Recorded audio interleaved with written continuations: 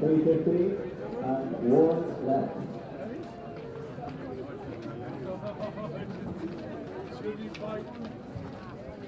Go to 175 down behind him.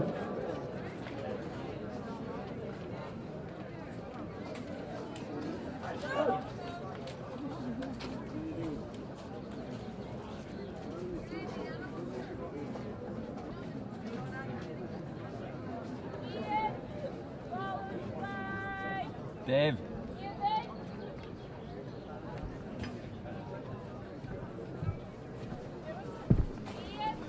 I think it's after starting streaming already, okay? If I stop it, I have to make a new one. Okay? No, just keep one in there. Do I just need to go live? Do you want to put up put up the picture and kill the sound? Yeah, Rudy ran there, please. 3 times there. Have to see the picture. Huh? I'm just going to Walking forward. Yeah, perfect. Something amazing happens when you run. Running increases your confidence, giving you greater control of your life. Control is power. Runners are amazing. And for the times you're not, we'll be amazing. With innovations like tailored health insurance that puts you in control. See how we can tailor a plan to suit you today. GloHealth. My cover, my way. Something amazing happens when you run. Running increases your confidence, giving you greater control of your life. Control is power. Runners are amazing. And for the times you're not, we'll be amazing. With innovations like tailored health insurance that puts you in control. See how we can tailor a plan to suit you today. GloHealth. My cover, my way. Something amazing happens when you run. Running increases your confidence, giving you greater control of your life. Control is power. Runners are amazing. And for the times you're not, we'll be amazing. With innovations like tailored health insurance that puts you in control. See how we can tailor a plan to suit you today. GloHealth. My cover, my way. Something amazing happens when you run. Running increases your confidence, giving you greater control of your life. Control is power. Runners are amazing. And for the times you're not, we'll be amazing. With innovations like tailored health insurance that puts you in control. See how we can tailor a plan to suit you today. GloHealth. My cover, my way.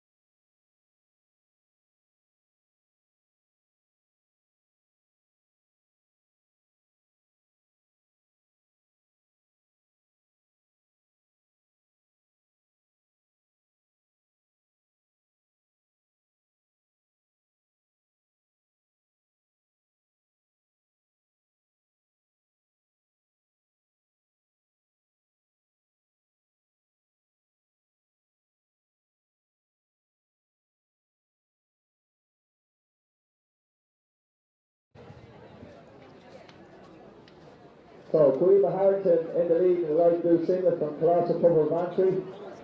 On her heels is Mimi Curtis from Colossal Eastgard. Ballion, yeah.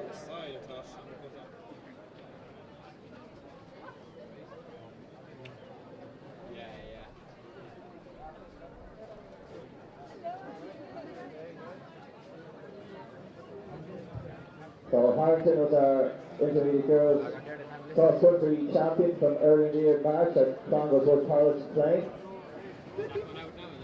Yeah, I just need to test the audio. She went through the first 400 metres there roughly in 80 seconds.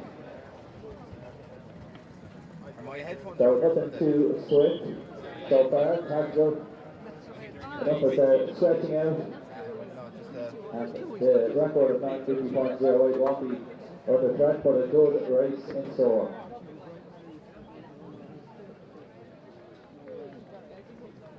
it's okay.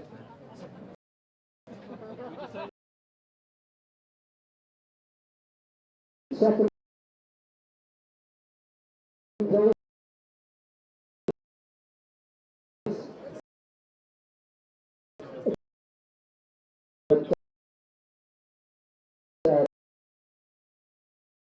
Turn 90 is Ellen Larkin from Billiard School in Limerick, and the winner with a lead of 3:15 is Laura Cosson from Gloucester College.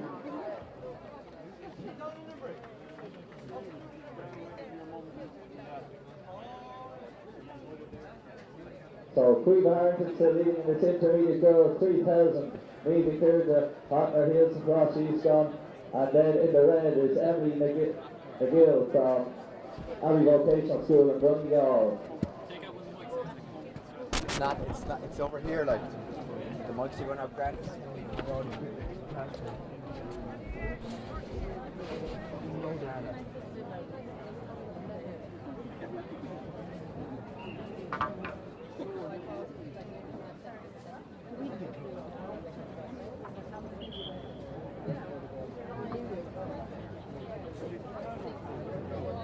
So 5 to go here. Inter girls 3,000. 3:25 on the clock and ticking. Long time leader Harrington, McKeard and McGill.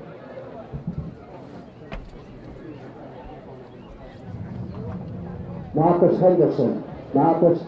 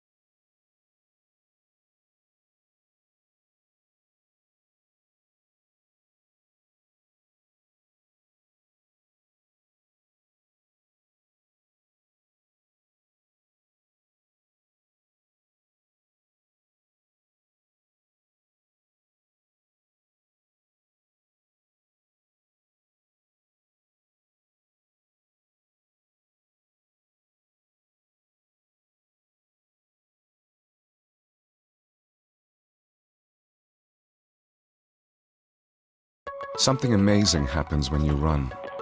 Running increases your confidence, giving you greater control of your life. Control is power. Runners are amazing. And for the times you're not, we'll be amazing.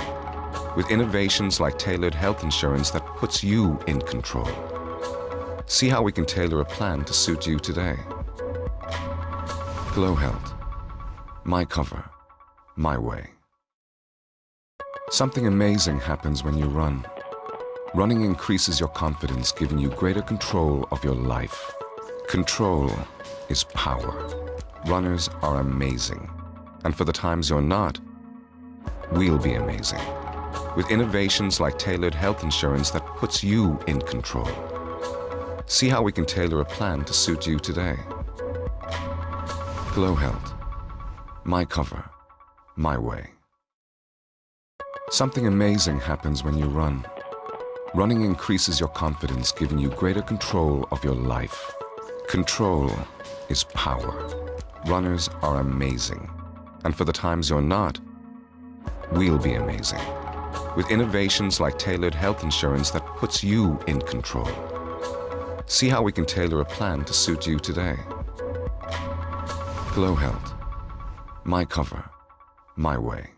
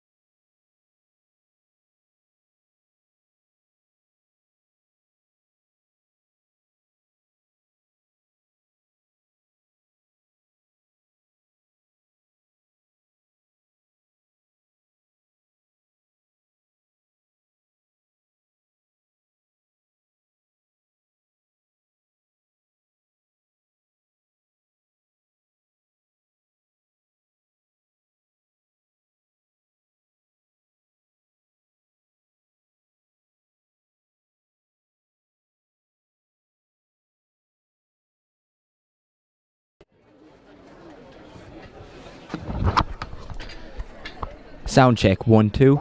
Sound check 1 2. Sound check 1 2. Sound check 1 2. In second place, Isabel Carroll from Ursuline. Something amazing happens when you run. Running increases your confidence, giving you greater control of your life. Control is power. Runners are amazing. And for the times you're not, we'll be amazing. With innovations like tailored health insurance that puts you in control. See how we can tailor a plan to suit you today. GloHealth. My cover, my way.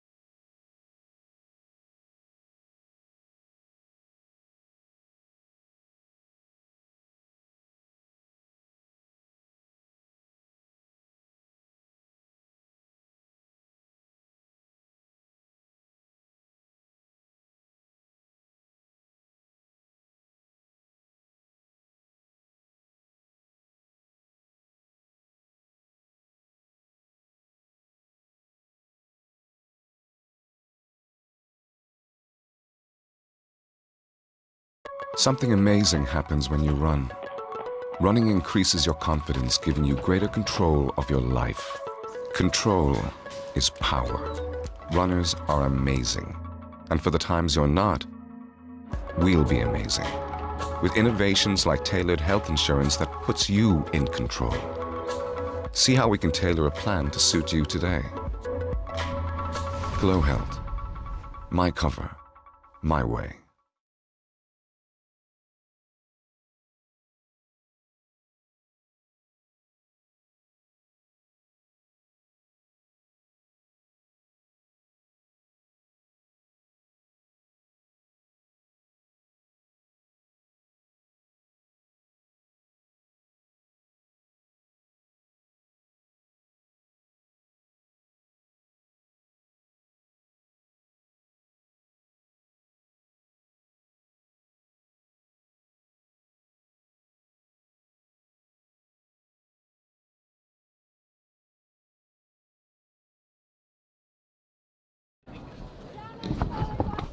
Sound check 1 2. Sound check 1 2. Sound check 1 2. In two, Samuel Sampson from St. Mary's Galway.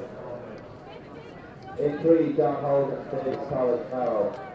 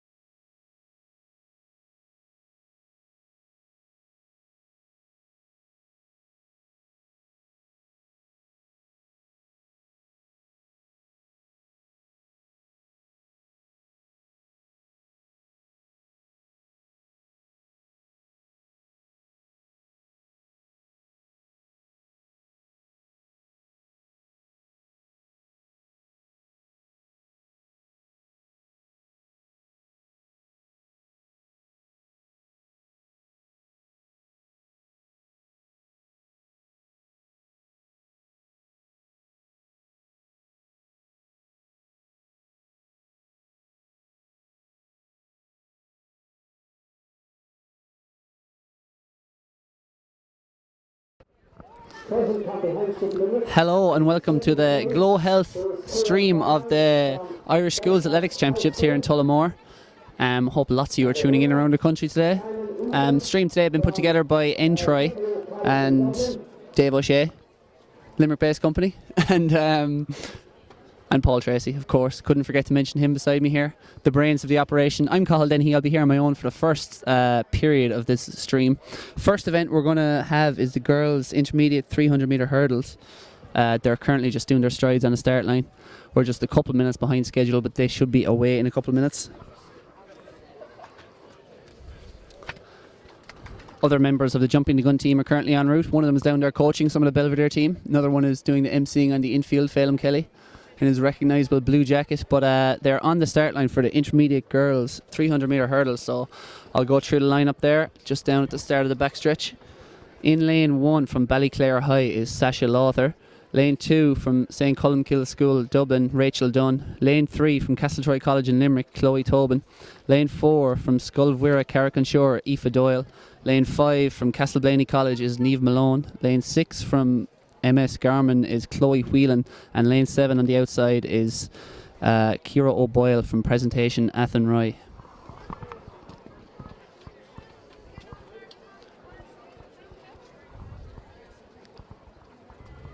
Record here, of course, is held by Christine McMahon, herself a fantastic 400 metre hurdler for Ireland. 42.37 is the record, set in 2009. Coming up after this, by the way, will be the intermediate girls 1500 metre steeplechase. Then we'll have the senior girls steeplechase, intermediate boys steeplechase, and senior boys steeplechase. Before we get into decide who the fastest kids in Ireland are in the 100 metre sprints. They're on their marks.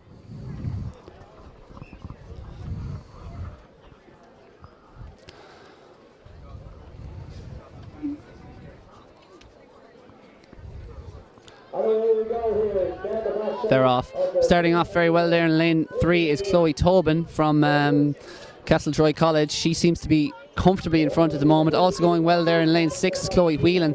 But at the moment it looks like Tobin, who has the lead, very close between, just stuttered a little coming into that.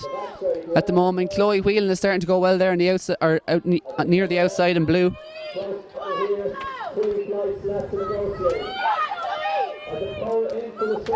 So it is I think that's Niamh Malone there, and on the inside coming through well is Rachel Dunn in lane 2. But out in lane 5, stuttered badly coming into that, and here comes Rachel Dunn on the inside. Can Rachel Dunn get it?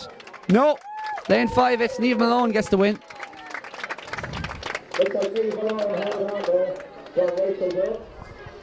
The winning time is 44.60. Almost gave that race away there, Niamh Malone, at the last hurdle, but recovered very well to just about hold off Rachel Dunn.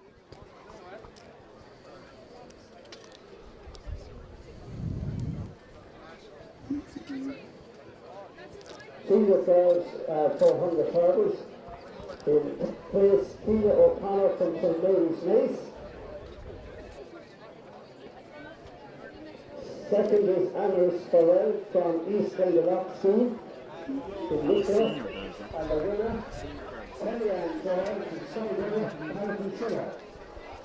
So next race up on track will be the steeplechases, starting off with the intermediate girls 1500 metre steeplechase. And again, we'll be bringing you all the live results as soon as we have them.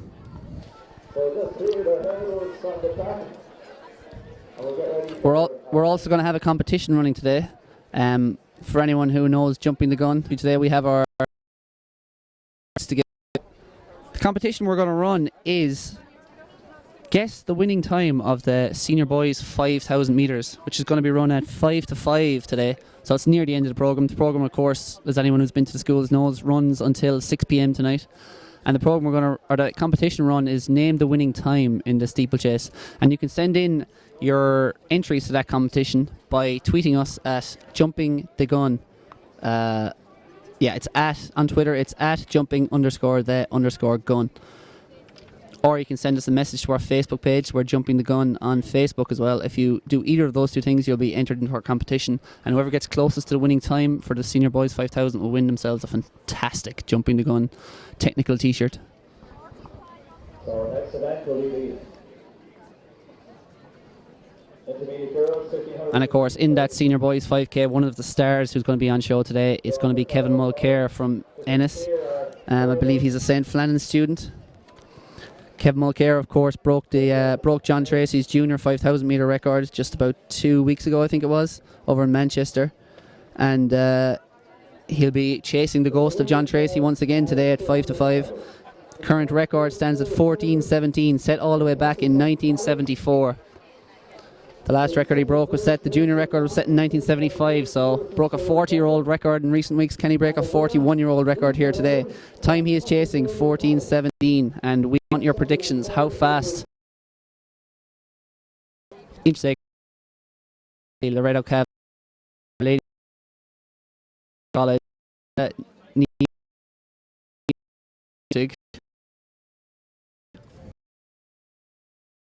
sorry if I butchered that.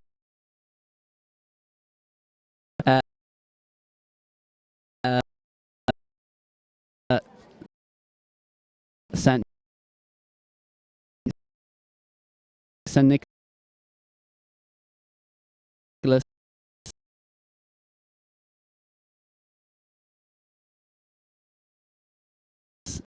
and 18 Casey Loretta Oma. So away we go here. Even if it's the school's champion is in the lead here. And no surprises here. It is Emer Fitzpatrick of Our Lady's Tournure into an early lead here. High calibre athlete herself. Daughter of Enda Fitzpatrick, who's an international runner himself and is currently the director of athletics at Dublin City University. She comes in, takes the first hurdle well, stumbles a little coming off it, but she's opened up to a lead already pretty quickly. They'll have 3 laps to go. Ella from Castletroy College, Sarah Laverne from Mohill CS, Cara Todd, Tomore College, Eva Ioroti from MS St. Nicholas, and Aidan Casey from Armagh.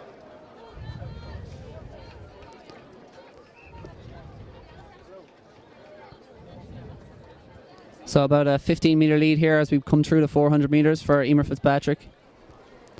Takes that hurdle very well. Very bunched in second. Group of about 7 pretty much together there chasing the minor medals, but from the gun Emer Fitzpatrick has set her stall out. She's going to take this race by the scruff of the neck. So clear here running strongly is Emer Fitzpatrick. And now we have 2 separating from the field in the back, although their concertina effect is coming into action again. They're regrouping. Emer Fitzpatrick out on her own there, coming up to the water jump. Takes it well, 1 foot in the water. Good technique. And the 2015 Irish Sports GloHealth champion is Stephen McCauley from Belfast Royal Academy with a total of 59.42.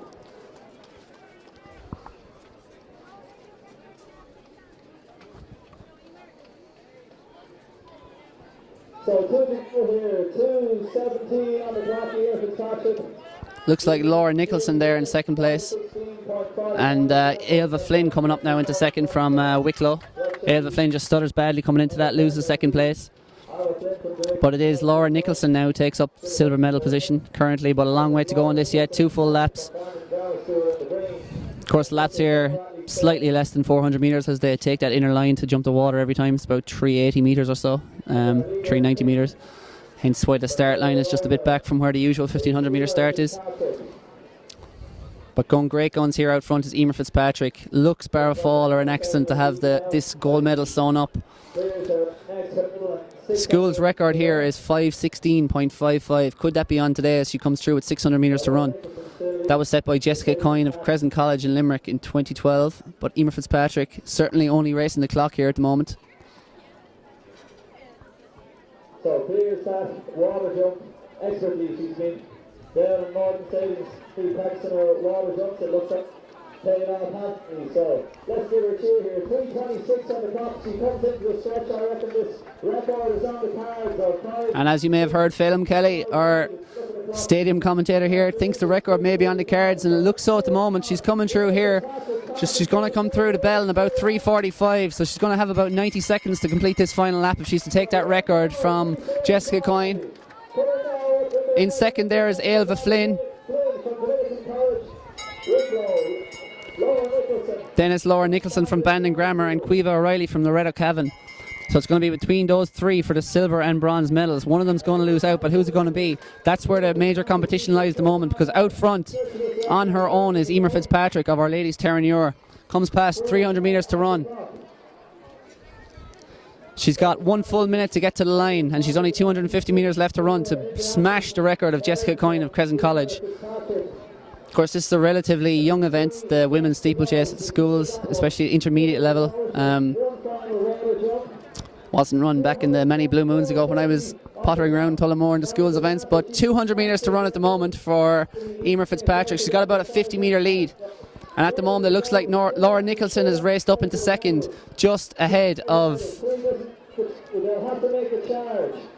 Ailva Flynn and Kiva O'Reilly in there as well. The silver and bronze are going to be between them, but into the home straight, Emer Fitzpatrick, this is a fantastic performance, comes up to the last barrier, still looking strong, clears it well, hurdles it well, sprints to the line. She's going to be inside the record. We've got 5:04, 5:05. This is going to be somewhere around the 5:10 mark. Emer Fitzpatrick with a new intermediate schools girls record at 5:09.35. And it is Laura Nicholson from Bandon Grammar who's coming in for second. And can Ailva Flynn hold on for third? Oh, very close there on the line. Very, very close.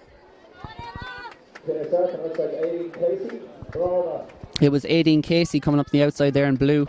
It was very, very close between the two for the bronze medal. One of them will have unfortunately lost out. Fantastic run though from Emer Fitzpatrick. Her dad, Enda, of course, is a very accomplished steeplechaser himself. And I think a 3:56 miler. So good genes, as they say. Fitzpatrick carved 7 seconds there off the record.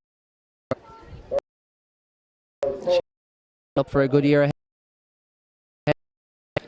Next event on track is going to be the senior girls 1500 metre steeplechase. Considerably stronger record there, also set by Jessica Coyne, that just last year, 5:02. 9 athletes will go to the start line in that. And those athletes at the moment, as you can see on the top left of your screen there, are just about lining up on track.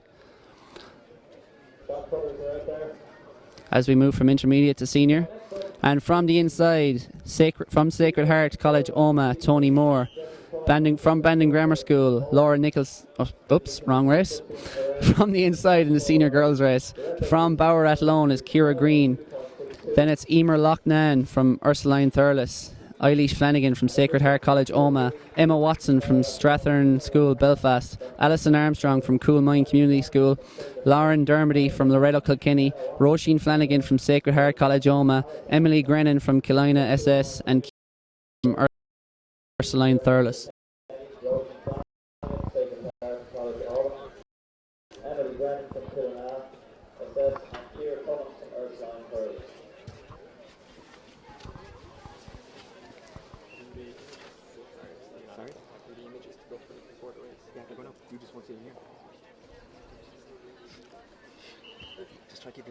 And we'll also try and bring you some updates on the field events as we can.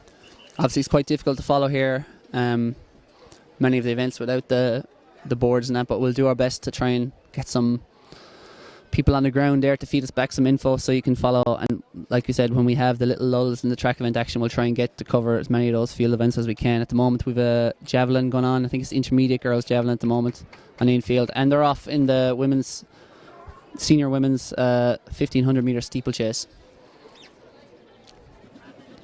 Athletes, of course, don't jump the first two barriers here. First barrier will come 200 metres into this race.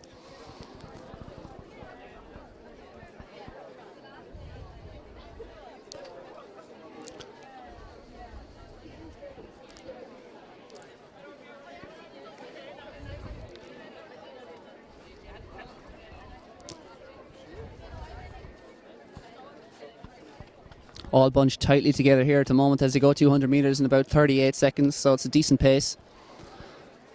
But again, it'll be quite surprising if anyone here can break the record, because it is a rather strong record here of 5:02 from Jessica Coyne, set just last year.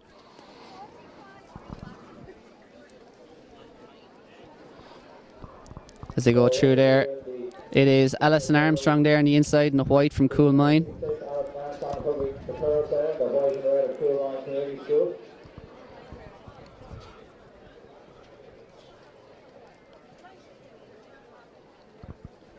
Just again, another reminder, check in 15 minutes before each event. Check in before each event. Bit of 15 minutes, so keep this schedule going. Nice clearance in the pole line. And if you have an iPhone, iPad, or any smart gadget, there's also the line stream is now also underway. I see Paul Denny peering over the screen on. Just coming through here, up the back stretch for the second time, and we've one athlete off the back, group of 6 separating themselves in the field.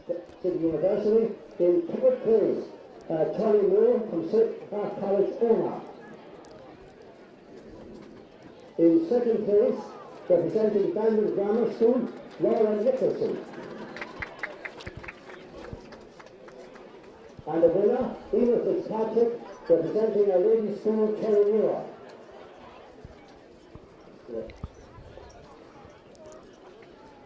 So they're coming through here with 800 metres to run. And out front there it is Ciara Cummins from Ursuline Thurles, just ahead of Eilish Flanagan from Sacred Heart Omagh. And then it's Alison Armstrong in third, and then Lauren Dermody in fourth at the moment. So those are your top 4. So Eilish Flanagan for Omagh in second, and in third is Alison Armstrong, the Leinster champion, in the white and red of Cool Line. So all nicely stretched out there. They go down the back side. So it's still fairly tightly bunched as they go through 800 metres in about 2:47. All to play for here. Not very much wind here, so shouldn't be too unfavourable to pace setters. And it is still Ciara Cummins out front there, just about leads. 27.96. Second is Martha Quinn from Gloucester Coast Water with a total of 30.43. And the winner with a total of 37.71. Marguerite Corwan. As the athletes go over the water there. All cleared it safely, of course. Ideal technique at the water is just to get one foot in the water. Athletes usually told to accelerate as they come into the water jump to try and get more spring off the barrier.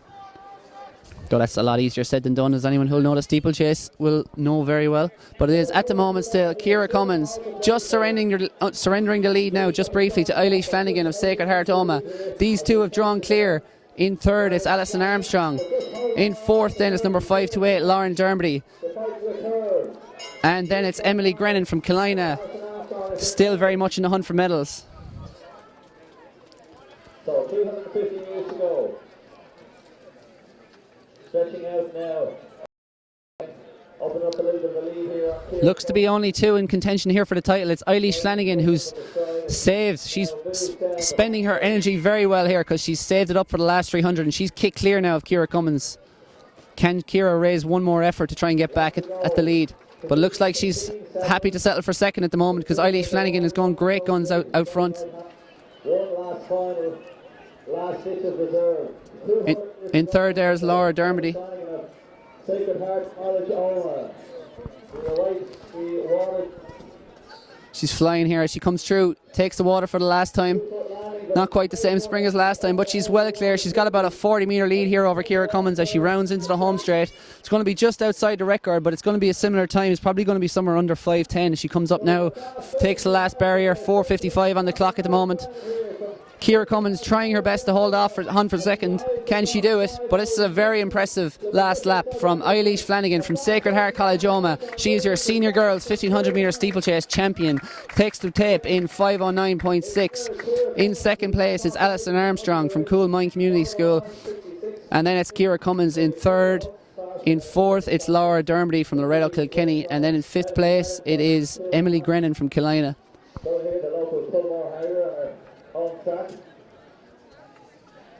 Would have been an interesting race to see Emer Fitzpatrick of the intermediate race go up against go up against Eilish Flanagan there. Both athletes, intermediate and senior, running 5:09 for the same distance.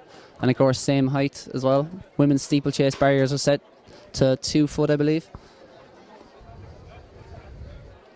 But again, steeplechase barriers being steeplechase barriers, you do not want to hit them. So most athletes tend to give them a good 6 inches of space. So have to jump a little higher than they are, as opposed to the hurdles, which you can happily clip and stay on your feet. Next up on track will be the boys steeplechase. Intermediate boys is our first one. And this will be a 1,500 metre race as well. Senior boys, of course, run the longer 2,000 metre steeplechase. A very strong record here. Still stands 8 years later. Originally set by Noel Collins at 4:18.3. From the inside here, athletes just getting changed there on the start line, doing their final few breeze up strides. From the inside, Matthew Malloy, Killina. Ethan Dunn, Dromore High School. Ryan Trainer O'Toole, St Mary's Galway. Joseph Wagaka, Ballyhaunis Community School. Jamie Roach, St Flannan's. Owen Kelly, St Mary's College, St Mary's Galway. Alvaro Cubilo, the best name I've seen so far today, of Rochestown College. Oisin Donnelly, Oma, Jarlath Jordan, Dunshaughlin. Callum Dalzell, Belfast Royal Academy. Liam Cotter, Kalash de Pobble Bantry. And Philip Marin of Ratoath Community College. So a full complement here of athletes going to the start line. 12 athletes we should have.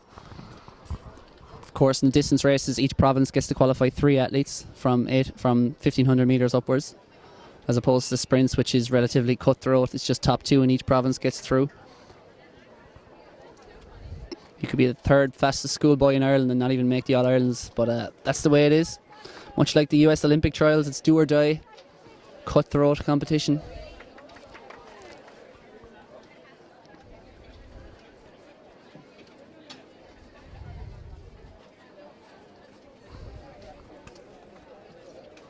Good, we're on schedule here again.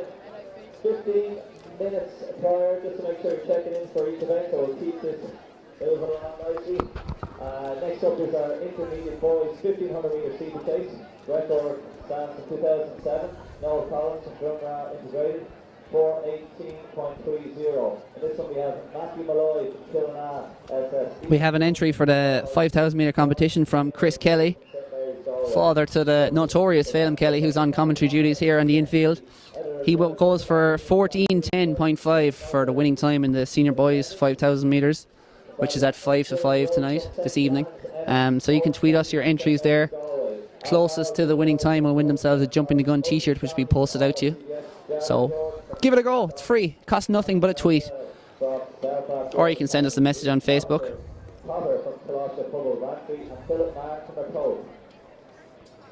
So starting out this one, also will be a St. Flannan's Ennis event, and there's going to be a few of them throughout the day. And don't forget, feel free to tweet and share the live streaming link. No doubt some of your athletic friends would be interested in, and even if they're not, you'll sucker them in. Share the live streaming link. You can see that on our Facebook or on Twitter at the moment on Jumping the Gun, and it's on the Athletics Ireland page as well. On the Athletics Ireland's Twitter, that is. They've just tweeted out a link 10 minutes ago, so be sure to retweet that. Tell all your friends this is one of the best days of athletics of the year in Ireland, the Irish schools. The very, very, very cream of the top cream of the teenage Irish talent in athletics is here today. We'll have Zach Irwin in action from Sligo. Athletes like Kieran Neville from Limerick, fantastic young sprinter. Kevin Mulcair from Ennis. There's a wealth of talent. And in 5 years' time, 10 years' time, these will be the athletes who will be making up our world and Olympic teams and winning medals on the international stage. And Kevin Mulcair is no stranger and not afraid of doing some struggling himself. But next up, final instructions here for the intermediate boys 1,500 metre steeplechase.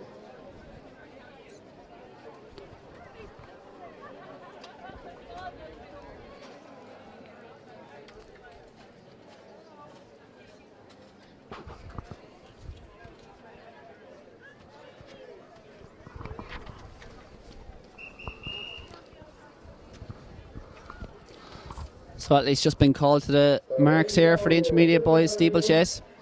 To give you the lineup once more. From the inside, Matthew Malloy, Ethan Dunn, Ryan Trainer O'Toole, Joseph Wagacha, Jamie Roach, Owen Kelly, Alvaro Cubilo, Oisin Donnelly, Jarlath Jordan, Callum Dalzell, Liam Cotter and Philip Marin. Record stands at 418.3 to Noel Collins from 2007. Be very surprised if that goes here. That's a phenomenally strong performance for an intermediate steeplechaser. Now we'll take a rather exceptional athlete to dip under that here today. But conditions, like I said, are perfect, so we should see some records here today. We've already seen one there from Emer Fitzpatrick, intermediate girls steeplechase. Can the boys emulate her? The minor champions, there's never been a minor champion before. The first time on the program.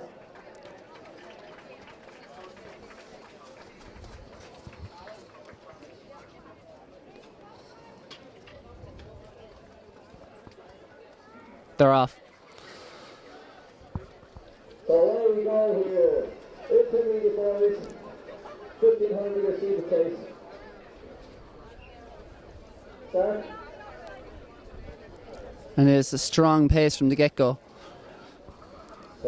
Athletes already been strung out there, of course. Much like the girls here, they'll skip the water jump this time. They'll take their first barrier just after they come into the home straight, just about 220, 230 metres into the race. Barrier before negotiating. Appears to just be calming down here a little. A water jump. So here we are, first barrier. 4 across. I see Jamie Roach 2 to 4 there on 802 from the dark blue St. Flannan's Ennis. Wearing 877. That's Ryan Traynor O'Toole at the moment in the lead. And then beside him on his shoulder is Jamie Roach from St. Flannan's Ennis. Come through and take this barrier, of course. As you can see, there are 3 abreast out front there, which isn't unusual in a steeplechase because in general athletes like to get a look at the barriers. Often the worst place to be is right on someone's tail because you don't get to see a stride as you come into the jumps. But they come through 400 metres here and it's a good pace. Clock isn't running at the moment, but it seemed to have gone out pretty hard, but it's kind of settling at the moment. Ryan Traynor O'Toole looks like he wants to dominate this in the red and black stripes there. But now it's just been overtaken there. That is Jamie Roach of St. Flannan's takes the lead. In the blue singlet there on the inside. And now they come through to the water jump for the first time. You'll probably see a few athletes accelerate into this. Higher barrier course for this. Good technique over it. Jamie Roach just took a quick meter there out of the lead with courtesy of his lift and pace.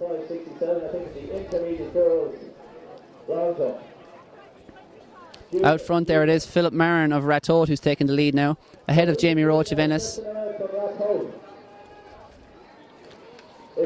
And then it is Jarlath Jordan of Dunshaughlin in third. But at the moment, kicking on at the front, it is Philip Marin of Ratoath, taking this race by the scruff of the neck. Just after 700 metres, he's shooting for home, and he looks to be establishing his supremacy very quickly over Jamie Roach and the others. Can they claw him back? Goes through 800 metres there in about 2:22. It's a good pace.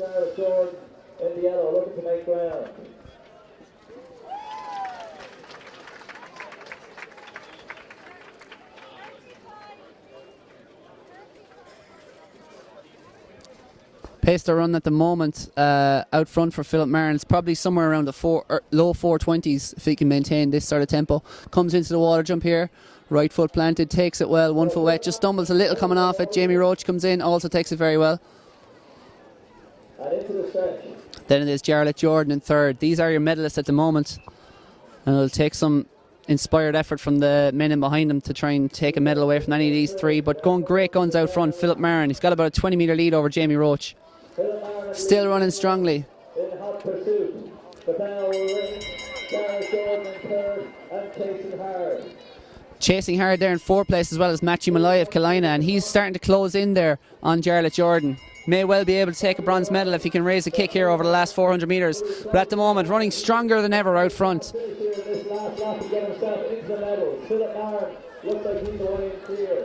Philip Marin looks home and hosed here for the gold medal. He's got about a 40 metre lead now over Jamie Roach.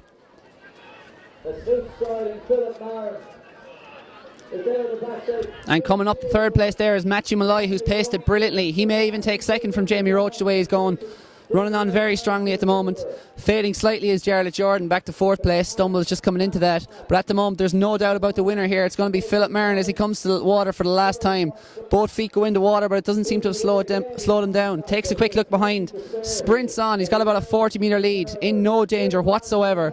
Matthew Malloy has paced a perfect race to come through for second when it counts. Actually, that's Jamie Roach in second. Matthew Malloy is currently back in third. But it is no doubt about the winner here. Philip Marin from Ratto coming up strongly. It's going to be a decent time, somewhere around 4:30. Throws his hand in the air. 4:30, I think that was, for the win. Jamie Roach rebounds, recovers and re-kicks for second place. Takes silver medal. Then in third, it's Matthew Malloy from Kilina. 4th place is Jarlath Jordan. And then 5th there, number 44, is Callum Dalzell. And then 6th, 6, 7, 9 was Alvaro Cubilo. Fantastic headband, fantastic name. Gets up for 5th, I think. Now the third girl in the junior girls hot long jump, Olivia Prince. So yeah, good run there. 4:30 about the winning time, which is very good running for an intermediate boy. As I said, that record is unusually strong even for a schools event of Noel Collins at 4:18. But fantastic stuff there from Philip Marin, a class above that field.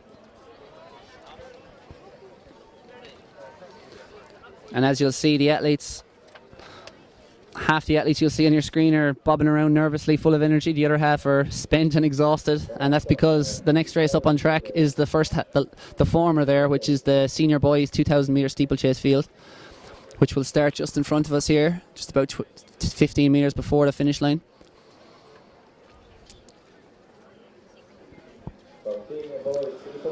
And again, full lineup here of 12 athletes we should have.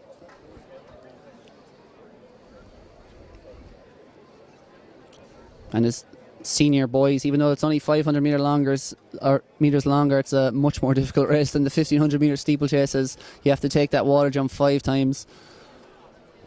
First barrier they'll take will be towards the end of the back straight. From the inside here, it is Brian Flanagan of St Aidan CBS. Aon Waters from St Pat's Cavan, Martin Keohan from PBC Cork, Jack O'Leary from Clongowes Wood, Sean Collins from St Flannan's, Oisin Gallen from Finn Valley, Jack Quigley from Kalash de Creast Ree, Cullum Duane from Kalash de Cullum Ballincollig, End de Cloak from St Peter's Wexford, Tig McGinty from SM&P Swinford, Fergus McCormack from Belvedere College Dublin, Philip Hunter from Sligo Grammar, and Michael Shoga from SM Tourmakeedy.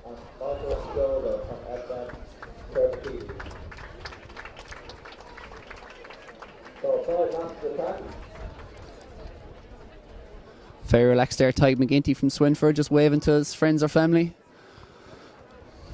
The fun's about to end, Tig.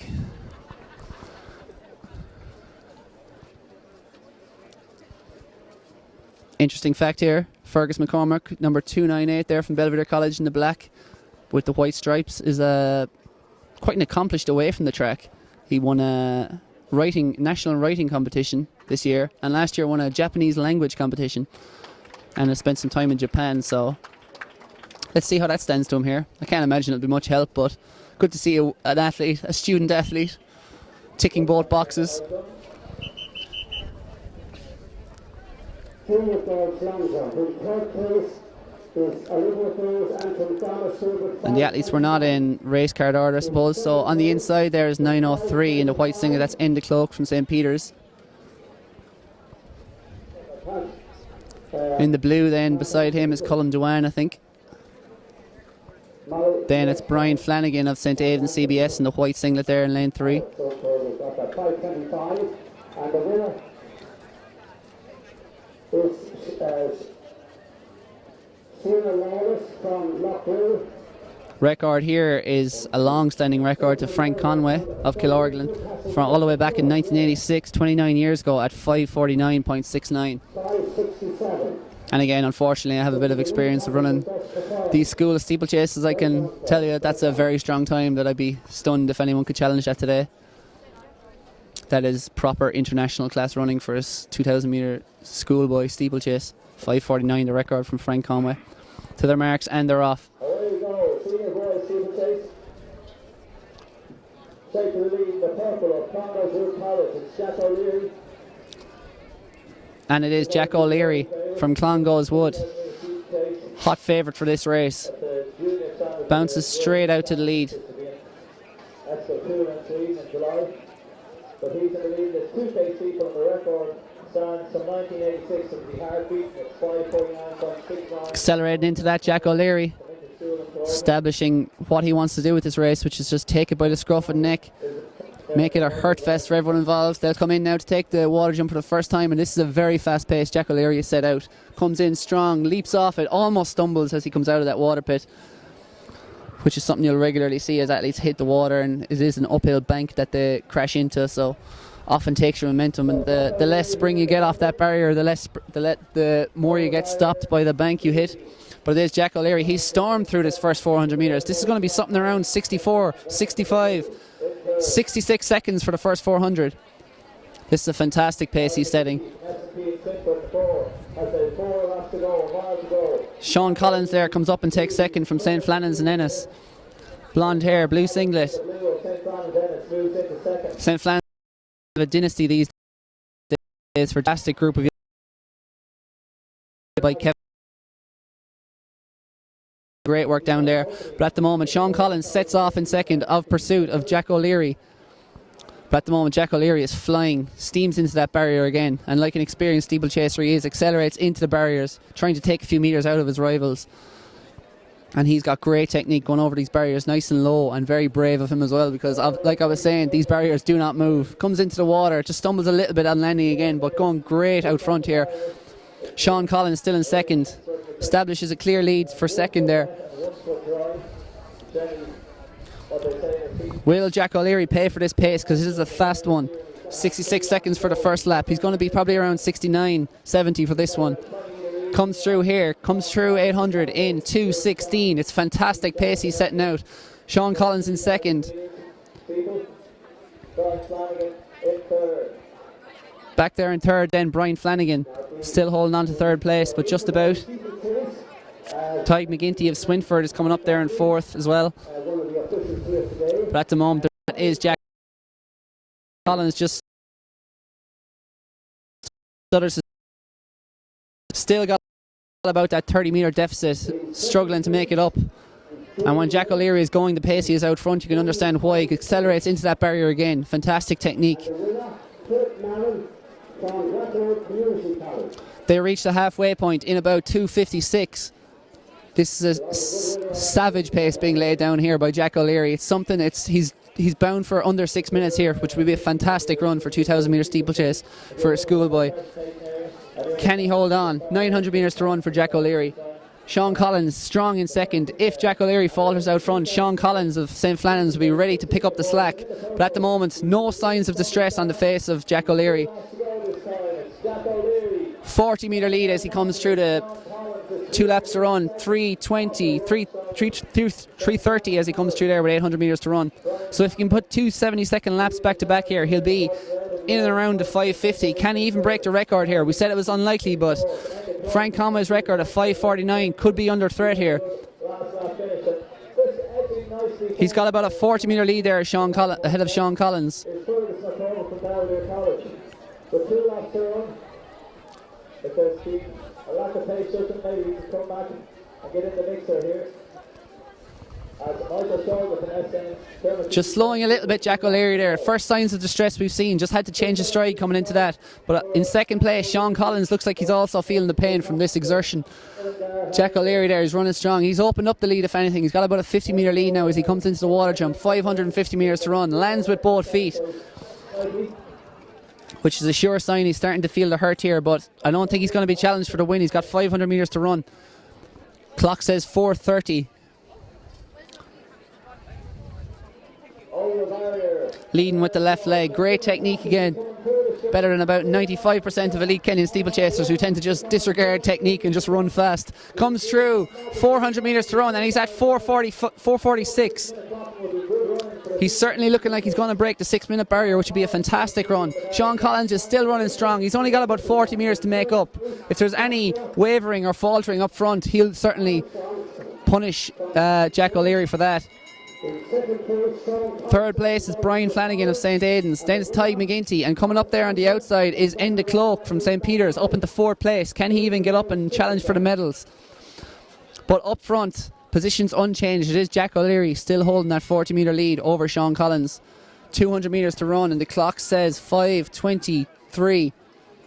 So he just needs a 36-second last 200 here if he can. A lot easier said than done, given the way he's gone off here. But fantastic run here from Jack O'Leary. Comes into the water for the final time, takes it safely. Again, that two-footed landing, playing it safe, and he can. He's earned the right to play it safe because he's got about a 50 metre lead here. Fantastic performance. Probably not going to challenge the record of Frank Conway, but he's going to be pretty close to the 6-minute barrier. In second, it's Sean Collins. Back in third, then it's Brian Flanagan. Here he is, 40 metres to go. It's going to be just outside the 6-minute barrier, but he looks composed. Flashes the school crest. Fantastic win.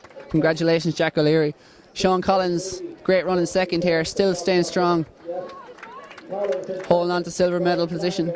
Brian Flanagan it is who'll take third from St. Aidan's CBS. And it is Enda Cloak in fourth position. Came through very well to take fourth. As you can see, the signs of distress shown there on Ty McGinty, who's just faded slightly back to fifth.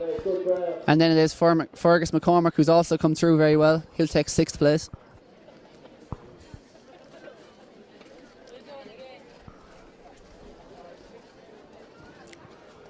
And that concludes the steeplechase action. For any sprint fans, I'm sure you'd be delighted to hear that. The distance fans, not so much, but please do stay with us. We're going to a quick ad here.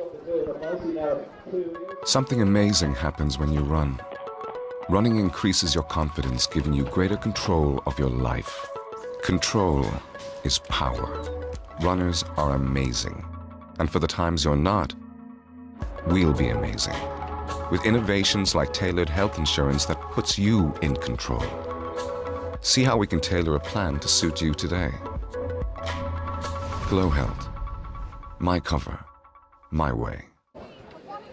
Welcome back to the live stream of the Irish Schools Championships being run. Your commentary team today is from Jumping the Gun. I know it's just me and myself on my own at the moment, but be joined by the others very soon in association with Athletics Ireland, GloHealth and Entry. We have a few more entries for our competition, which, by the way, is to predict the winning time in the senior boys 5,000 metres, which will be run at 5 to 5 this evening. We'll be giving away Jumping the Gun technical t-shirts for those closest to the mark. And we have an entry from Chris Kelly. Paul Pepper has come in with 15:08. Thanks for your entries.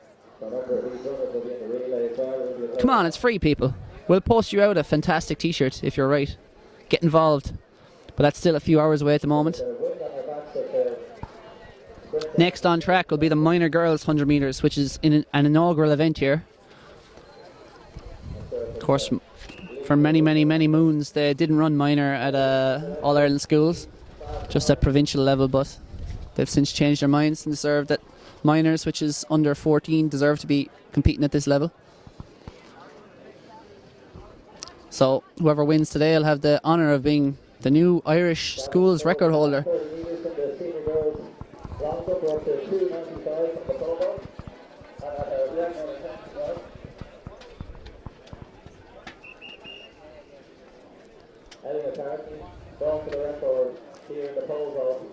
So the lineup here in the minor girls 100 metres. From the inside, Lauren O'Leary from Doneraile. Lane 2, Niamh Foley from Newcastle West. Lane 3, Chloe Corcoran from Mount Sackville, Dublin. Lane 4, Patience Zumbagula from St Vincent's Dundalk. Lane 5, Aisling Halpin Fahy from Westport. Lane 6, Niamh O'Neill from Ballyhonus Community School.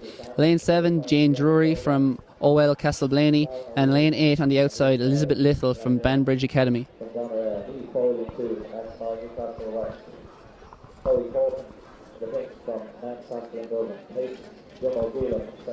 And again, as always with the school athletics, a fantastically run competition. This race scheduled for 12:45, so it looks like it's going to be bang on time. It's a miracle of organisation every year. The Irish Schools Athletics, all these officials, teachers, volunteers, doing a great job, and they always manage to get the full programme. About 9 hours of action. It's been going since 9 o'clock this morning and won't finish until 6 o'clock this evening.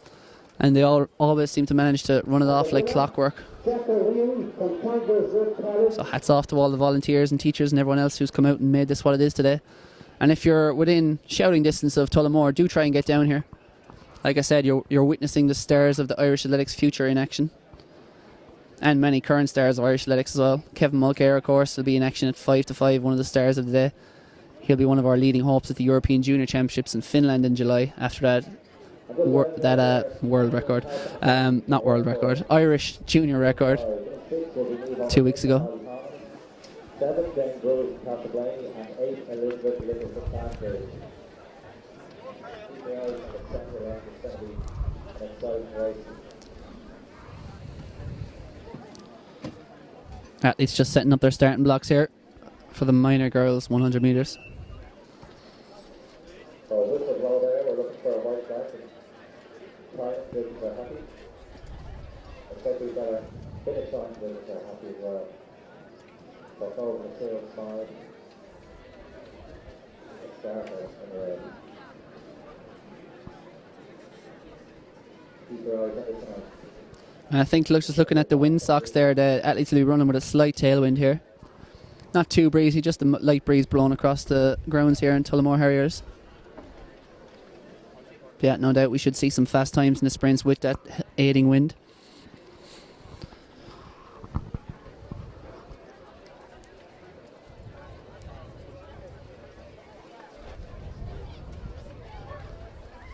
Once again, your lineup from the inside. Lane 1, Lauren O'Leary, Doneraile. Lane 2, Niamh Foley, Newcastle West. Lane 3, Chloe Corcoran, Mount Sackville, Dublin. Lane 4, Patience Dumbagula, St Vincent's Dundalk. Lane 5, Aisling Halpin Fahy of Westport. Lane 6, Niamh O'Neill from Ballyhaunis. Lane 7, Jane Drury from Castleblaney. And Lane 8, Elizabeth Little from Banbridge Academy. Athletes are called on to their marks.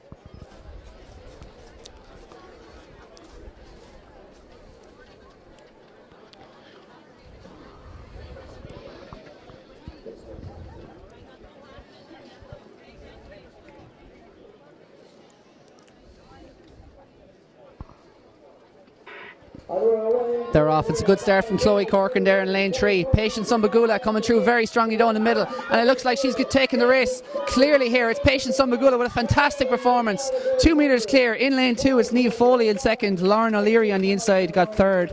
I think it was Chloe Corcoran and Mount Sackville got fourth. But a commanding performance there and a fantastic time for a minor girl. 12.19 seconds. Brilliant performance. Third place is Lauren O'Mahony from St Mary's Middleton. Absolutely routed the opposition there, Patience Umbagula. We'll load up a replay there for you as soon as we can, so you can relive that performance. Could be a star of the future for us. Rises very well, quickly up into her running. She's much taller than the rest of this field, so naturally it would take her a while to get into her running, but as soon as she does, as you can see, draws right clear of this field, going on to win by about 3 or 4 metres. Lane 2 there, brilliant run as well by Niamh Foley. Lauren O'Leary on the inside took third, and then it was Chloe Corcoran in fourth. Pause for break there for 1 second. Exciting minor girls coverage. Danny Daddy apparently breaking a record there of 2:95 in the intermediate girls pole vault. So the action will be coming thick and fast now. Next sprint race will be the poised 100 metre. And we have had a record in the intermediate girls pole vault. I'll just bring you the details of that as soon as I can get them. 2:95, new record. Next up on track will be the minor boys 100 metres again. First time this event has been run at the national schools. So we have another guaranteed record. On the inside here it'll be Matthew Buckley from Ratoath. Lane 2 will be Robert Dillon from CBC Cork. Lane 3 Shadrach Oji from St Clement's Limerick. Lane 4 Alberto Almanzar from Clona Junior High School. Lane 5 Donald Mulligan from Seamount College Kinvara. Lane 6 Josh Piper from Presentation Bray. Lane 7 Diarmid Kilcummins from Kalash de Balaclar. And lane 8 on the outside Conor Crowe from St Patrick's Keady.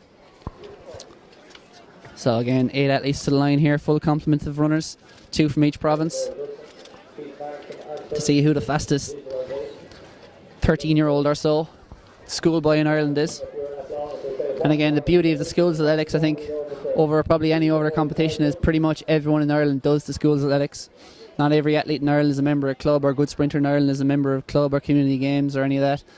But everyone pretty much goes to school, so you're guaranteed to get a few athletes coming out of like soccer teams and rugby teams been drafted into relays from schools all over Ireland, and you often get athletes from left field just coming out of nowhere at these and undiscovered talents emerging, so we should see plenty of that as well today. So there's a brief second. You have a quick eye on the height above your right if you're in the... So I think we're missing 2 athletes in this race. Robert Dillon, lane 2 and 3. Robert Dillon and Shadrach Oji seem to be missing. Or maybe not. I think there's just been a slight rearranging of lanes. Oh, close on there to keep marks. So he tipped out the heels.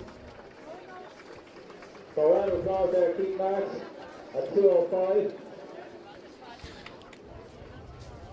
We're up to 3:05 here in the intermediate zero total. Keith Marks there, I think, just narrowly missed 2:05 in the high jump, boys high jump.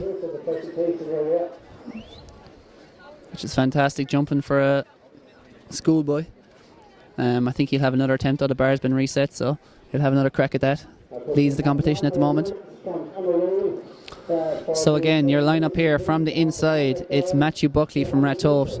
Robert Dillon and Shadrach Oji are missing in lanes 2 and 3. In lane 4, it's Alberto Almanzar from Clowna Junior High.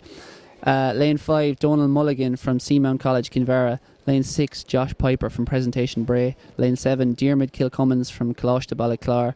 And lane 8 on the outside is Connor Crowe from St. Patrick's, Keady. 6 athletes to their marks in the minor boys 100 metres.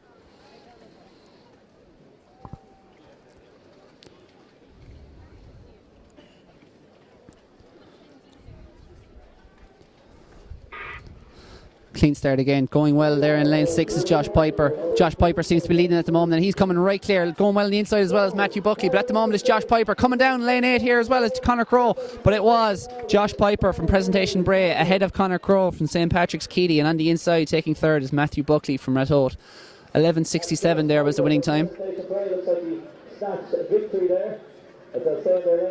Commanding performance from Josh Piper. Seemed to come out of the blocks best. We'll load up the replay there as soon as we have it, and you can relive that race. Yeah, dominating performance. Connor Crowe on the outside came home very strongly as well for second. Much taller athlete again, just taking that little bit of time to get into his running, but flew home. A great run too from Matthew Buckley on the inside.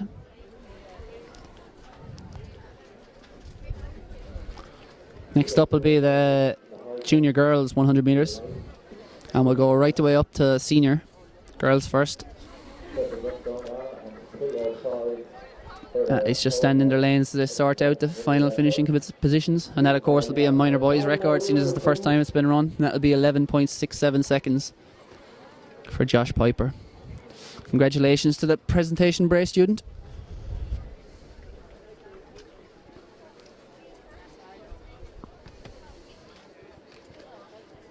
So the rundown for this junior girls 100 metres record stands from 1982, 12.1 half time. Minor girls presentation 100 metres. In place, Lauren O'Leary from Galway.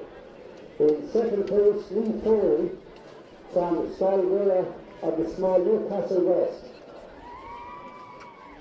And the winner from St. Vincent St. George is Patience Sambrilla from St. Vincent St. George.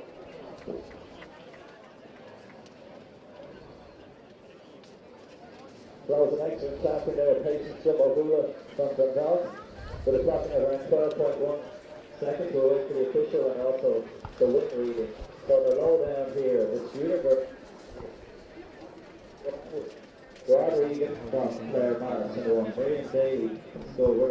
And for the people asking online there, Evan Keane, how do you send in your 5,000 metre time guess? There's 2 ways you can do it.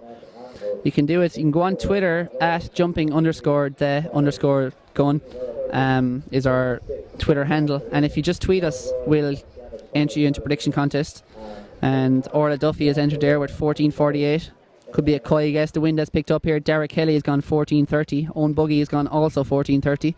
So we may have to send 2 t-shirts to the lads there if it does hit 14:30. Or you can also go on our Facebook page and send us a private message on there, or post on our wall. Either one will do. So anyone who does that before 5 to 5, before Kevin Mulcair goes to the line in the senior boys 5,000 metres, will be entered into our competition, and whoever gets closest will be posted out a Jumping the Gun t-shirt, and we promise it won't take weeks like it did the last time. Paul Courtney is also entered, 14:35. So yeah, we've had Chris Kelly with 14:10 to another entry outside 15 minutes, and had a couple of entries in the 14:30s as well. So broad spectrum of guesses for our 5,000 metre prediction contest.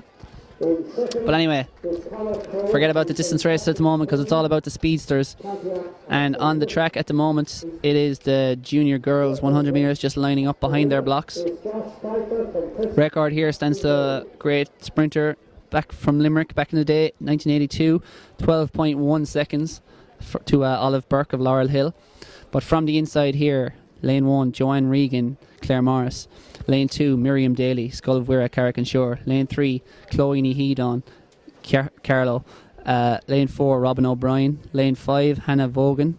Lane 6, Niamh Nimur Hertig of Gaelscoil Limnig. Lane 7, Lauren Roy from Ballymena. And lane 8 on the outside is Kate Anderson of Ballymote. False start there, I think, and I think the clear perpetrator looked to the naked eye to be Miriam Daly of Scullvira, Carrick-on-Shore. Indeed, I can see the judge walking out now.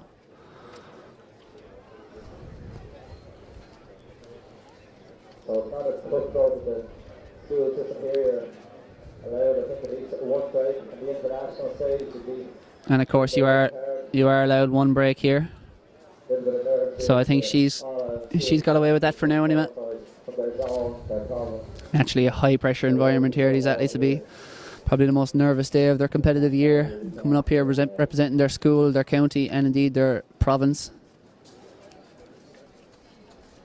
So we go to the line again. Once again, that lineup from the inside: Joanne Regan, lane 1; Miriam Daly, lane 2; Chloe Nihedon, lane 3; Robin O'Brien, lane 4; Hannah Vaughan, lane 5; Niamh Nimur Hertig, lane 6; Lauren Roy in lane 7; and Kate Anderson on the outside in lane 8.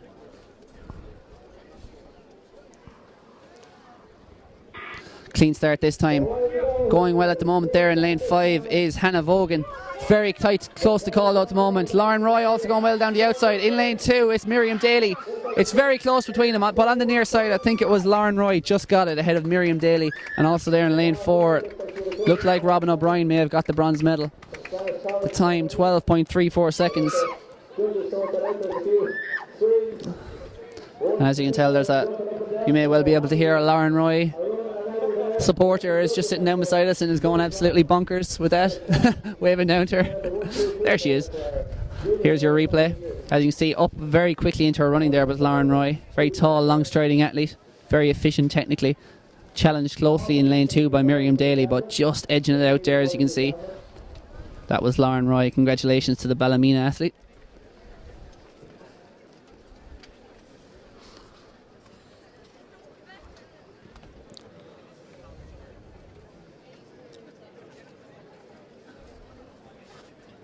A few more guesses for our 5,000 metre prediction contest.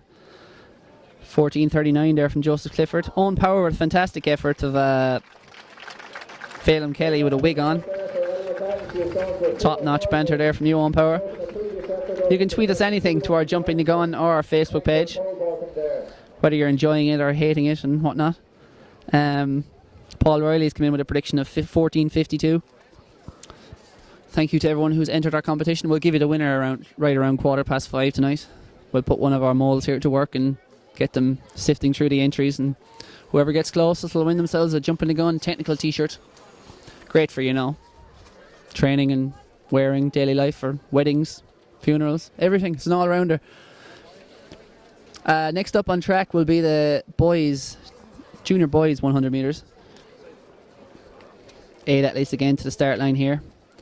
Lane 1 will be Aaron Sexton from Bangor Grammar. Bit of a tongue twister there. Lane 2, Adam Dooley from Colashta, Pobble, Rossgray. Lane 3, Shane Coyle from HRC, Mount Bellew. Lane 4, Ben Gilmore from Grosvenor College.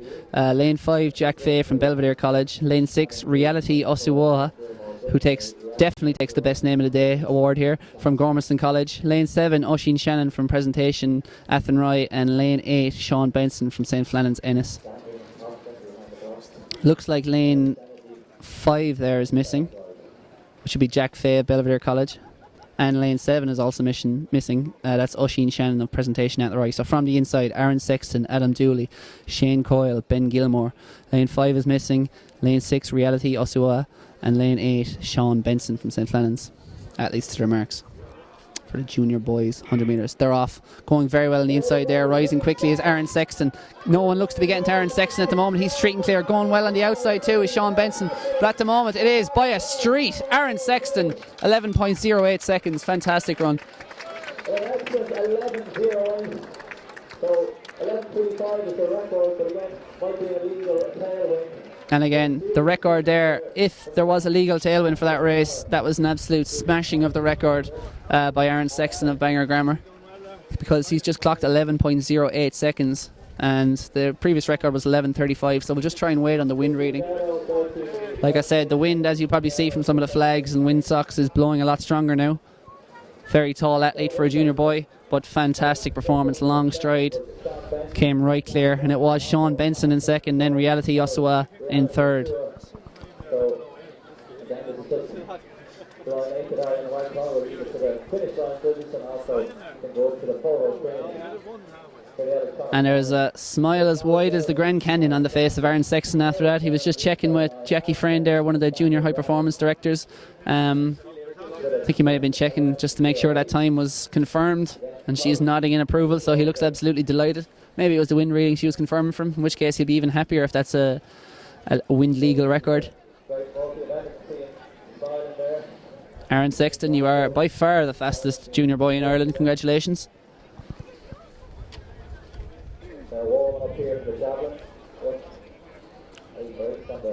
And we're getting more predictions for our contest. The Jump in the Gun t-shirts are just in high demand today.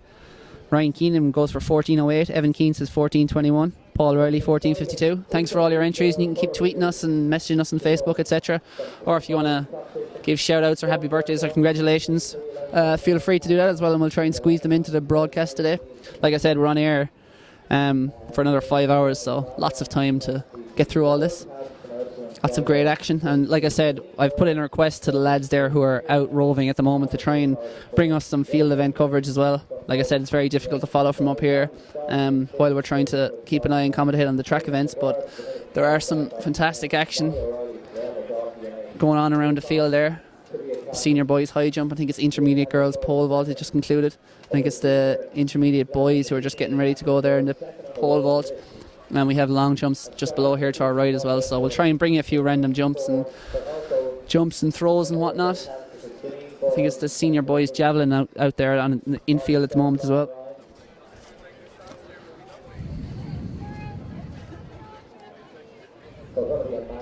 Joseph Clifford says best of luck Osquailga to Oisin O'Callaghan the 800 metres today.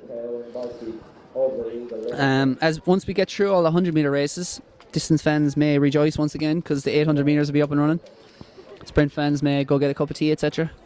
But we're all athletics fans, so everyone please do stay tuned in to the GloHealth Athletics Ireland stream.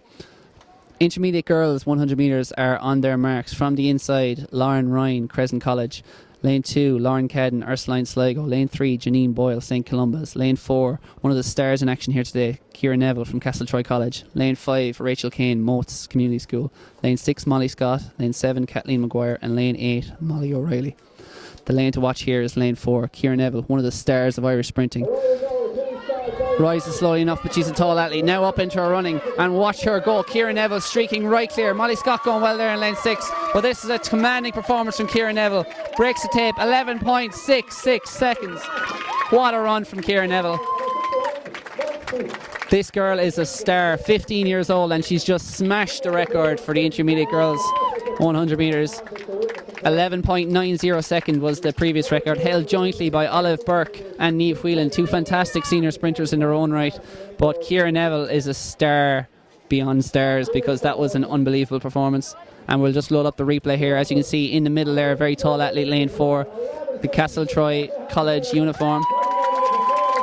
Fantastic performance Kieran Neville, by the way, ran 7.45 seconds indoors for 60 metres earlier this year, which it's no exaggeration to say that's an international class time from a 15-year-old girl. She came about, and that was no weak field. She beat there Janine Boyle, St. Columba's, Molly Scott, Lauren Ryan, all very, very good athletes in their own right, but Kieran Neville absolutely destroyed them, which says a lot about her talent. Make no mistake about it, that was the performance of the day we just saw. Fantastic technically. Trains down in Limerick under the guidance of Noelle Morrissey there. Emerald AC is her club. And that was a fantastic performance. Absolutely flying as she went through the tape. Had to slow herself down. 11.66 is a fantastic performance from a 15-year-old. Kieran Neville is going to be a name to watch for many, many years to come in Irish sprinting. She's a talent like we've very rarely seen in Irish athletics, so let's hope she keeps progressing. How do you follow that up? The intermediate boys are going to try their best in 100 metres. They're just getting behind their marks at the moment. Record here is 10.8 seconds from C.O. Flaherty, whose first name I don't know, from St. Joseph's, Galway in 1977. 10.8. Of course, back then there was no electronic timing around the school, so that's a hand-timed performance.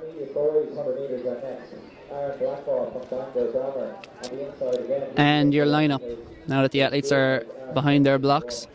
Lane 1, Aaron Blackmore, Bangor Grammar. Lane 2, Tony Odubote from Rice College Ennis. Lane 3, Sean Lynch from CBC Cork. Lane 4, Shane Mooney from Summerhill Sligo.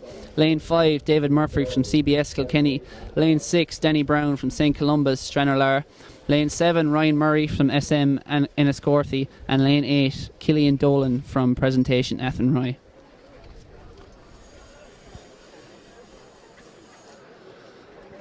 But we're still reeling from that performance, especially as Limerick men up here, David O'Shea, to see that thing from Kieran Neville. Fantastic performance. He's our official cameraman here today. He's actually speechless here beside me. I'm pretty sure that's faster than we've ever run. Certainly far faster than I've ever run. Not quite as fast. David is some way faster than that. But they are going to their marks in the intermediate boys 100 metres. Lane 4 there is missing. That is Shane Mooney from Summerhill. So we've 7 athletes to the line for this.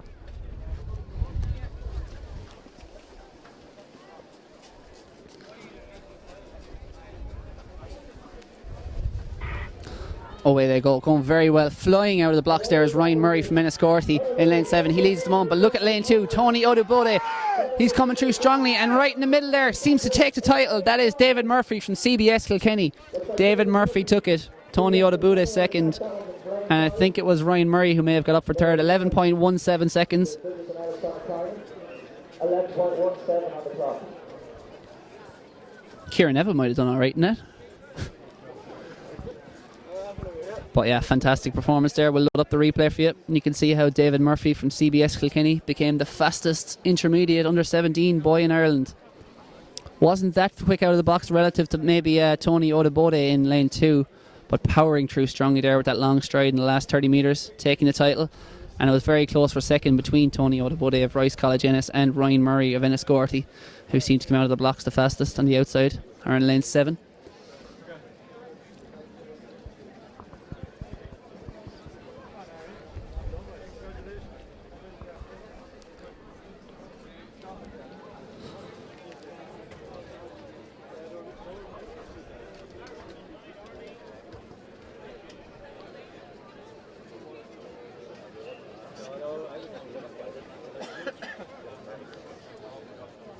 Few good looks coming in for us.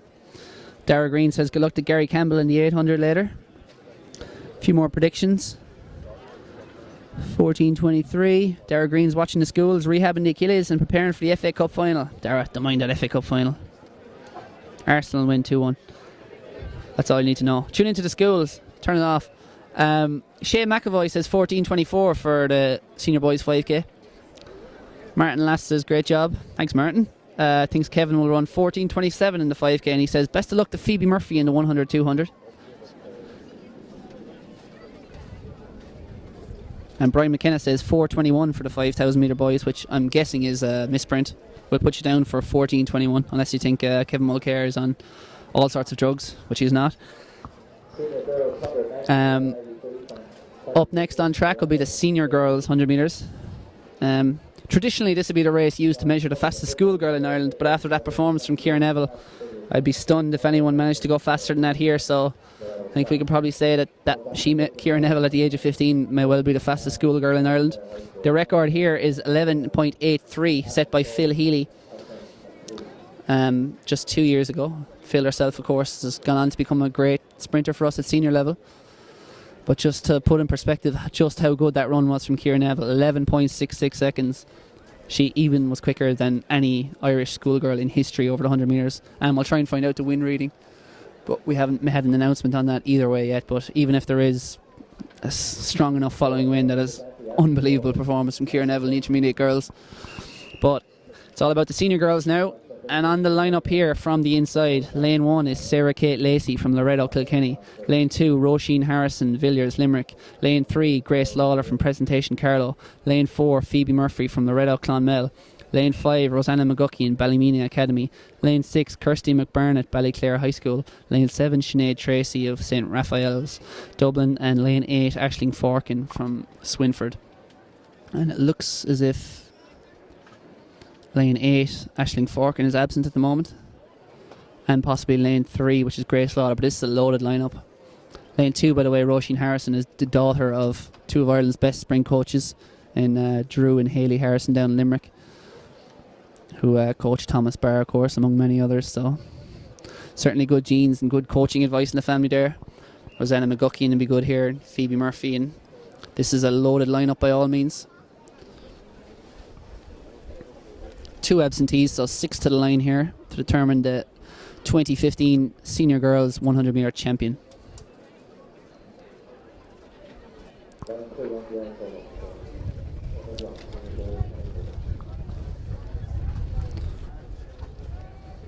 Set, and they're off. Starting very well there in lane 4 is Phoebe Murphy. Seems to lead at the moment. Phoebe Murphy is coming clear of this field. She's all alone. It's Phoebe Murphy. Going well on the inside is Sarah Kate Lacey, and Roisin Harrison takes second, but Phoebe Murphy takes the win. 11.74. That's a record. There is a following wind, and it may well be too strong for record purposes. We'll get that confirmed for you if we can. But a regard Murphy. 4. Been great to see there. We'll load up. You can relive that performance from Phoebe Murphy from Clonmel. Again, started very well there. Slightly smaller than some of the others, so out of the blocks quickly, low centre of gravity, but even drawing away as they approached the finish. Roisin Harrison ran on very well there for second in lane 2, ahead of Sarah Kate Lacey of Loreto Kilkenny. Plus 3.2 win there on that, so that was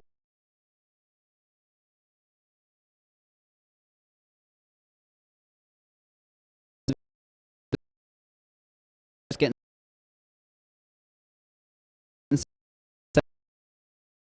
second.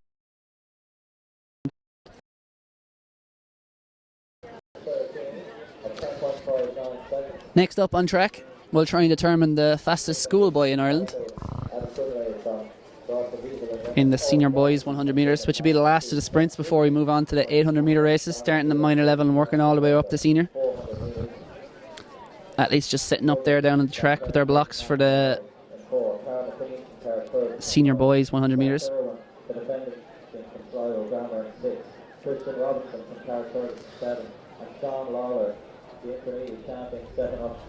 And it was a plus 1.4 wind for Ciara Neville. Just got that confirmed in the 11 point any school world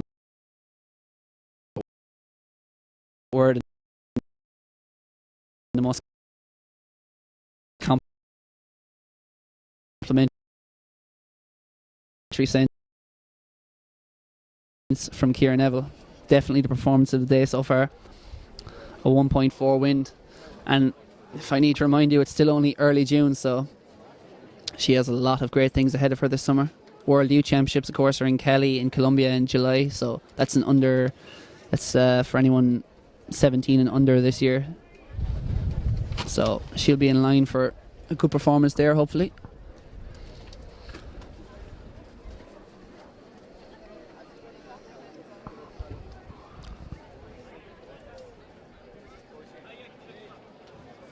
Amy O'Donoghue says she agrees with jumping the gun on performance of the day. Ciara Neville is running out of this world. Emerald AC, sensational stuff, says Amy O'Donoghue. We certainly agree with that. And seeing as she's tagged Ciara Neville there, if you want to follow the next star of Irish sprinting, it's at Ciara_Nev100. Appropriate enough, given her ability over the sprint distance today.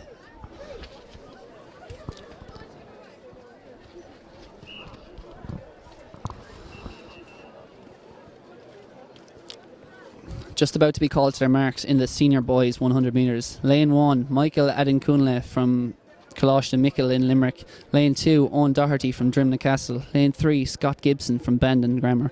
Lane 4, Conor Duggan from Presentation Athenry. Lane 5, Carol McLean from Carrickfergus. Lane 6, Zach Irwin, the one to watch here, from Sligo Grammar. Lane 7, Christian Robinson from Carrickfergus. And Lane 8, Sean Lawler from Kylemore College, Dublin.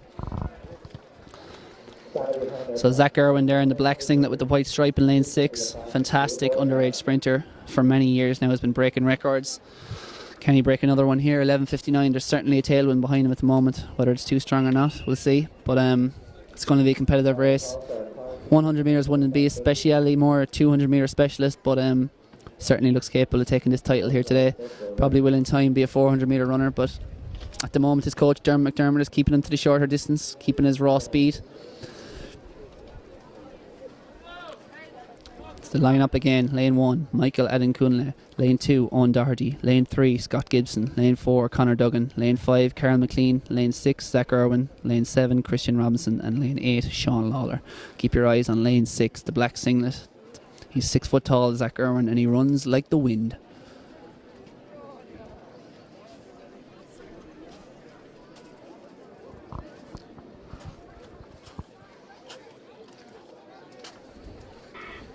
Away first time, Zach Irwin got a very good start, but going beside him going very well is Carol McLean. But Zach Irwin now using that powerful long stride, coming clear by 2 metres, takes the title on the outside. Sean Lawler got second, and it was, I think, Scott Gibson there from Bandon Grammar in third.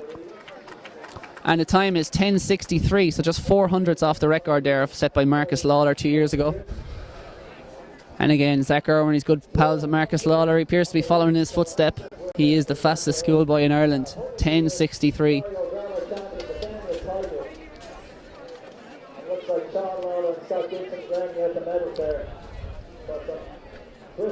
Yeah, it was Sean Lawler taking second from Kylemore College. Scott Gibson, who had a fantastic first 20-30 metres, held on then for third. I can see Zach's coach, Dermot McDermott, just walking over to him here, giving him the Spanish Inquisition, no doubt, as Dermot is. There he is in the navy top. Pat on the back for the champ. Zach, you are the champ. 10:63, great performance.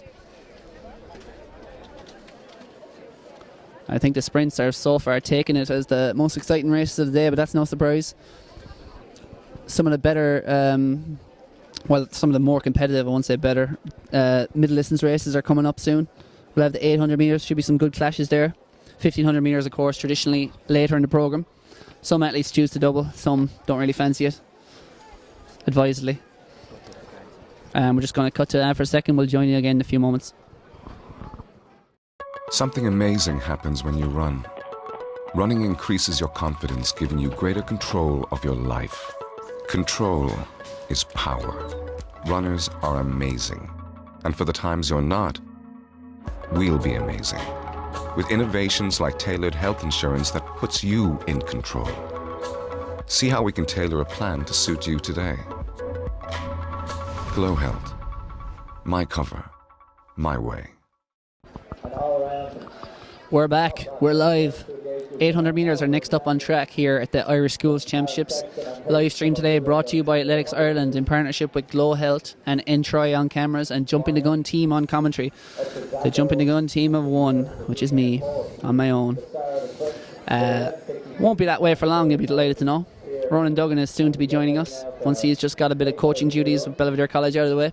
Jared O'Donnell, a representative for us at the European Indoor Championships earlier this year, is also hightailing it down from Dublin after an appointment. Unfortunately, Phelan Kelly is lost because he's entertaining the crowds here in the infield. You'll see him wandering around in an absurd purple jacket, hat and chino shorts combo. but he's doing some good commentary there, so we won't hold that against him.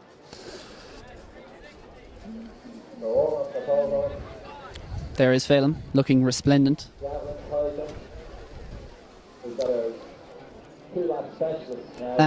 It was a massive record, Phelan tells me, for Michaela Walsh in the hammer.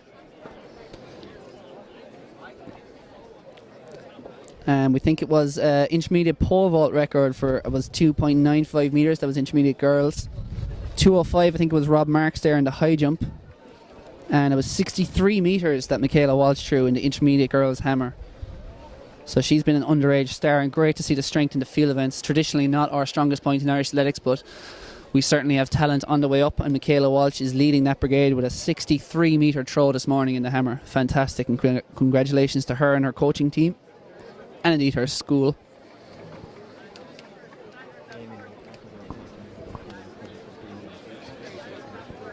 Yeah, we had a request there from Eamon McAvoy just going, what about coverage of the field events? Just to explain to Eamon, we're basically trying, but they don't have the we're going to try and cut to some of the high jump and stuff like that when we have the lulls in action, as we'll do now. But just because at the schools the races were run off so quickly there that often didn't have time basically to squeeze in some of the field events. And of course, because there's no live scoreboards here down in Tullamore for the field events, it's just hard to follow what height it's at and who is actually up on track for each performance. So we're going to try and, I've sent many requests though down to Phelan Kelly to basically find out what's going on in the field events out there. So we'll try and do our best and bring you back some of the notable performances. Like I said, whenever we do have those gaps between races, we'll try and cut across a few of the different field events, so hopefully some of the people at home watching can see their friends and families in action. The long jump, javelin, high jump, pole vault. Hammer will not be able to bring you, of course, because that's held in a separate field out the back.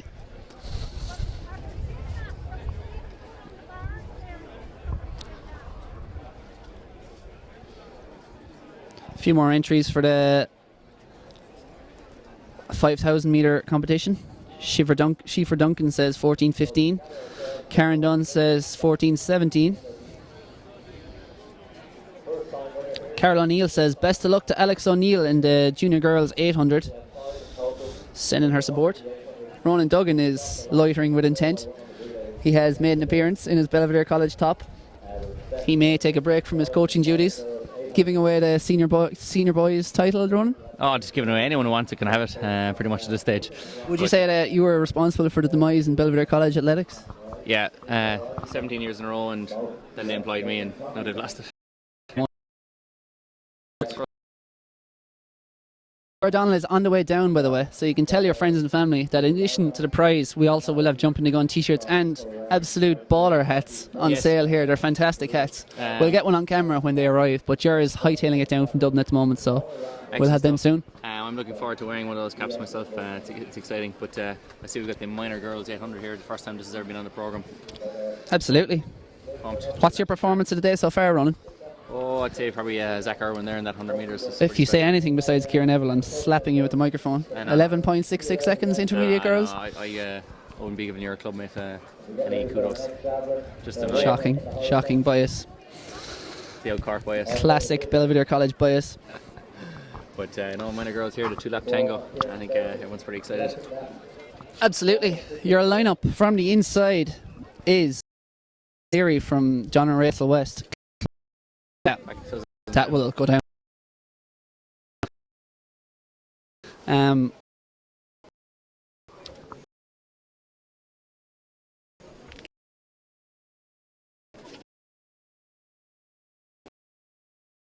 he went playing soccer. Then he came back. Yeah, Burnley. He lost him, then we found him again. Good old Curtis. Lost, but now he's found. Exactly. He saw the light, gave up on that soccer stuff, and came back to us. In the 800 metre minor girls lineup from the inside, lane 1 is Sarah Nicalig from Presentation Clonmel. Well, they're not really in lane, so I'll stop with that. Beside her is Snace. Sarah. Caitlin Coffey from Cork. That's Wirra. Kalash de Wirra in Cork. Kalash de Wirra. Yeah. In fact. Ciara O'Keefe from the Red Oak Kilkenny, Sarah Murphy from Moyne Longford, Amy Stick from Strathern School Belfast, Hermoyne Scouse Hermione, you obviously never read any Harry Potter, did you? Hermione, no, never. I'd never waste my time. Hermione Scouse from Coleraine High School. Murphy Hiller from Strathern School, Belfast. Carrickney McCann from Carlow. And Rhonda Reynolds from Inverskena. Inverskey, I think you'll know from now on that's actually how you pronounce that. It's in Kinmare, which is tremendously exciting. But Carl, I mind, you know. Split personality. When you're struggling, kill on a completely unrelated note from athletics. So I'll now quickly move back to the athletics. Girls 800 meters.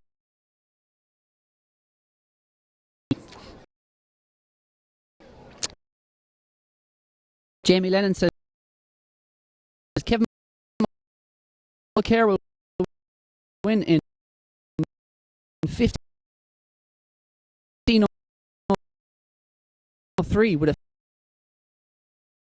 57-second last lap.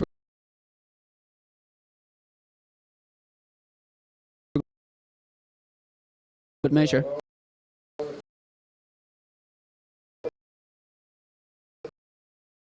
That's very specific. Maybe Jamie has an inside track. Do you know what, Jamie? If you win the competition and Kevin Mulcair runs a 57-second last lap, we'll send you 2 t-shirts because that's a fantastic prediction. They're called to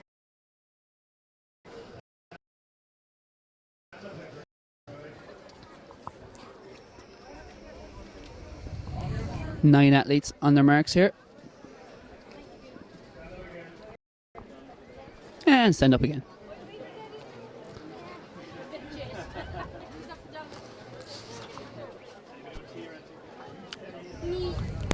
Athletes just been told to keep steady when they are on their marks, which is easier said than done given these athletes probably their first time competing at this level and naturally bound to be quite nervous, and the wind is blowing and the temperatures have dropped considerably. Alter marks once again.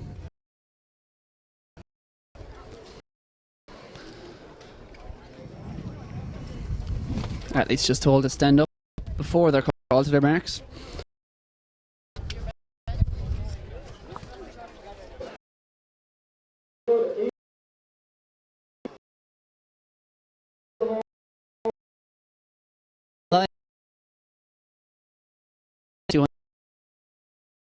It's a very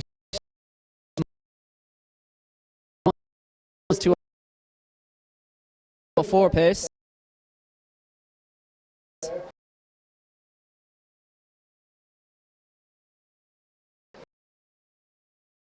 Does anyone else will know?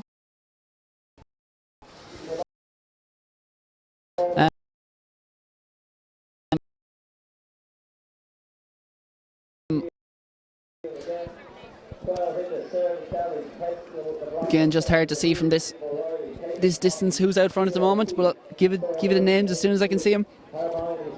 But they're running at some pace here. I think this is Rona Randall's out front here. No, it's Carrick McNee-Macon. No, it's Murphy Miller out front. Murphy Miller leads it now from Rona Randall's there in the white. Looks to be 2 athletes in contention for the win here. 68 seconds for the first 400, so this is a very strong pace by Macon.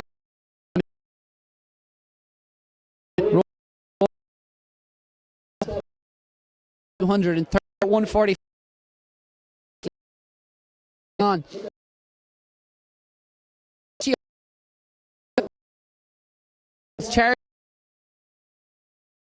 But doesn't look like she's going to have enough time to get there. The Packer now catch Rona, but the champion here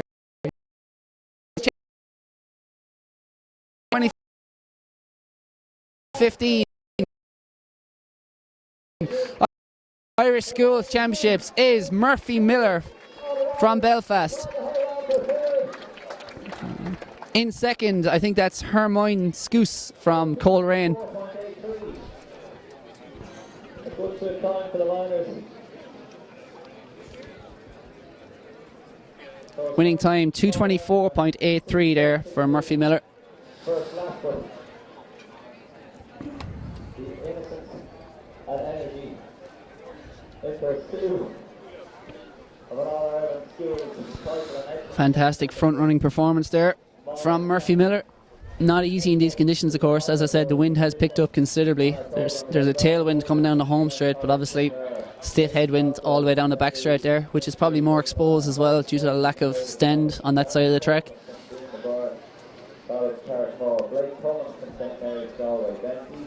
But yeah, great stuff there from Murphy Miller.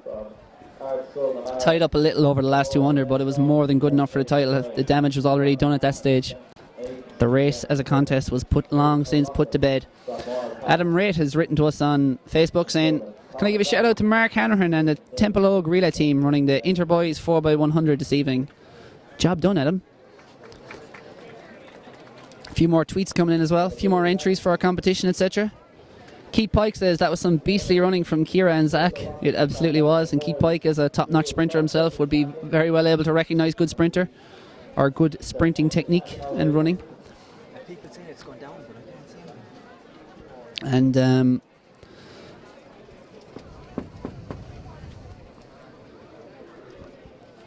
So just a waiting time instructions with second. just going to pause for a moment to throw a jumper on because it's quite cold here up in the commentary booth.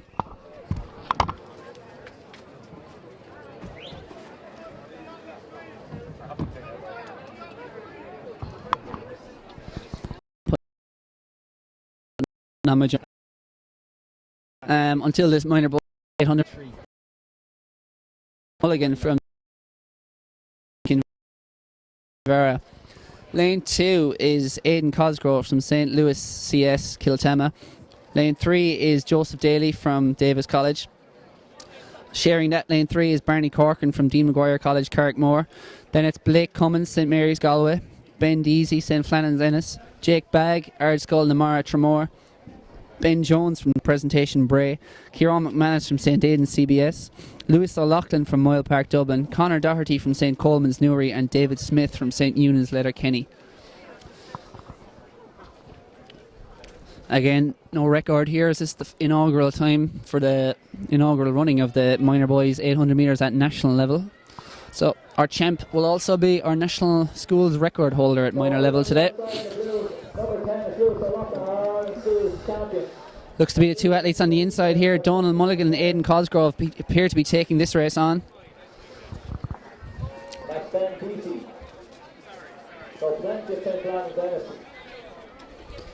And we have more representation from the St. Flannan's Ennis crew here. Ben Deasy there in the middle in his blue singlet. All tightly bunched here together. The pace is, it's not slow, but it's not especially quick either at the moment, as they come through 300 metres in about 45 seconds to go to 300. So these athletes will probably be low enough 2 minutes, probably running around 2:05 in that, I'd imagine. But yeah, at the moment they're on 2 minute pace, but expect them to slow a little. As we see, it is Ben Jones coming up there on the outside. And that is Ben Deasy in the front at the moment. They breed them tough down in Ennis, and this is another tough athlete who's taken this race on. Ben Deasy straight to the front.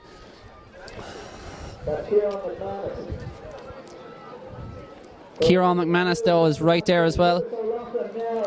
Lewis O'Loughlin shoots to the front. Ben Deasy surrenders the lead and is fading backwards on the inside. Ben Jones.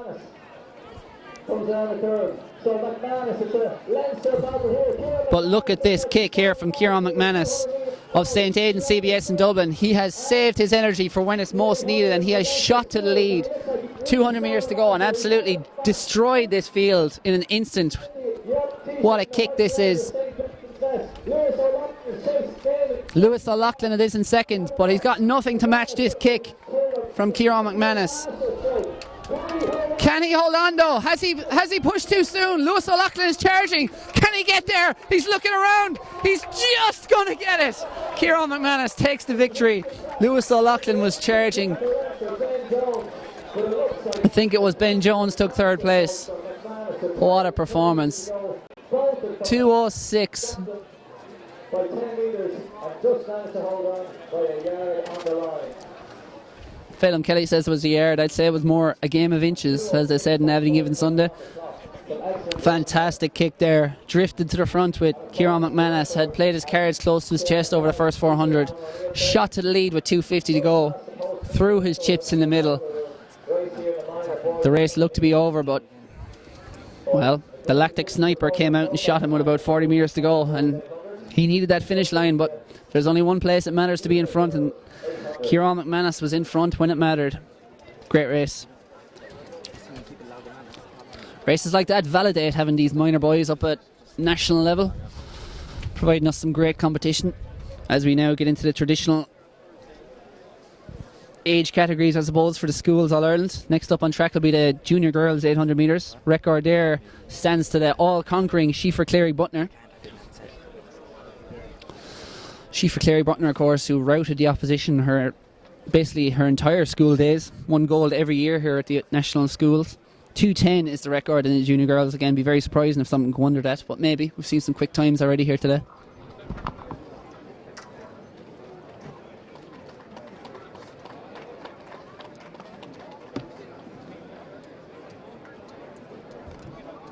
So the two-lap tango progresses into the junior girls 800 metres. And this one we have Emma Joyce from Ursuline Sligo, Anya Corcoran from Eureka Kells, Emma Fagan from St Mary's Newport, Laura Using the internet there, Colin, on that. Great, which internet? Kate O'Connor from St Vincent Dundalk, Alistair Neal from Irish Lucy Warren from St Patrick's College, Emma Skillen. Okay, junior girls 800 metres. From the inside, Emma Joyce from Ursuline Sligo, Anya Corcoran from Eureka Kells, Emma Fagan from St Mary's Newport, Laura Crossan from Loreto Letterkenny, Kate O'Connor from St Vincent's Dundalk, Alex O'Neill from Rice College Ennis, Lucia Warnock from Fanchia's College Enniskillen, Annie Yates from St Joseph's Foxford, Niamh Rafter from Ursuline Thurles, Enya Higney from Loreto Oma, Leisha Geraghty from Taylor's Hill Galway, and Sarah Doyle from St Leo's in Carlow.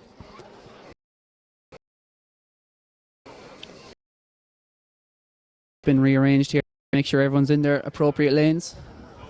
Some athletes, of course, having to share two to a lane.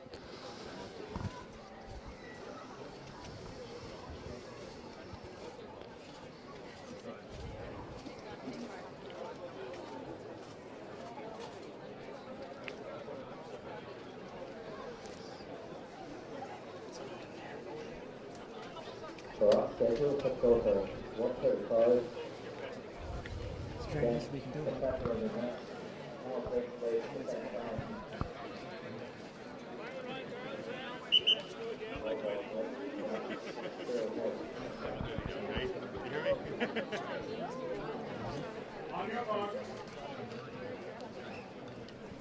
Athletes to their marks here for the junior girls 800 metres.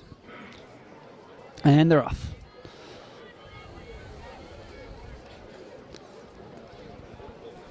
So here we go. Kate O'Connor in the blue and red, St Vincent's and Dundalk making a swift start. And it is Kate O'Connor there of St Vincent's Dundalk shooting to the front there from the outside. And just, I think that looks more a tactical move than anything else. She cuts in and just slows the pace slightly, looking to control this race. Second in the length of schools 800. 29, 30 seconds, 31. Just about 31 seconds through that first 200, which is a very quick pace, but I think that was more, like I said, a positioning move from Kate O'Connor, just trying to get to the lead, trying to run the shortest line and control this race, and she's doing that for the moment. Up on the outside, it looks like Laura Crossan from Loreto Letterkenny.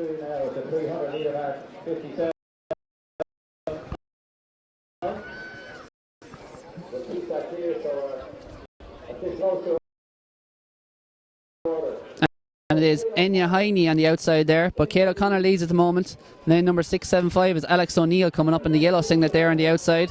These are your top three at the moment. Anya Hagney just edging into the lead there ahead of Kate O'Connor maybe. But Alex O'Neill also keeping very close order, perfectly positioned on the outside, ready to strike if she's able as they come into the back straight and come to the money end of this race. But at the moment, controlling it from the gun as she has, it's Kate O'Connor of St. Vincent's Dundalk, still holding the lead, but it's a tenuous one on the inside because the athletes are queuing up behind her. 5 athletes right on her tail, ready to strike. Can Kate O'Connor hold them off?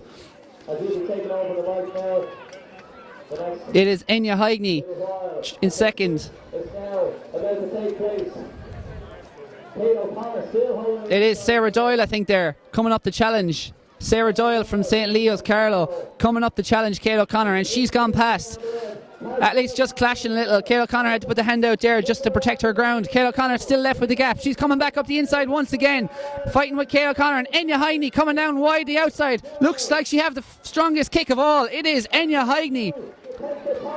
Oh, sorry, it's Alex O'Neill, forgive me there, who with the kick came clear of Kate O'Connor, and in third it was Sarah Doyle. Apologies for that, trying to read the numbers there and made a mess of it, but fantastic run there from Alex O'Neill.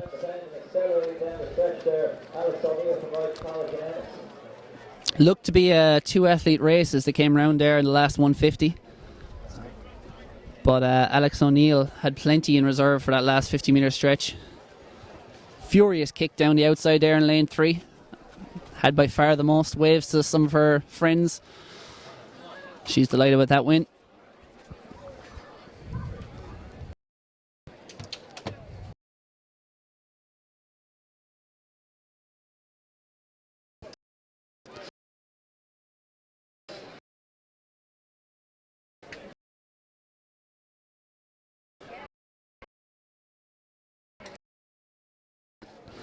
Schools races in general are always ultra competitive. It's very rare you see an athlete winning by a distance in these schools races, and when they do, it's normally a very, very special underage athlete, which has been the case so far today. Anytime anyone's won by a street. Next up, it's going to be the junior boys 800 metres. The record is a perfectly even 2:00.0 from Paul Donovan from Galway, all the way back in 1978. So 27 years that record has stood. Can any of these athletes take it? The athletes who are going to try, well, their first priority is going to be to win gold. From the inside, Craig Giles of Portmarnock, Owen Byrne of St. Coleman's Newry, Cormac O'Rourke from St. Malachy's Belfast, Oisin Lyons from Oranmore, Jack Cawley from Summerhill, Dara Loth from Tralee, Aaron Magnan from Edenderry, Conor Ryan from Templemore, Dennis Gubick from Ballinrobe, Sean Corrie from Omagh, Mark Milner from Tramore, and Kieran Maloney on the outside from Thurles. They're off. Familiar strip there of St. Malachy's in lane 3, Cormac O'Rourke.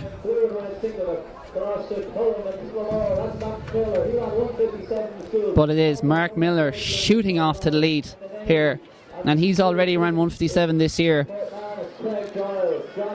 It looks like Craig Giles who's trying to follow him up there the inside in second, but at the moment setting his stall out. It's fast, it's very fast, 27 seconds for the first 200 metres, and that's into a wind.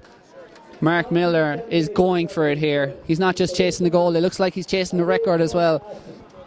Coming through 300 metres here.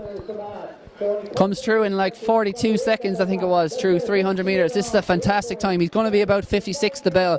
This is certainly a record pace here, but can he hold it together? Opens up the inside lane there. Quickly closed it again. It is Mark Miller. Closely followed though by Sean Corrie, sticking to his coattails. Milner kicks on again, comes through 500. 300 metres to run, and he's there in 1:10. He is absolutely flying, Mark Milner.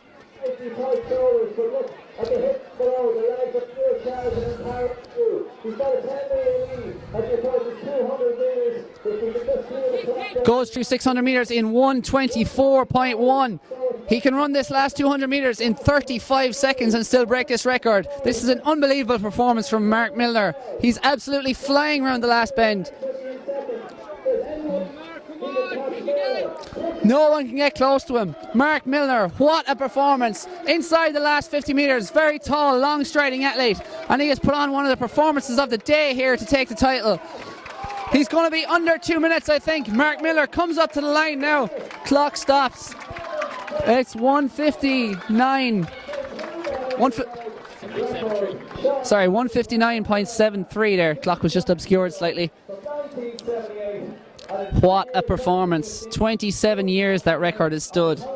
But I'd never faced an athlete like Mark Miller, who went out in 27 seconds through the first 200 metres. Came through the 3 second metre champion. And you are school's record holder. 1:59.73. There's your new mark. Will that stand 27 years? Maybe. Breathtaking record-breaking performance for something as was happening rather bit more but important for somebody with a black seat. Gets a big hug there, Mark Miller. 5927. You may have left your cars, your car keys in the ignition, and I have them here now in the infield. So if you own a black safe and you can catch me before I drive away with it, or we have a competition for it, it's 04G5927, a black safe, and we have your car keys. Coming up next, it's going to be intermediate girls 800 metres.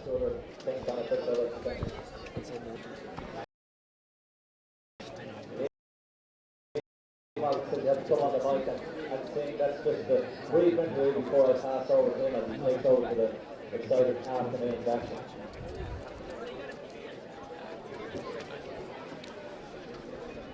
So 1:57.58. That's 1:57.58. Let's hear it one more time for Mark Miller.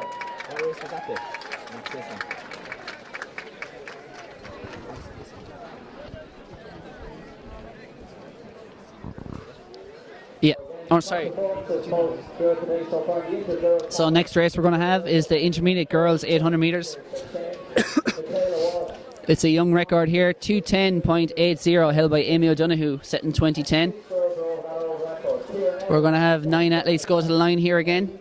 On the inside is Stephanie Cotter from Coachford College. Lane 2, Aoife Mahoney from Presentation Listowel. Lane 3, Aoife O'Brien from Sacred Heart Westport. Then it's Anya McKinney from Dominican College, Port Stewart. Lane 5, Aoife Ní Irviltig from San Nicholas. Lane 6, Sarah Ní Downell from Dominican College, Wicklow. Rebecca Nixon from Banbridge Academy. Aoife Donovan from St Michael's, Navan. Sarah Ferris from Friends School, Lisburn. Caelan McGonigal from Ursuline, Sligo. And Rose Finnegan from Eureka Kells. Away we go here, the intermediate girls, 800 metres, 2:10.80, set by Amy O'Donoghue, in 2010. In this one, Stephanie Cotter, Coachford College, Aoife Mahoney, Presentation Listowel, Aoife O'Brien, Sacred Heart, Westport, Anya McKinney, Dominican College, Port Stewart, Athletes going off pretty quick there and just trying to get into their racing positions. Settling down a bit now after 150 metres, pace starting to slow a little as they go through 200 metres in about 32 seconds, so it's a decent pace right now.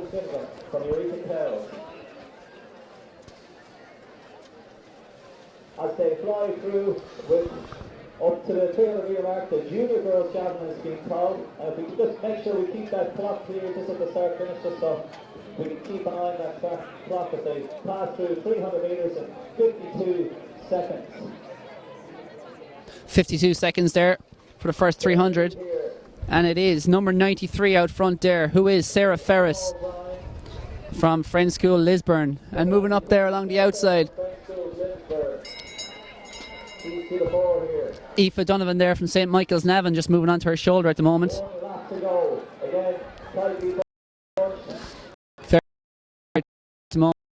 Athletes running anyone's race as they come through with 300 metres to run.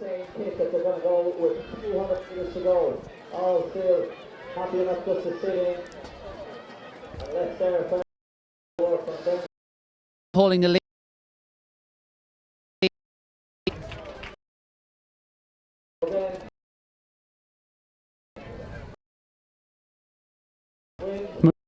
Moving up on our outside is Aoife Donovan from Navan. Aoife Donovan now takes the lead ahead of Sarah Ferris. 8:49, and there's been a break from the pack. The white mask. There's been a break from the pack though. Taking a quick 6 metre lead there. That is, I'll try and confirm her at the moment. Champion over 100 metres. Number 466 is Rose Finnegan from here in the crowd, but also in hot pursuit is Arnie McKinney. But looks like That is Rose Finnegan. Can she hold on? It's Rose Finnegan ahead of Arnie McKinney. Just about holds on. 2:21 there.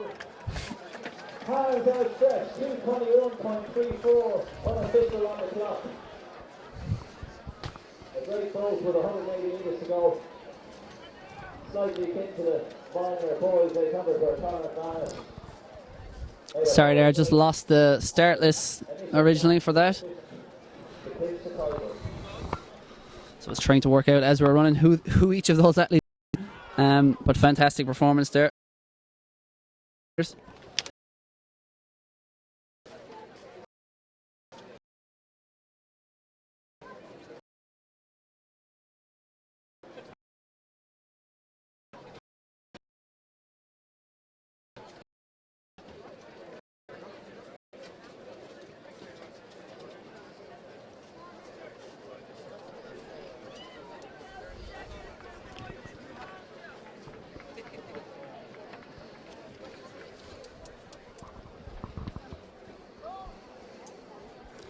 So we're still pretty much sticking to the timetable here.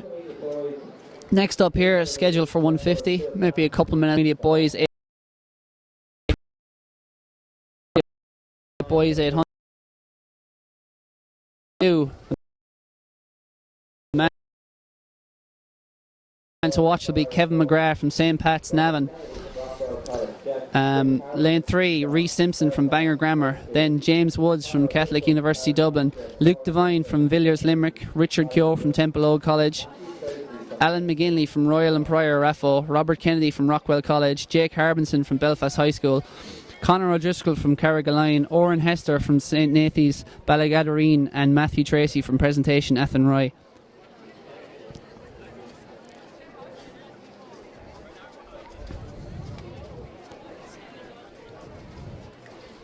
And again, Kevin McGrath there in lane 2 from St. Pat's Navan. I think that's him in the long socks there, and he is the class of this field, I think it's fair to say. He's been in fantastic form already this year. Can he get under the record of James Nolan? 154.68 is the time he'll have in his mind when he goes out, assuming, of course, he can take the gold medal. And there is a false start, which is something you don't see very often. A very rare occurrence there.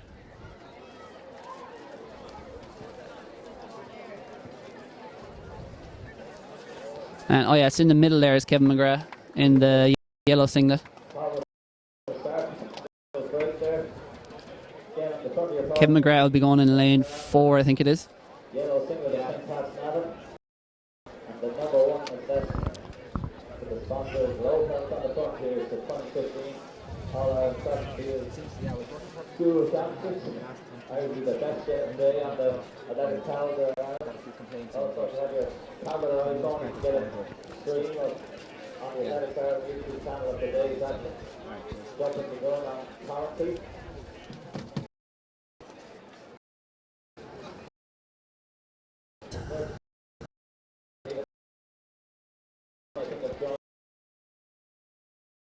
Robert Kennedy there was having a chat with the starter. Again, can't imagine anyone could be disqualified here for this. Very rare you'd see a disqualification over 800, but yeah, I think we've got the green light here to line up once again. Can't imagine there'll be too many errors, though they are being quite strict here today on at least moving around once they're called to their marks. And again, in lane 4, he's on the inside lane 4 there on the very left of your screen.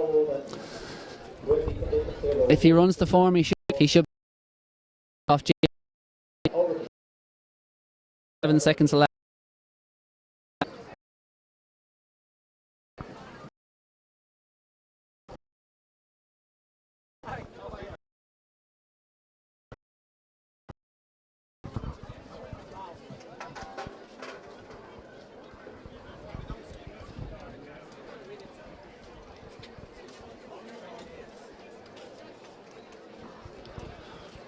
Calster Mark Startler just runs along, make sure everyone's toes behind the line, and we're good to go. And Kevin McGrath was there actually who stumbled off the line. They can't let them go. He's dead eager to run the record. He's running off the start line before the gun is finished.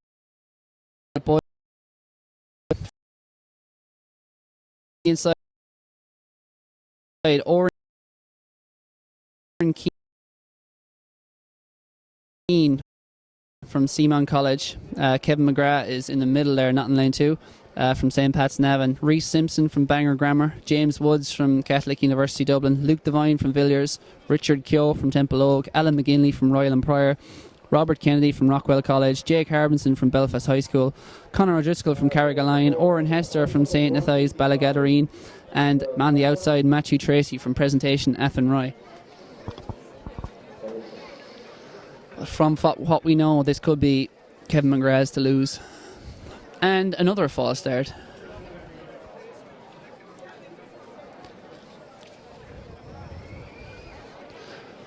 Tension is high here at the Irish schools. For most of these athletes, this will be the biggest day of the year for them.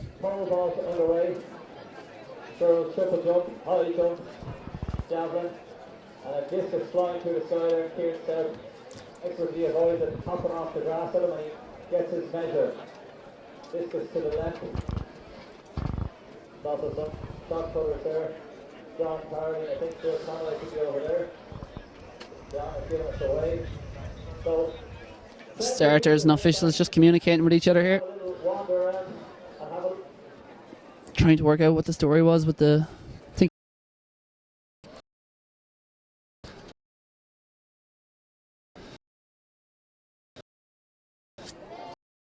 But now, once again, called to their marks for the intermediate boys 800 metres.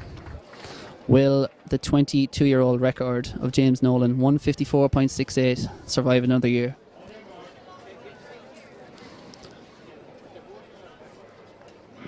They're off.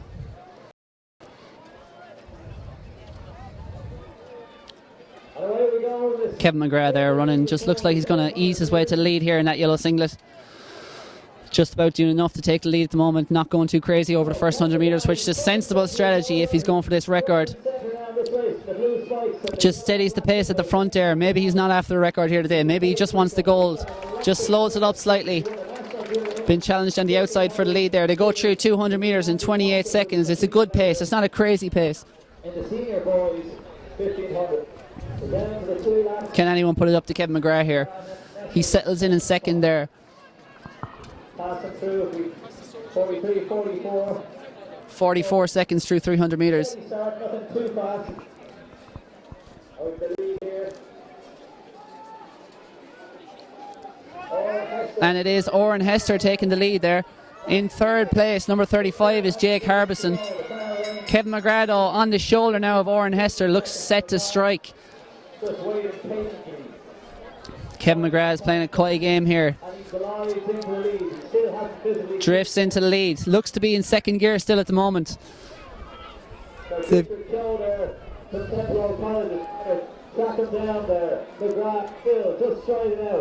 It is Richard Keogh in second, but Kevin McGrath is controlling this. Kevin McGrath comes through 600 metres in 1:29. Kicks. Now he's gone for it. Unleashes that kick, and it's a kick we've seen many times already this year. He's well clear of Richard Keogh and Oren Hester. They're going to fight out the minor medals, but no doubt about this winter unleashing. By far.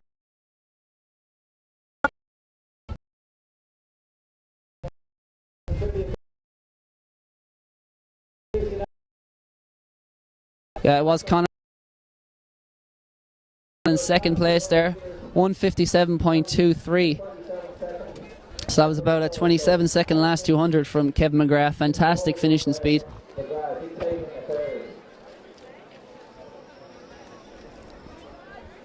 And it's been his signature move all year, Kevin McGrath. That finishing burst, we saw it indoors, we saw it outdoors.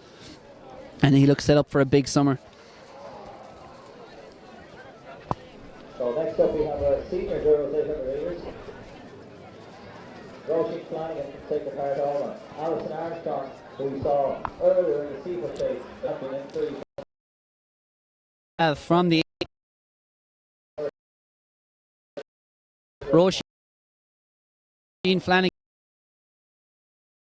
of Sacred Heart Oma, Alison Armstrong, who was in the steeplechase earlier from Coolmine, Louise Shanahan, top-notch junior 800 metre athlete from Bruce College Cork, Amy Nehamel from Colashta Oral Monaghan, Carla Sweeney from St McDara's in Dublin, Aoife Tully from Mercy Roscommon, Aisling Joyce from Ballinrobe, Aoife Deering from St Mary's Nina, Laura Hallisey from Inverskid, Aoife McSheffrey from Limavady, Laura Whitelaw from Loretta Mullingar, and Alana Lally on the outside from Presentation Athenry.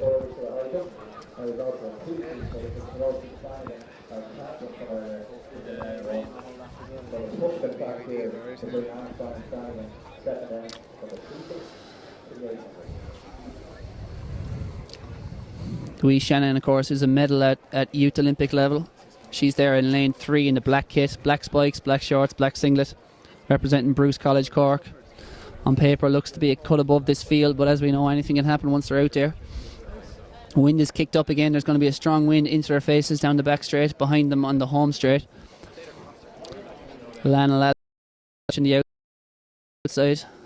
Doubles as a 400 metre, 800 metre athlete.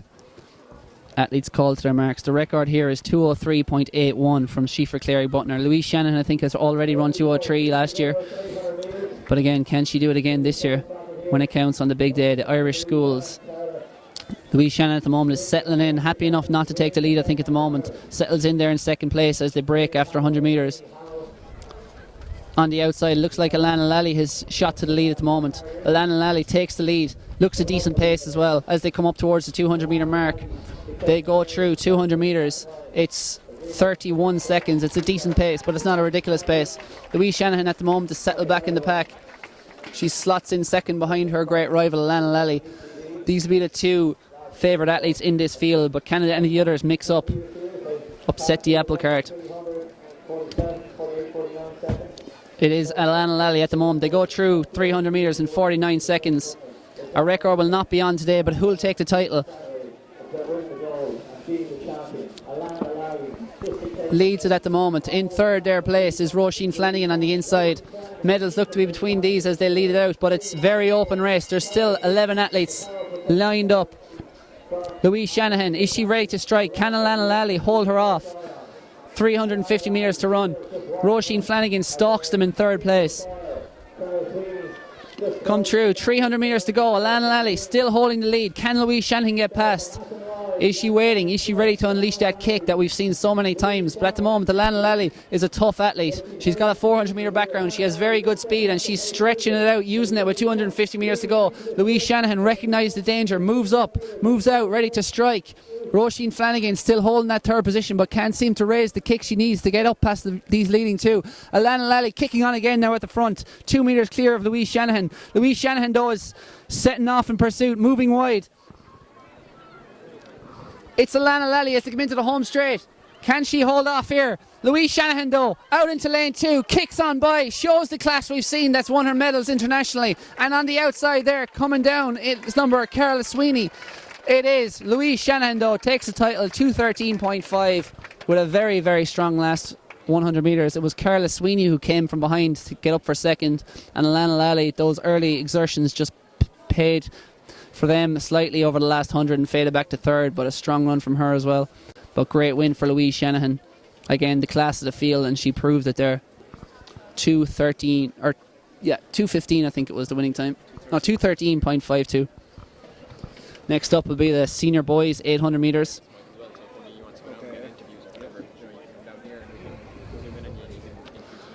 Again, another very strong lineup in this race. Mustafa Nazir there, as you can see, just going to the left of your screen doing his strides from Rathcoole. There will be 12 athletes.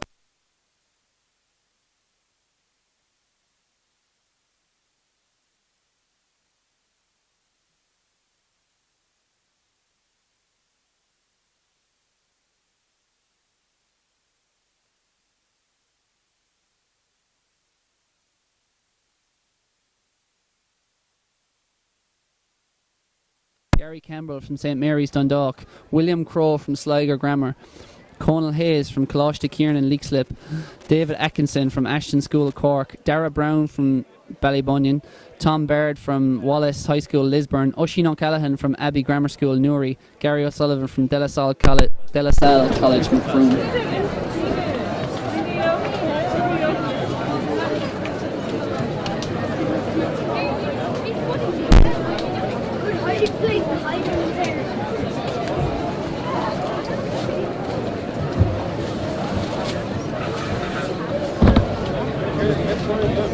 Jared Allen to join me.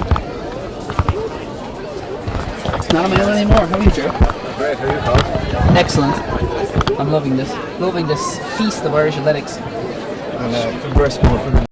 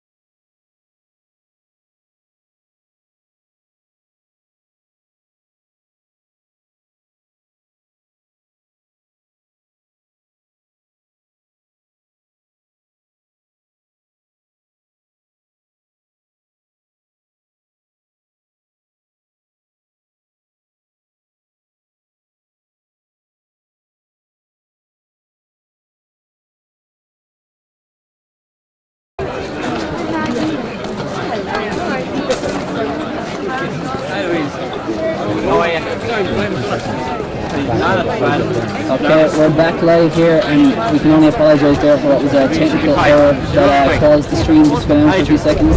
Please just stay with us. The winner of the senior boys 800 metres, which again we'll try and see if we can get a replay of that, but it was Roland Surlis of St. Pat's Cavan who took the win there. Just kicked down the home straight, beat Conal Hayes of Coláiste Ciarán in the league slip. They are your 1 and 2. It was 154.19. It was William Crowe, I think, may have been in third. He led much of the early running. But again, congratulations to our winner, who was Roland Surlis from St. Pat's Cavan. The next action up on track, we're going to be back to the sprints over the far side. Junior girls 200 metres.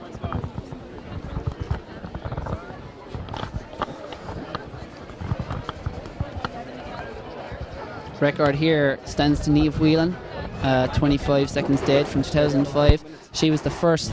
She lost one record already today. Can she lose the second? I doubt it. Maybe though. From the inside, we're going to have lane 1 is Ciara Mooney from Ursuline Sligo. Lane 2, Anna McCauley from Methodist College. Lane 3, Molly Horrigan from Alexandra College. Lane 4, Zara Bulger from Villiers and Limerick. Lane 5, Erica Leslie from New Inn. Lane 6, Fiona Doyle from Killorgan. Lane 7, Chloe Nihedon from Carlow. And lane 8, Lauren Roy from Ballymena. So a lot of the athletes we saw earlier on in the 100 metres.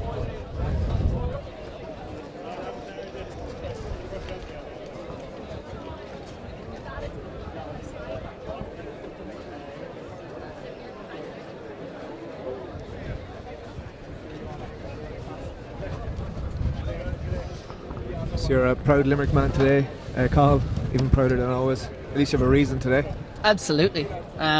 You've missed it, Ger, but I've been talking about Ciara Neville for a good 20 minutes and her fantastic 11:66 performance. Yeah, I managed to listen in on the way down in the car with my earphones in, hands free. Just caught it in time. I heard 11:66 for the intermediate winner there. It's like, geez, that's not bad for intermediate boys. And then you just said Ciara Neville there, and I was like, wait a minute, solid. Wait a second. Puts her to number 14 on the Irish all-time list. Oh, really? Yes, senior. At 15 years of age, isn't bad. So Ciara Neville, just stop. Just get out of it. I hope she's doing her junior cert this year, so then she'll be able to chill out doing TY next year when she qualifies for the Olympics over 200. Absolutely. The absurd nature of the very real possibility that a 16-year-old Irish girl could qualify for the Olympics at 200 metres. It's not at all beyond the realms of possibility the way Ciara Neville is currently running, but we won't get too far ahead of ourselves because we all know building up junior athletes sometimes is... Let's get way ahead of ourselves there. Maybe she'll qualify for the Olympics today. I think she'll win the Olympics. Yeah, surely. Shelley-Ann Fraser, Ciara Neville is coming for you. So she'll be going in the intermediate girls 200 here very shortly, lane 2. Yep. Not the most favourable lane for the sprinters, but I'm sure she'll make doing survive. She ran 24.0 indoors on tighter lanes than that, so it will be interesting. And Rosanna McGuckian, whose 2013 record is 24.54, was maybe living on borrowed time. Rosanna, if you're watching, borrowed time. But yeah, it's an inner draw. Ciara Neville's a tall athlete, you know, probably not too suited by lane 2, but again, I mean, she'll have a wind behind her. If it is a legal wind, I'd be stunned if she doesn't go under that 24.54. I hope Rosanna McGuckian is not watching because she'll be going the senior girls 200 metres shortly after the intermediate. But of course you have Shelley Mawsley there as well, who ran 24.40 last week over in Ordingham, Belgium as well, so she has her Euro standard. Ciara has her European Youth, World Youth, European Junior and European Under 23 standard there for the 100 metres as of today. So I'd be advising her to go on Under 23s because it's probably the softest competition of the lot. Not at all, run against the best. World Youth. Surely, off to Colombia. Too right. Athletes, I think, over there are not on their marks or anything. I suppose we could probably shoot around and try and pick up some field event action here.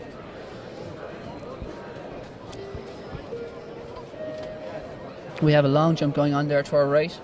And I think it's the intermediate boys high jump on there at the moment. If we could get a quick zoom in on that over in the centre of the shot, centre of the field.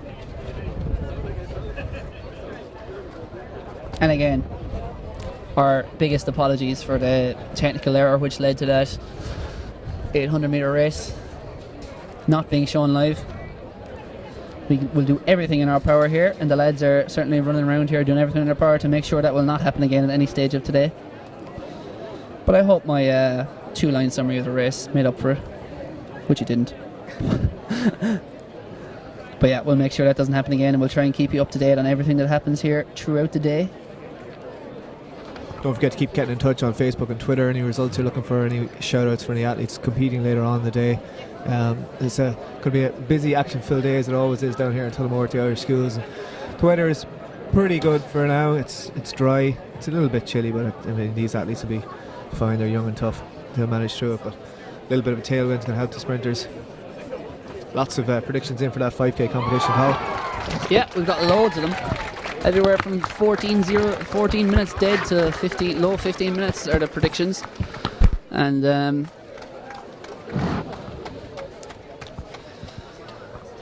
so yeah, keep any predictions coming in. We've got the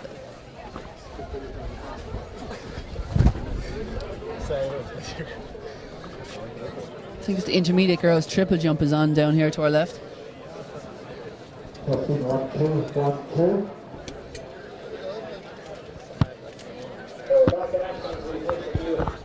Yeah, that's the intermediate girls triple jump there. We're just seeing our shot beyond the pole vault. Hello. Take about 30 seconds, but just keep on.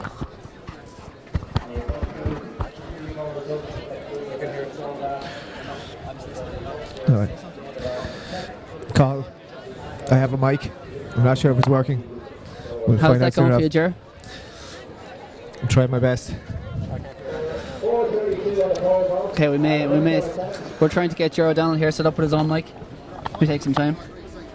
It's hogging the other mic as he has been for the last 2 hours. Of course. Is it working? Alright. Are we good? Good to go? Oh no, now we have to listen to Ger. Absolutely. So, don't forget to Traumatic tweet in for all how concerned. terrible Cahill was on his own there for the last 2 hours as well. Shocking. Such an easy job to do on your own as well. A new low, I believe.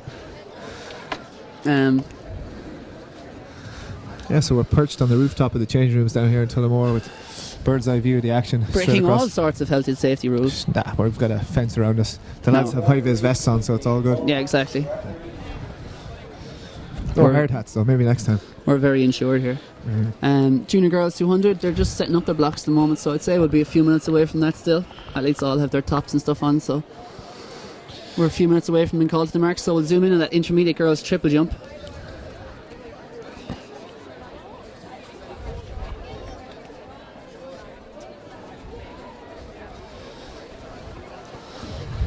Brandon Array is looking forward to the boys 200 with Zach Irwin v Sean Lawler. With a great name on Twitter, Brand Flakes. How did their 100 metre head-to-head go earlier? Zach Irwin won. Fantastic run. It was 10:63, I believe. Excellent. Was there a wind reading? I can't remember. Good. It was a tailwind anyway. I can Was it assure you of legal? that. I'm not sure if it was legal or not. I didn't get the wind reading for it. Too busy doing everything on my own, man. Absolutely, yeah. Leaving me on my own, man. Bad things happen when I'm left on my own. You know this, That Ger. is the truth.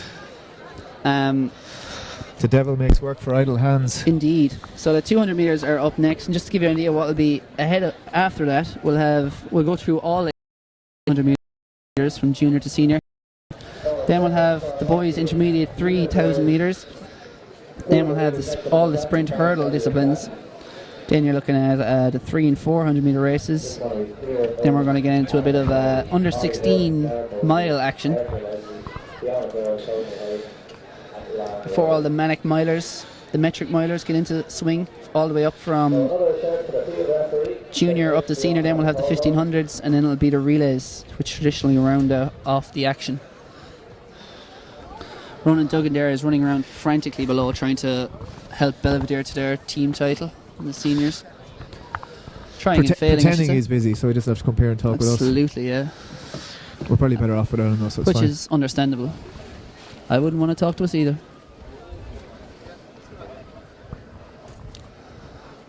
Phelim Kelly is going to be handing over his own microphone on the infield there. It is the voice of Irish schools athletics. I think it's fair to say Liam Morgan is about to take control there at the helm. Phelim has done a stand-up job throughout the morning here, drumming up an atmosphere, and there's a great crowd here around the arena. Stands are full, bleachers are full, lots of the traditional gazebos and tents are erected around the arena. Yeah, always a great buzz down here for the Irish schools. If you could get to one day in Irish athletics, I think this is it, especially from an underage standpoint. Usually a great day to get a bit of early season sunburn in as well. Exactly, yeah, but that's distinctly lacking today. Bit of windburn maybe today. Possibly. Get the elbows out anyway, just in case. We can dream. Junior girls 200 are just walking to the start line at the moment. George, you want to give us a rundown again from the inside out? Ciara Mooney in lane 1 of Ursuline Sligo, Anna McCauley, Methodist College in 2, Molly Horan, Alexandra College in 3, Zara Bolger, Villiers Limerick in 4, Erica Leslie, New Inn Vocational School in 5, Fiona Doyle of Killorgan in 6, Chloe Nihedon of Caherlock, Gaelskull Caherlock I believe that is, in 7, and Lauren Roy of Slemish International INT College, Ballymena. Jerry, you've missed my struggles with the Irish language throughout the day. They've continued. I heard you call it Stranor or Stranorlar or something of the likes, but I'll let you have it. You think that was my worst? It's the only one I caught. So lots of jumping up and down, keeping themselves warm, retying of laces. The general nervous twitches that people do for no reason. Chronic. But again, if you want to get involved in our competition to win a Jump in the Gun t-shirt, predict the winning time and tweet us or send us a message on Facebook at jumpingthegun.com or at jumping_the_gun on Twitter is our handle, and you'll be in and you'll be clinging to the edge of your seats, nervous sweats for that senior boys 5,000 metre 12 earlier. and a half laps of it. Exactly. All 14 minutes, or will it be 15 minutes? Get your predictions in. You'll win a fantastic Jump in the Gun t-shirt. Will it be 16 minutes? No, it won't. No, it won't. I think Kevin Mulcair could probably run it backwards in 16 minutes. Although I think with the wind, I don't think he'll be too interested in trying to run 14 minutes as well. Maybe he'll want that record though. But he's had a couple of hard races in recent weeks, so maybe he'll want to chill out. I've got a whistle from the start of there. We have a white flag here at the finish line, so we're good to go. They'll soon be called to their marks for the junior girls 200 metres.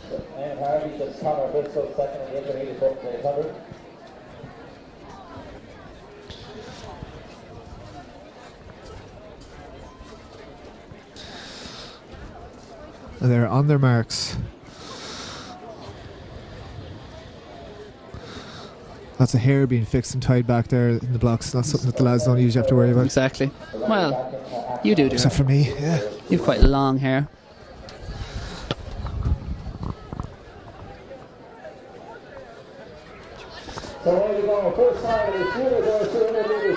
And they are away the first time. Actually, it looks like Fiona Doyle there of Killorgan out well on the outside, and outside her, Chloe Head on. As they come around the bend here, they get a bit of wind on their back. So it looks like lane 4, 6 and 7 at the minute. Chloe Head on. And the Fiona Doyle is coming out in front, and on the inside, Anna McCauley. It's going to be tight on the finish here. It looks like Chloe Head on. And Fiona Doyle takes the win from Chloe Head on and Anna McCauley. The ladies on the outside using most of that wide bend, getting out in front and just holding on to that lead. And Niamh Whelan gets to keep her record. 25 seconds 00 survives. It's 25-25 is your winning time. It's good sprinting there today in those blustery conditions. Exactly.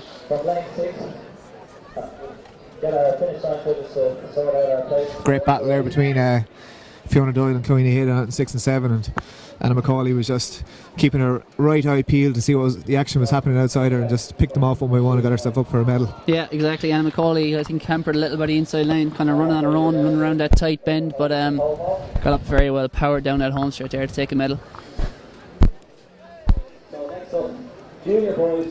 So next up, as you may hear Phelim Kelly inside saying, it's the Junior Boys 200.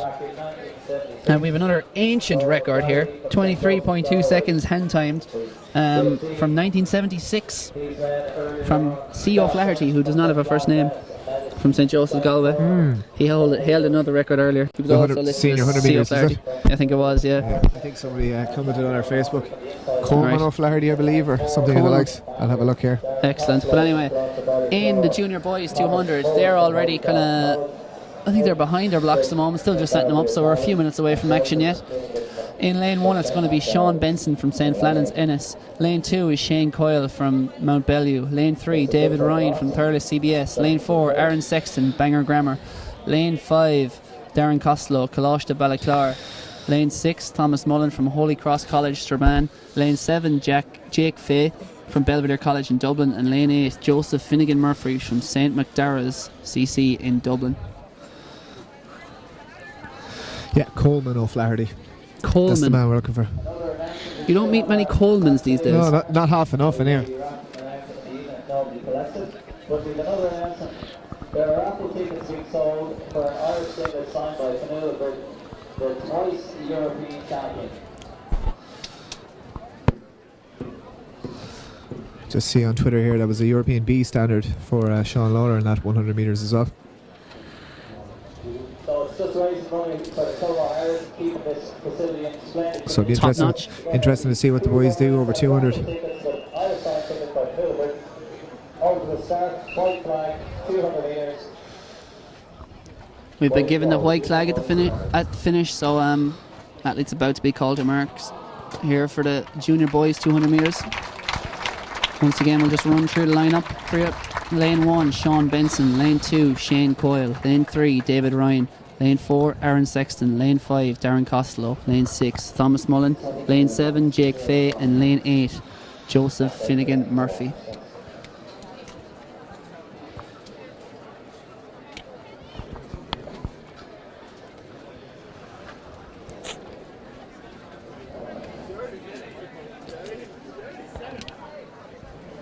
Away they go, clean start here.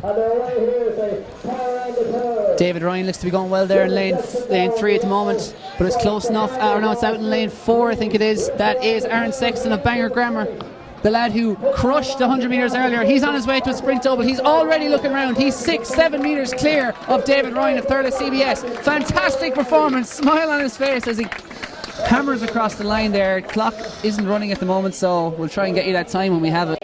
That was a commanding performance, and it looked like number 796 Sean Benson on the inside earlier, or we saw him earlier. He looks to have got third place there, I think. But what a performance from from Aaron Sexton of Bangor Grammar. And we'll load up that replay for you. Again, making a very quick recovery, running that tight inside line around the outside, long striding athlete. You can see here he's already looking around 60 metres out, smile on his face over the last 40, as it should be, enjoying his sport. One of the best days of his sporting career. Double Irish Sprint Schools champion. What a run, Ger. Yeah, absolutely. It's great when you know you've a race won after 120 metres or so. Yeah. Of a 200. He may have known it was won after 30 metres out even. of the blocks, yeah. But yeah, he put the race to bed anyway, pretty swiftly. Shame to see only 5 athletes in that race. Yeah, unfortunate. I'm sure there's a few injuries and whatnot. Maybe someone who ran the 100 earlier may have not fancied it too much. Is there a relay coming up for their champion there? Possibly do the three-peat? Bangor Grammar, yeah, I'll have a look. Of course, we've seen Marcus Lawler a couple of years ago here take the treble down in significant style with 20.87 in the 200 metres to... Guess what, Ger? Yes. There's a relay. Absolutely, of course there is. Of course there is. Aaron And Sexton. Bangor Grammar will be in lane 7 later on. That race is at 5:30. So see if he can do the treble. Aaron Sexton for the treble. I hope he puts 3 fingers up across the line if he wins it. Absolutely, I'd say he will. Wonder there may be no smiling then though. No. Junior boys relay is always perhaps. an ultra competitive event, but Bangor Grammar producing some great athletes, and he's certainly proof of that. So we've got the intermediate girls here getting ready, getting their blocks set up. Just a quick run through the lineup. We've got Rachel Kane of Moat Community School in 1, Kieran Neville of Castletroy College in 2, Janine Boyle in 3 of Columbus College Dublin, St Mary's Newport, Charlene Mosley in 4, Jessica O'Hare in 5 of Thornhill College Derry, Ellen McGill of Sligo Grammar in 6, Molly O'Reilly, Loretta Dawkey in 7, and Lisa Aspel of Cross and Passion Kilcullen in lane 8. So it could be lane 2 versus lane 4. Definitely is going to be two I think of the it's going to be contenders. lane 2 against lane 2 personally. Lane 2 all over. Prediction. We're actually right beside the Kieran Neville fan club here from Limerick, just to our left, so you'll probably hear them screaming during the race. The athletes are currently called to their marks, but this should be a good clash between Kieran Neville and Charlene Mosley. Again, Charlene has the slightly favourable lane draw, but not too much difference in it really. They're on their marks and they're off. Kieran Neville's way. It was a false start. So false start now, we'll give you a run through shortly that. Who was that? Let's hope none of these athletes are disqualified, and hope we're not deprived of a great race, which it promises to be. Hopefully we're looking at a faulty start here rather than a... Green card. S'il vous plaît.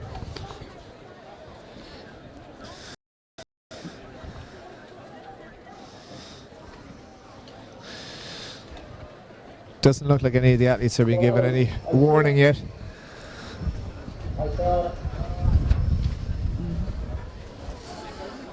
The wind, by the way, is blowing quite strongly here at the moment. I'd say it's at least, just looking at the wind socks, and then it looks like at least a 2 or 3 meters per second wind. So I wouldn't think it's legal anyway. yeah.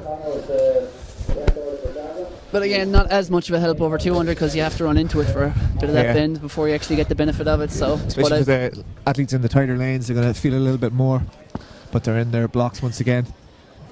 Athletes to watch: lane 2, Kieran Neville, and lane 4, Charlene Mosley. And they're away clean this first time, so keep an eye on lane 2. They're already eating up the ground, and the athletes outside are Kieran Neville powering around that bend. Charlene Mosley going well as well in lane 4, but it is Kieran Neville already in the lead coming off the stagger. And she doesn't have it all her own way. Charlene Mosley coming through there in second place at the minute, and in between them Janine Boyle and it is Kieran Neville. It takes them in 24.00, and it was tight for second and third there. Carl, could you split them? No. Good. That was Janine Boyle of St Columbus College Dublin and Charlene Mosley in lane 4 doing battle.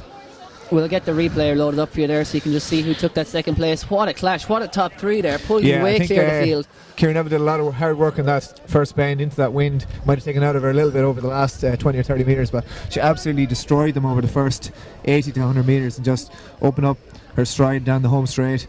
You can just see her working hard here, and the 2 girls behind her doing a ferocious battle for the silver and bronze. It looks like Janine Boyle might have just snuck it. She did. But yeah, I think it says a lot, that it says a lot about the calibre of that race, that an athlete of the class of Kieran Neville had to pretty much run all out there the whole way to the line to try and get the victory, even though she had a couple of metres to spare at the end. She was made to work for that by Janine Boyle and Charlene Mosley. What a race. The sprints are killing it here today. As always, sprints are always the best. Never mind your distance nonsense. Oh, well, we're waiting for the 1500s. And as for the field events, Michaela Walsh dominated earlier on. 65 Exactly. metres in the hammer. Oh, ye of little Outrageous faith. stuff. Fantastic. It's Yeah. a pity actually that someone like Michaela Walsh, of course the hammer due to safety reasons, has to be held, as the Ciara Neville fan club are in full roar here beside us. It's a a new pity that the record. hammer has to be held outside the arena, because it would have been great if the people and someone like Michaela Walsh got the appreciation she deserves for that Yeah. performance in here early, but obviously for safety reasons they have to have the hammer outside the main arena. That was, of course, a new record there for Ciara Neville by half a second. I'd imagine the two girls in second and third were probably inside that old record as well. Yeah, we'll try and find out the win readings for you at some point. Yes, yes, perhaps all the next year, I think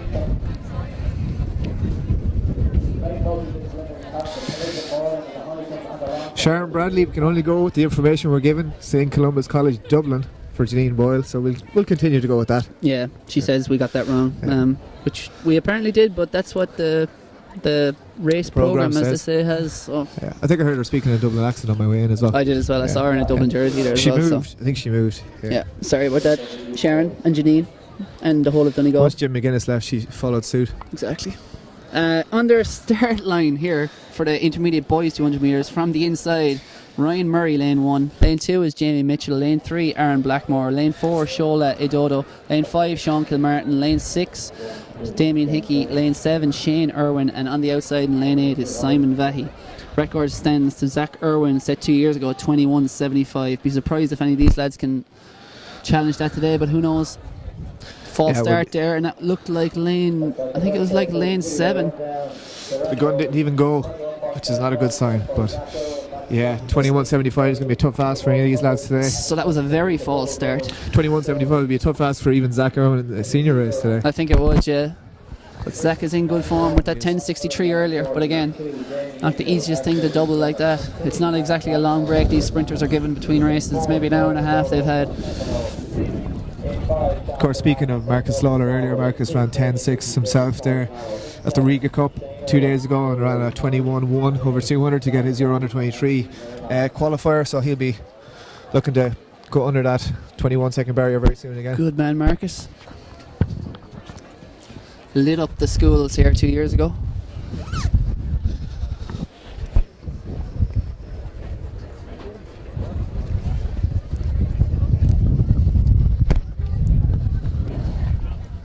And they're in their blocks once again.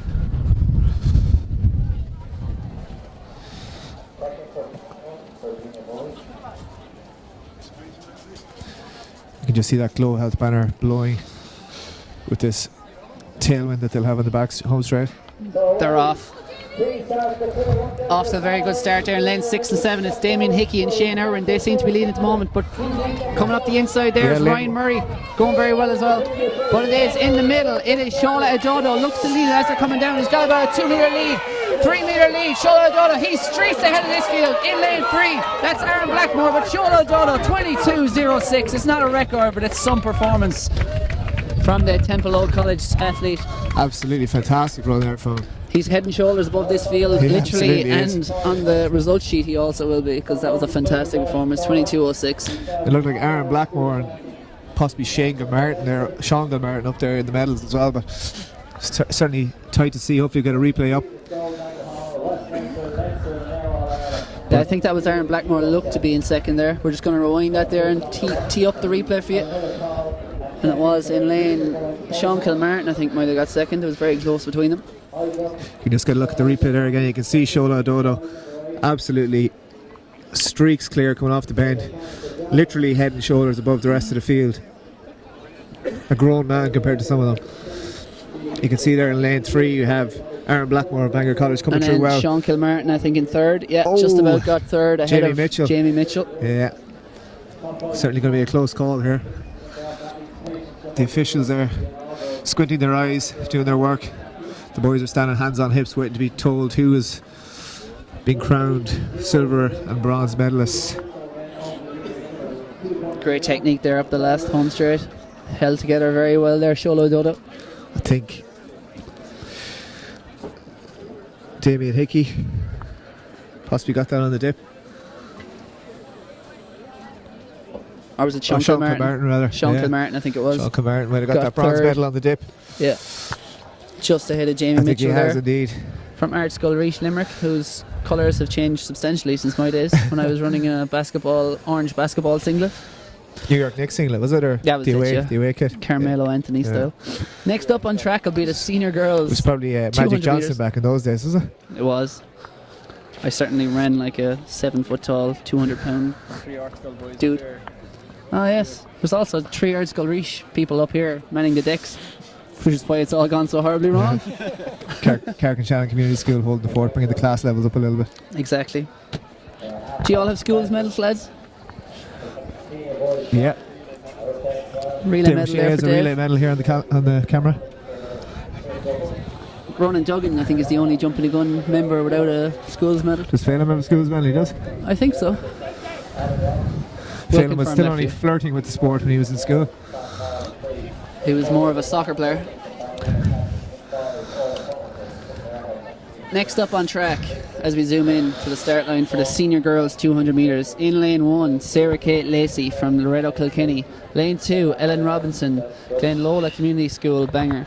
Lane 3, look out for Phoebe Murphy, Loreto Clonmel, trying to bounce back from that 100 as well earlier. Can she turn in another fantastic performance? Lane 4, Rosanna McGuckie in Ballymena Academy, another one to watch. Lane 5, Orla Comerford, Loreto Stevens Green. Lane 6, Aisling Forkin, who was absent from the 100 metres earlier, is from Swinford. Lane 7, Sinead Tracy from St Raphael's, Dublin. And in lane 8, trying to go one better than her silver medal in the 100 earlier, it'll be Roisin Harrison from Villiers in Limerick. Yeah, so that performance from Phoebe was another outstanding sprint display. Kind of gets overshadowed a bit by Ciara Neville, but still a 10s or 1170 in the 1170s. Anyway, also hits all her standards for this year, so she's certainly in serious form, and see what she can do over 200. I think Fantastic, yeah. Roisin Harrison may give her a good race here as well, because she was running on very well towards the end of that 100 metres again. Phoebe Murphy was a class apart, but who knows over this of course distance. you've got Rosanna McGuckie, the former intermediate 200 metre record holder, in the middle of the field. I think Aisling Forkin is possibly absent from this as well. I think she might have picked up an injury last weekend over in Belgium with the junior relay we're racing over there. Fortunate for her, hopefully it's nothing too serious. She bounced back for another good season.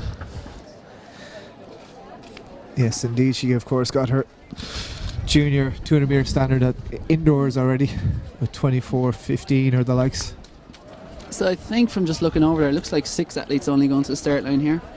We'll know probably once they're running, better idea who's in and who's not, but I think Phoebe Murphy's in there anyway, and Roisin Harrison on the outside will be one to watch. I think Rosanna McGuckie might be absent there, is she? Or Yeah, just I think outside, she is. just but outside. look out, it's the same kid as earlier. Black shorts, red shorts, black crop top. It's Phoebe Murphy there, sent to your picture. Out to a good start here, seems to lead already. Roisin Harrison also going well on the outside, and coming up the inside there very well is Sarah Kate Lacey of Loreto Kilkenny. But at the moment it's Phoebe Murphy. Looks to be ahead, but it's pretty close here. Closer than the 100 between herself and Roisin Harrison, who's going very well down the outside. It's close between them. Phoebe Murphy maybe just has the lead. Can she hang on? Roisin Harrison is charging, but Phoebe Murphy gets it by about a metre, 24.19 from Roisin Harrison, and then was Sinead Tracy in third place from St Raphael's. Yeah, fantastic run there. What a run. Yeah, from Phoebe Murphy. Once again, just outside Ciara Neville's winning time from the race before, but that's not really relevant because they're both class acts in their own right. Exactly, so we'll load up the replay there for you so you can relive that. God, I love these sprints. They're great, aren't they? They are. Only 5 athletes in it, as you said, so Phoebe had really no man's land outside her with 3 lanes empty in 4, 5 and 6, but you can see she did all the hard work over the bend. She opened up her stride now coming down the home straight. Roisin Harrison giving her no inch, but just held on by about a metre to take the victory. Fantastic and in third stuff. place there we had Sinead Tracy of St Raphael's. So 24-19 there for the win. Of course we don't have any wind readings at the minute, but we'll try and get them to you as we find out. Congratulatory hug for the competitors, friends and rivals, and great stuff there. See many sprint doubles at schools level, but it's never an easy thing to do because they're, as we've seen, even when we've class athletes like Phoebe Murphy and Ciara Neville, they have to scrap for these titles because they're a very hard one, particularly in the sort of the the blue ribbon, the 100, 200s, the 800s, 1500s, the events that people kind of gravitate to more probably than any other event. They're very, very hard to win these schools titles. So congrats to all the athletes who've risen to the top of the tree and everyone else who's filling the minor spots Yeah, and minor absolutely. medals. Getting here in the first place could be an even bigger challenge when you get through your regionals, your provincials, and then even to make it to the start line here can be the toughest part of it a lot. But that's why it's always such a class day down here when you've got straight finals and you've just got the cream of the crop. Exactly. There are athletes who will win medals in the clubs later in the summer who won't have got out of their provinces here by coming third in the track events or the sprint events, certainly. That's what I was saying earlier. I was like, you could be the third fastest schoolboy in Ireland, not even make it here. Yes, indeed. Such is the cutthroat nature of the qualification, but them's the rules. Next up on track is the senior boys 200 metres. Record here is held by Zach Irwin. Can his arch rival, friend / nemesis Zach Irwin? It's held by Marcus Lawler. Sorry, did I say Zach Irwin? You sure did. Right, Marcus Lawler. Yeah, 2087. I was building to say Zach Irwin.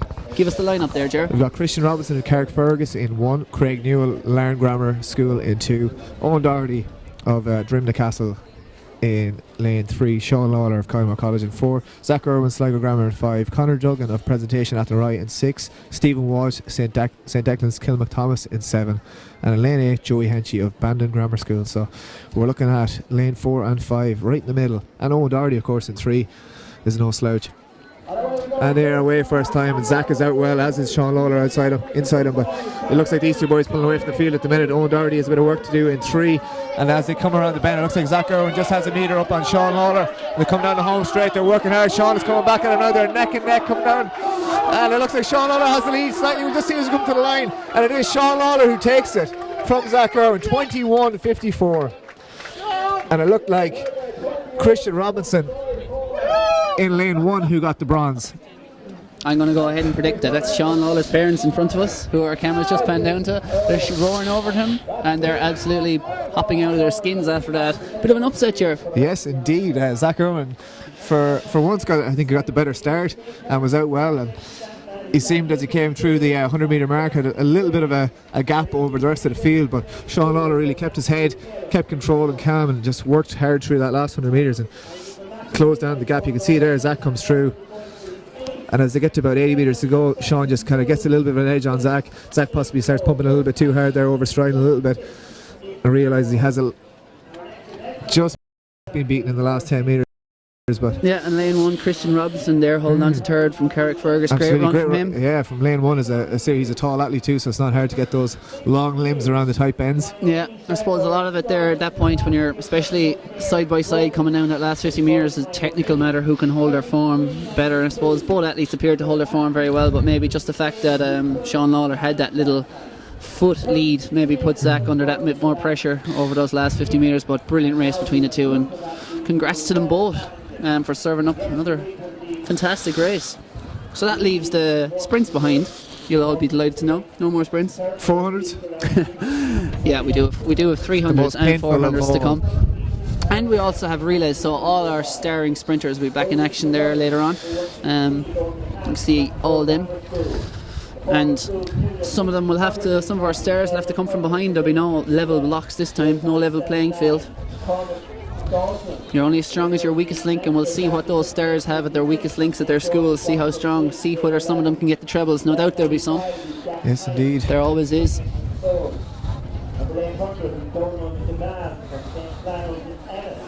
Next up on track, boys 3,000 metres intermediate.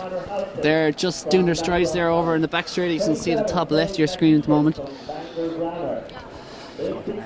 We're just going to cut to an ad. We'll be back in a few moments' time. Something amazing happens when you run. Running increases your confidence, giving you greater control of your life. Control is power. Runners are amazing. And for the times you're not, we'll be amazing. With innovations like tailored health insurance that puts you in control. See how we can tailor a plan to suit you today. GloHealth. My way.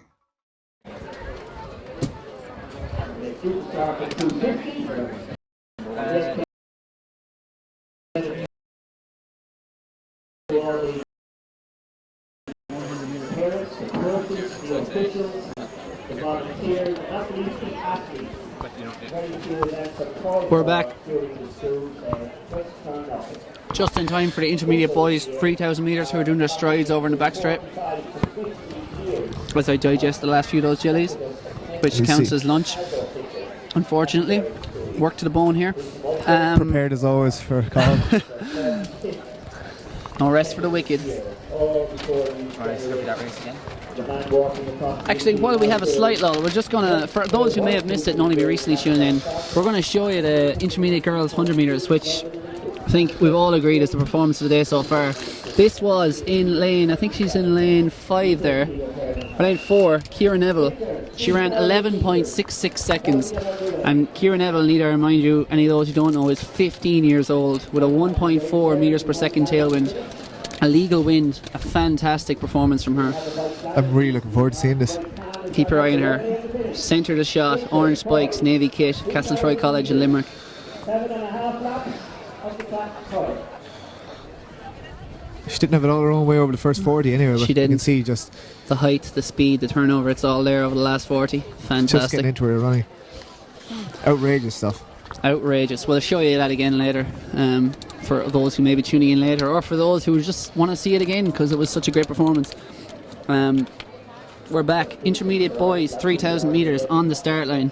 From the inside, Owen McCann of Rathmore Grammar School, Fergal Curtin of Middleton, Cormac Dalton of St Joseph Rockford Bridge, Jack Tyus from St Finian's Swords, Donald Levan from St Flannan's Ennis, Conor Halpin from Blackrock College Dublin, Craig McGeechan from Bangor Grammar, Rory Owens from St Mary's Galway, James Edgar from Friends School Lisburn, Mark Powell from St Joseph's Galway, Finlay Daly from Abbey Community College Boyle, and on the outside Michael Power from St Augustine's Dungarvan, the site of the best cross country course in Ireland, Surely. as voted by me.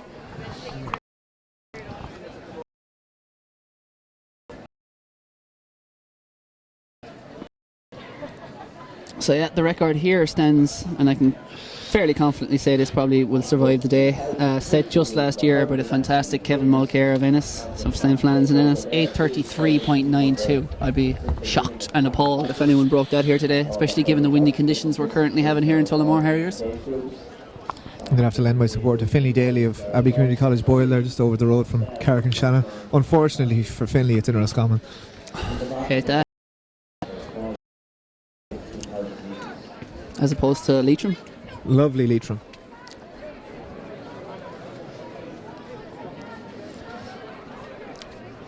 To their marks in the intermediate boys 3,000 metres.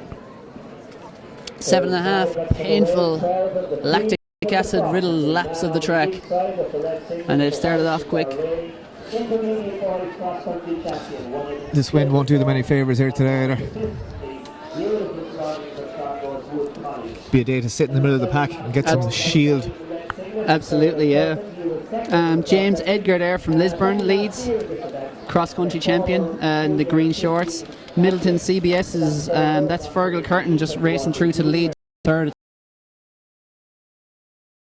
I don't think these athletes are too keen to push on the pace that fast this early anyway. I think it'll be near suicidal for any athlete to really take it on in these conditions. I think we'll probably see a steady first mile or so and then gradually but some very good quality there. Red singlet, green shorts, the Lisburn man. It's relatively looks a little slow. It's about 60 seconds through 400. 45-ish pace. It's not that slow. 72 seconds a lap is 3 minutes a kilometre, which is 9. Oh, we have a 7:10 long jump here from CBS Thurles. I'm going to find out who that is. Is that senior boys? We'll soon find out.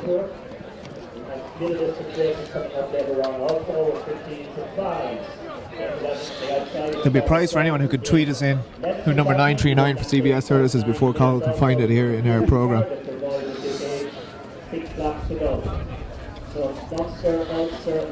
We're through 600 metres and that's 3k.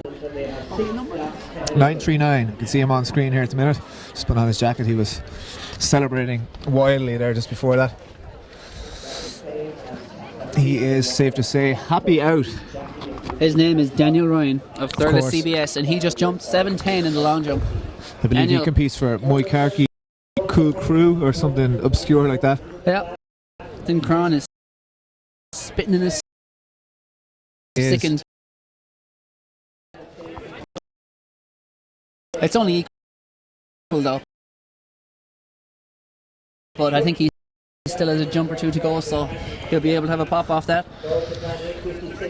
Anyway, back to the intermediate boys, 3,000 metres.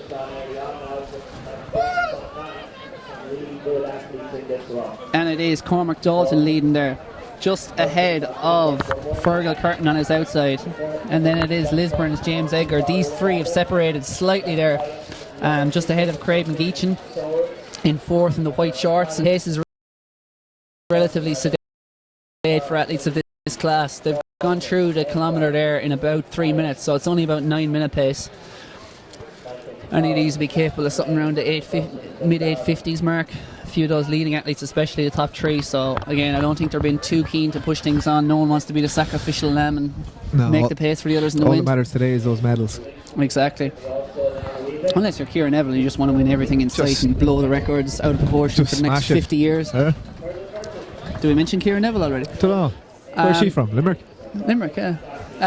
Come through 1,200 metres in about 3:41. So again, relatively relaxed pace for these athletes. And again, possibly the favourite there, James Edgar, just moving up on the outside there in the green shorts, just taking a bit of closer order. But again, Cormac Dalton has controlled it a lot and is continuing to control it. Likes to be in front by the looks of things. Outside then Fergal Curtin and Middleton CBS, another guy who's putting his nose in front a lot. And then just behind them, Craig McGeechan. And then it's Jack Tyus from St. Finian's. And then it's St. Augustine's Michael Power sitting in there in 5th place. In that familiar St. Augustine's strip that was worn with such blazing success for so many years by Dave McCarthy, setting records and winning many medals in this domain. You were correct that Kieran Neville's family is sitting beside us here, because Kieran Neville is standing here with her both medals clinking around her neck. Excellent. Will we get a possible interview? Surely. I think you will. And I think, I'm going to put you responsible for recruiting Kieran Neville for said interview. Definitely. As our sprints correspondent. Boys 3,000 metres is just past the halfway point. Coming up here through the mile in 4:54. So again, pace is slowed slightly, as you can tell by 6 athletes clustered together, pretty much 7 athletes clustered together there at the front. The cards yet to be played. The game of poker yet to unfold here before our eyes. Come through here, they'll have 3 laps to run, 1,200 metres to run. And again, not much change at the front, still quite relaxed. It is from Middleton up front, that's Fergal Curtin. From Lisburn then, James Edgar beside him. And then on the inside, Cormac Dalton. Taking a bit of closer order there from St. Augustine's is Michael Power, up into 4th place now. Getting close to the front when it matters most. James Edgar looks fairly comfortable there in 2nd, just chilling, getting all the work done for him. James Edgar's playing a very running this smartly. He's not doing too much work. He's just sitting in on the shoulder of the leader, keeping himself out of trouble as well, always staying off that inside line, which is the cardinal sin, coaches will point out, especially in a slowish kind of race like this. To be caught in on the inside if someone moves, you're in big trouble very quickly. But James Edgar is running a coy race here. I think he would probably have to be favourite with that cross-country pedigree behind him. This is, of course, the longest race here for intermediate boys. The senior boys will be going over 5,000 metres. Of course, we have that competition. If you tweet in or send us a Facebook message, predict the time of the winner, and you can win a Jump in the Gun t-shirt. Here they come. Ian Morgan said the bell, but it's actually 2 laps to go. He's getting too excited. It's too exciting! Here's Fergal Curtin coming up in the lead ahead of James Edgar. And again, St. Augustine's College Michael Power there in 4th place as well. James Edgar ran 8:32 last week at the Irish Miners Club. We have a tweet in from Heather Artist there. So I was not aware of on there at the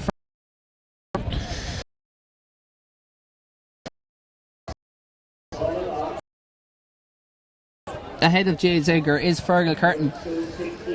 He's going to try and make James Edgar earned this gold medal if he is to win it. But again, Edgar is playing it smart, sitting in. Shane McAvoy has us up on the big screen there at home as well. Manche.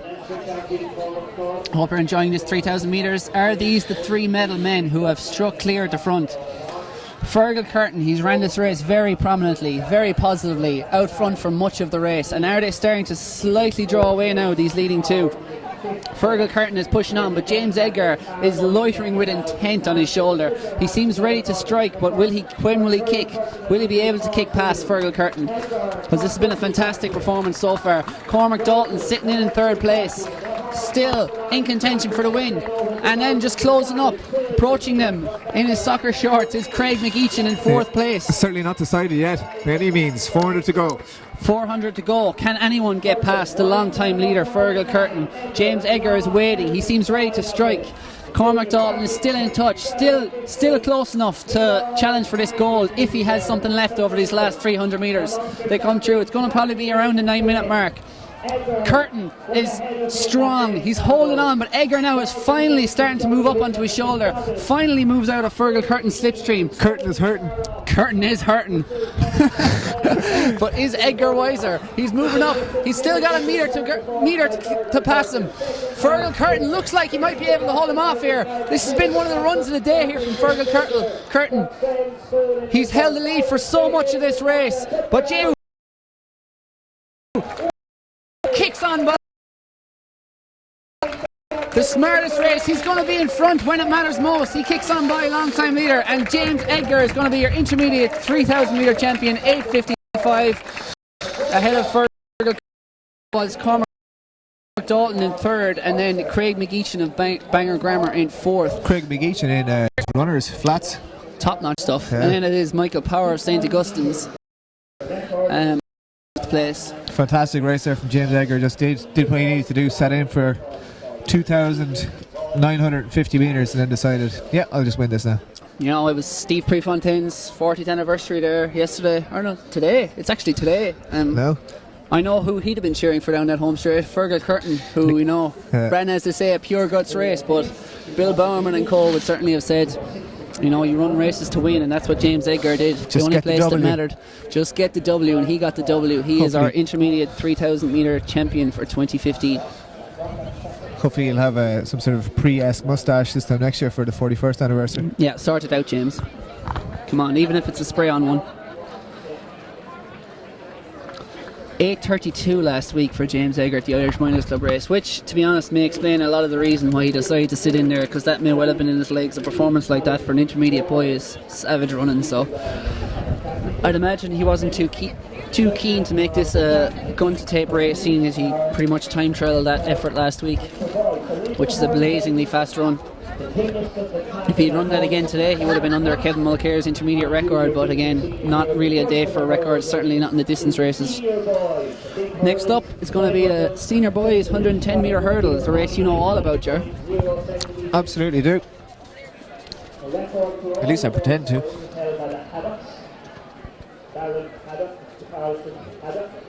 Down record down to 24 years, 14.15. Now the following week will be a big factor in today's race.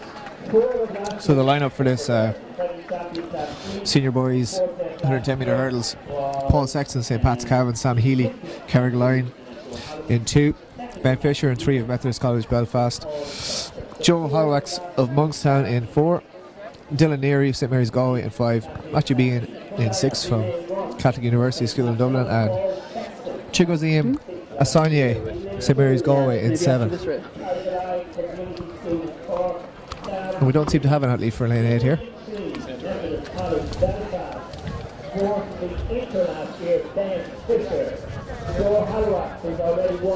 So of course Sam Healy, junior 60 metre record over the hurdles indoors, junior record in the long jump indoors. Matthew Bean, 110 metre hurdles record outdoors. Sam hasn't run yet over the hurdles this season, but Sure. I can't imagine he'd be too far behind. As a European representative in the sprint hurdles earlier this year for Ireland, I have a question. Yes. A following wind for sprint hurdles, can it be a negative factor? Absolutely. How? Certainly if it certainly doesn't give you as much of a benefit as on the flat, because it'll throw you in on top of hurdles. Can be a benefit for lads and girls who are possibly reaching a little bit, maybe the shorter hurdlers, but shorter in height, that is. But for the guys who are just shuffling in between, it might just push them a little bit too close to somebody. You might see a few more hurdles hit than normal on a windy, blustery day. We might even see a few face plants. Hopefully not, although they're always entertaining. If you're looking for the YouTube viral sensation of today, it may come up soon in this. Due to the following we won't predict that. No. Tail or crosswinds can be very dodgy as well, because just leave you a little bit wobbly in the air, and the main thing you want to do is get yourself up and down over that hurdle as quick as possible. Spend as little time in the air as you can. Excellent. Hurdling 101 by Ger O'Donnell. I can see a former hurdles champion down at the fence there watching the pole vault, Owen Hannon. His hometown track, of course. Of course. Sporting a Conor McGregor.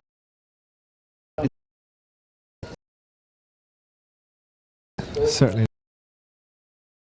not. It's nice to see someone with a bit of originality. Coming up in the senior boys, 110 metre hurdles. Are these the same heights as seniors? These are 3'3", so they're 3 inches lower than. So if anybody knows who that is, you can tweet us in. You can see him just walking across the stones on the infield there with his navy hoodie on. But yeah, 3'3" hurdles, which is the junior height for competition as well. So Garvin McKenna, of course, is not a European junior standard. He is too to begin as the A standard.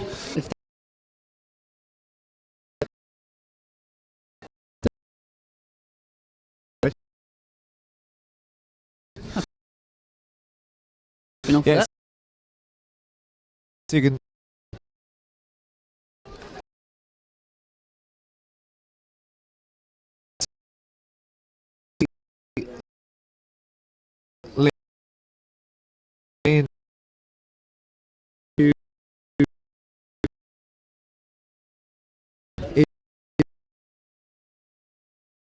is empty, I believe. Sam Healy is nowhere to be seen, because you would notice him. He is a big, strapping young man. He's a big boy. He's eating his spuds. Matthew B in there in the red vest and grey shorts, orange spikes, just stepping foot to foot. If he stands up, Ger, Matthew Behan unbeatable in this round? Absolutely. In the absence of Sam Healy, of course. So we'll just keep an eye on the clock for this one. For Matthew, ran 13.99 for his junior record, ran 13.89 in the, or 79 I believe, in the Leinsters, but that was no wind gauge or special. Matthew long and short hurdles. No. And they are away first time. Second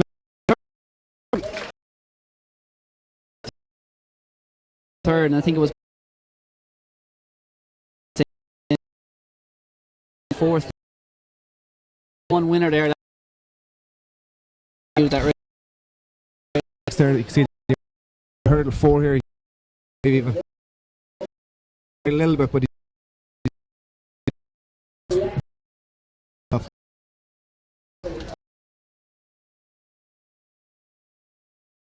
Going to join us.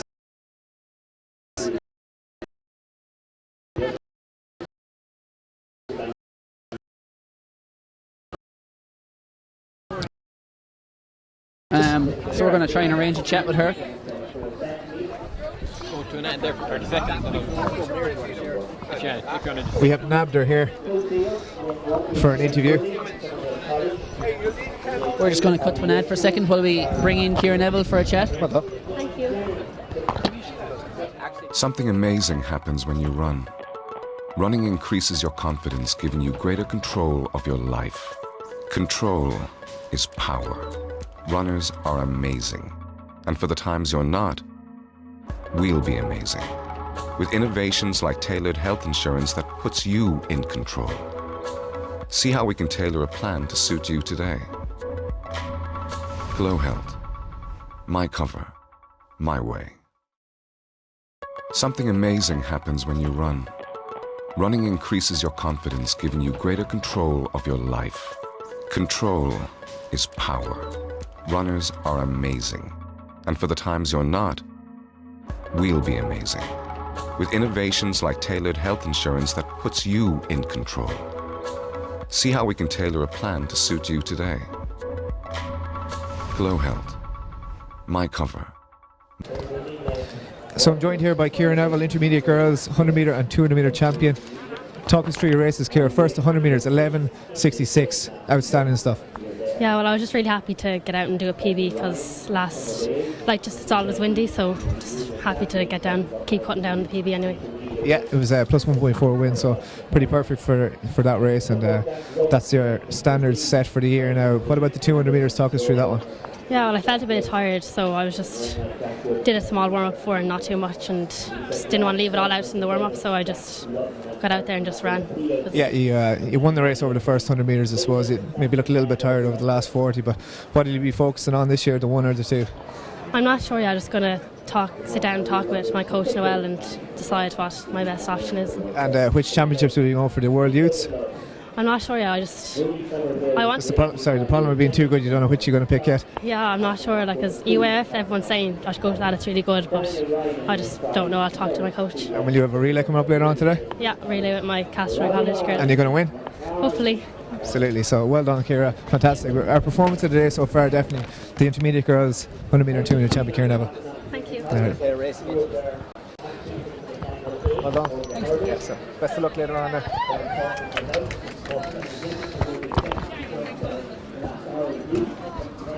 So that was our champion. Our Limerick leader. Our Limerick leader is right. My way. Something amazing happens when you run. Running increases your confidence, giving you greater control of your life. Control is power. Runners are amazing. And for the times you're not, we'll be amazing. With innovations like tailored health insurance that puts you in control. See how we can tailor a plan to suit you today.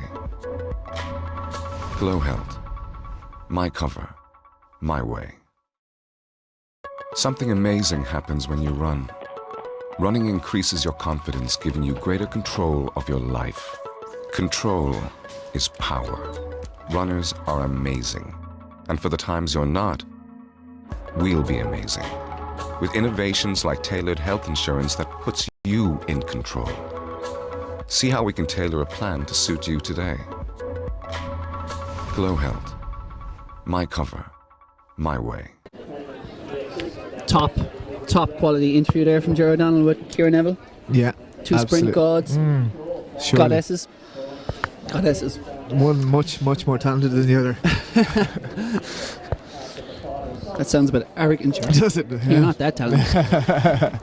But no, congrats to Ciara. And as she said, the one thing I've got over Ciara, I'm taller than her. That's about it, I'd say. Not for long. She is shooting up. But yeah, as she said, she's got the relay later on, so yeah, another treble. Bringing a whole heap of silverware back to Castletroy College for the summer. How could they lose? The intermediate boys are getting themselves warmed up, getting their eyes in here for the 100 metre hurdles. We've got Shane Mooney, Ollie Wakefield, James Jennings, Alex Clark and Daniel Ryan. I think are we senior girls first or boys? Oh no, boys. The boys, yeah.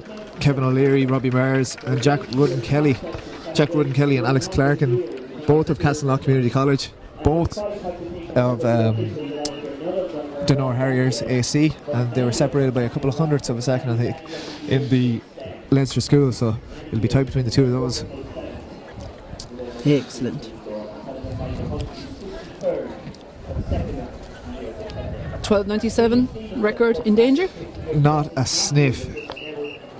It's way to kill the positivity, Joe. We had a record here behind us though. Darren Craddock's senior record is gone. Oh, that really? was long standing. Darren Craddock and his brother Carlton Haddock, both enigmas back in the day, back in the 1990s.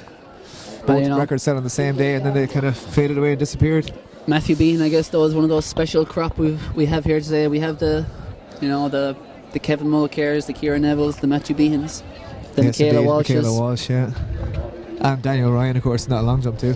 Exactly. Daniel Ryan is down for this hurdles as well in lane 5, so let's see how that is taken out. How long jump is taken out. I think he's going to run through the finish line, take a sharp right straight onto the long jump runway, and jump 7:20 in the long jump.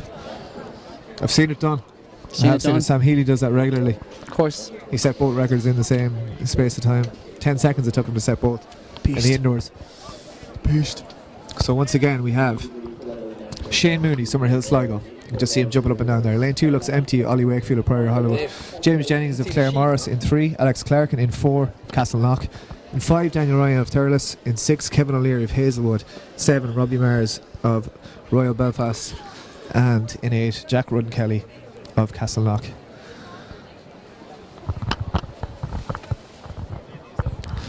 Jack Rudden Kelly out in lane 8 is a big strong figure. He'll certainly be the tallest athlete in the got Devon 10 in the line.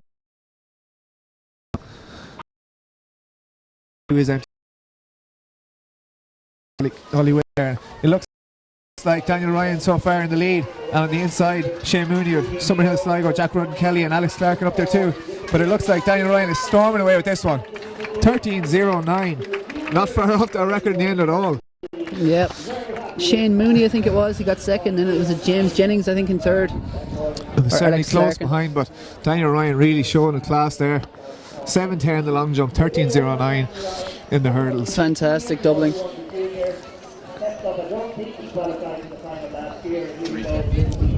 we just get a look at a replay here. Just keep an eye on the blue vest in the middle of the field, which is Daniel Ryan. Just nice and economical. Hurdles are low. He's a tall athlete. He can just skip over them and get those legs on the ground as quick as he can.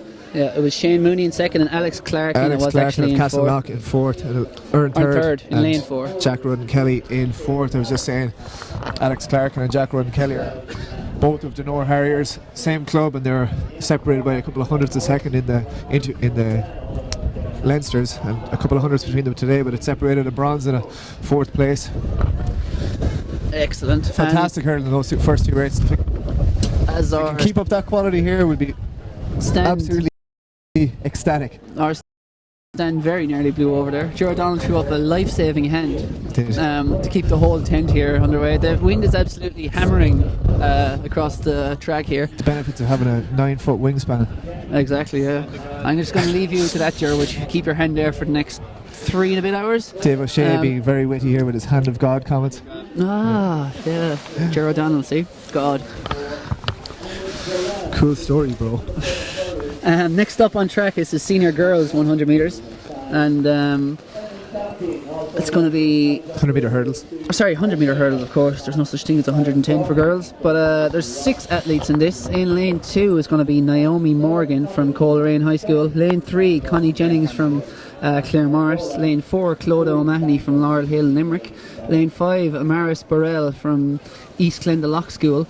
Lane 6, Shannon Dawkins from St Mary's, New Ross, and lane 7 is Sarah Connolly from Glenlola Community. 11, and indeed the superstar that is Ciara Neville. Another thing about Ciara Neville's 11.66 today, she's now quicker than Sarah Levin on the flat, which she won't. Sarah, I'm sure, won't thank me for mentioning. Also quicker than the likes of Louise Kiernan and many other of Ireland's top sprinters. I'm still top.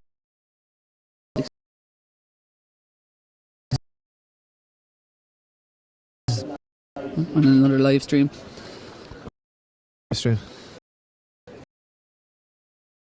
Doing their final few straight out.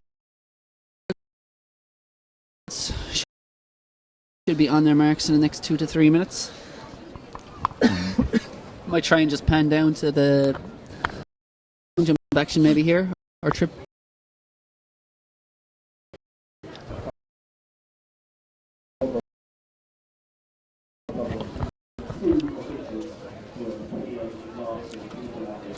A few more predictions here for the 5,000 metre competition. Don't forget you can win a jump in the gun if you 5 p.m. Before then of the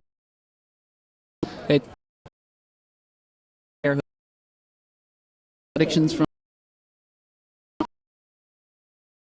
low 14 minutes to mid 15 minutes, so it is windy here. Made him try and 14, 17,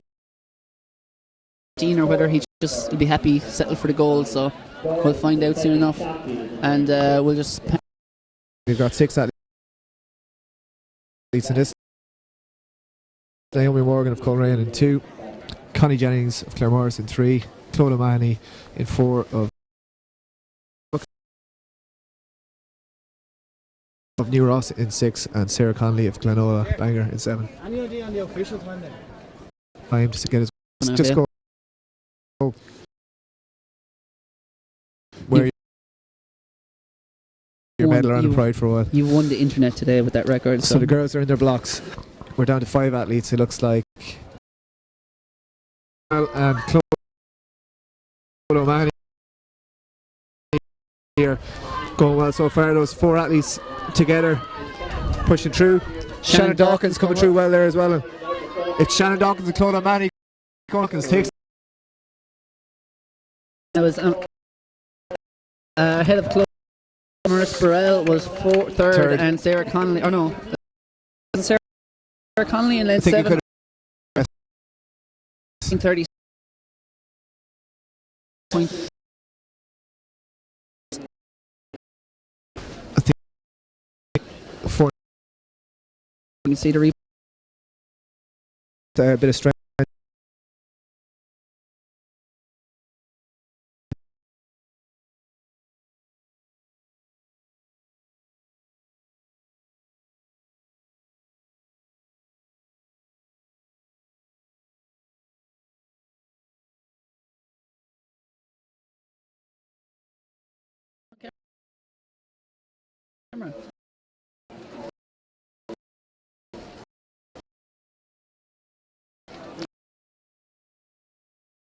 Well, lose too many hundred. Your face to listen to Kieran Neville. No.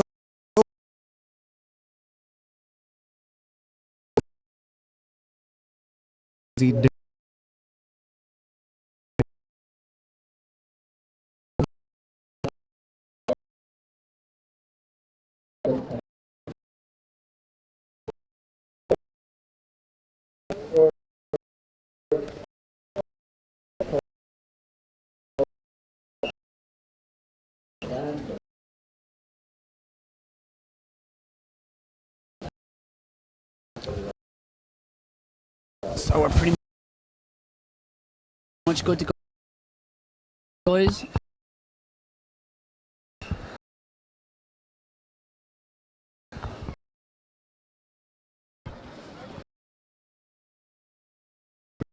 Little place behind them. I know it. Yeah.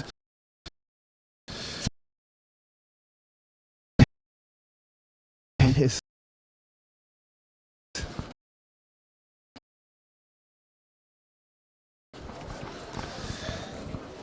So the record in this one is also from Carlton Haddock from 1988, 2 years before he set his intermediate record.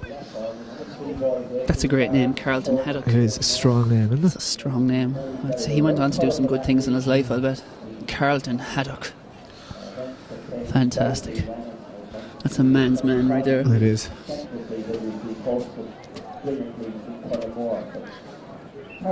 So it seems like lane 8 is empty, which is Ethan McElroy. Seems to be absent. So 7 athletes in this one: Colin Farrell, Craig McLaughlin, Matthew Steele, Lewis Laller, Jake Vermeer, Sean Joyce, Dean Mulqueen.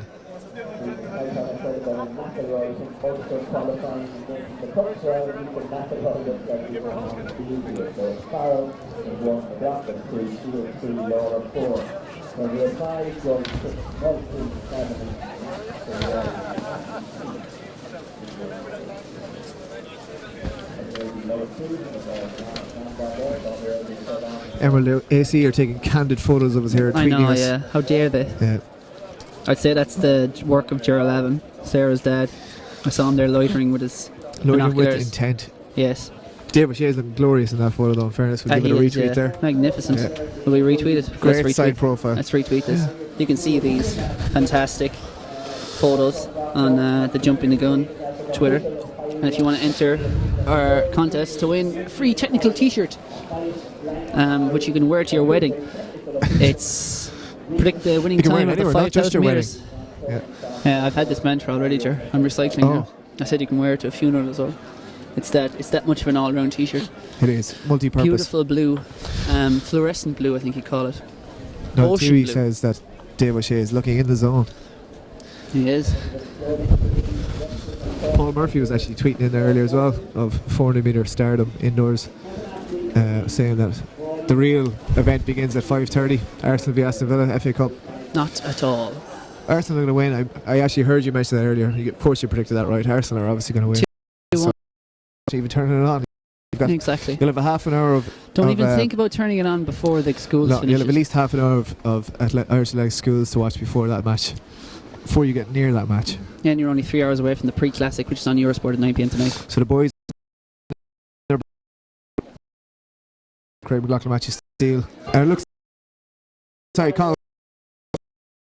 Farrell and Lewis Lawler coming through, and it is tight on the outside. Dean Mulqueen is pushing through, and it looks like Dean Mulqueen with a late surge takes Dean the win. Mulqueen ahead of Jake Vermeer, I think it was, there in second from Carrick-on-Shore in lane 5. Dean Mulqueen, that rhymes. It You does know it indeed, rhymes. yeah. The tallest of the athletes in the field. 11.62 there for the win, which is a fair bit outside the record, but won't be too worried about that. He's got his gold medal, that's all he came for. Yeah. Great run from him. Killaloo. It's almost Limerick. Close Almost. enough. Don't claim We'll it. call that a Limerick victory. Replay just teeing up here. You can see how Dean Mulqueen did it. Came from behind to win that. He did.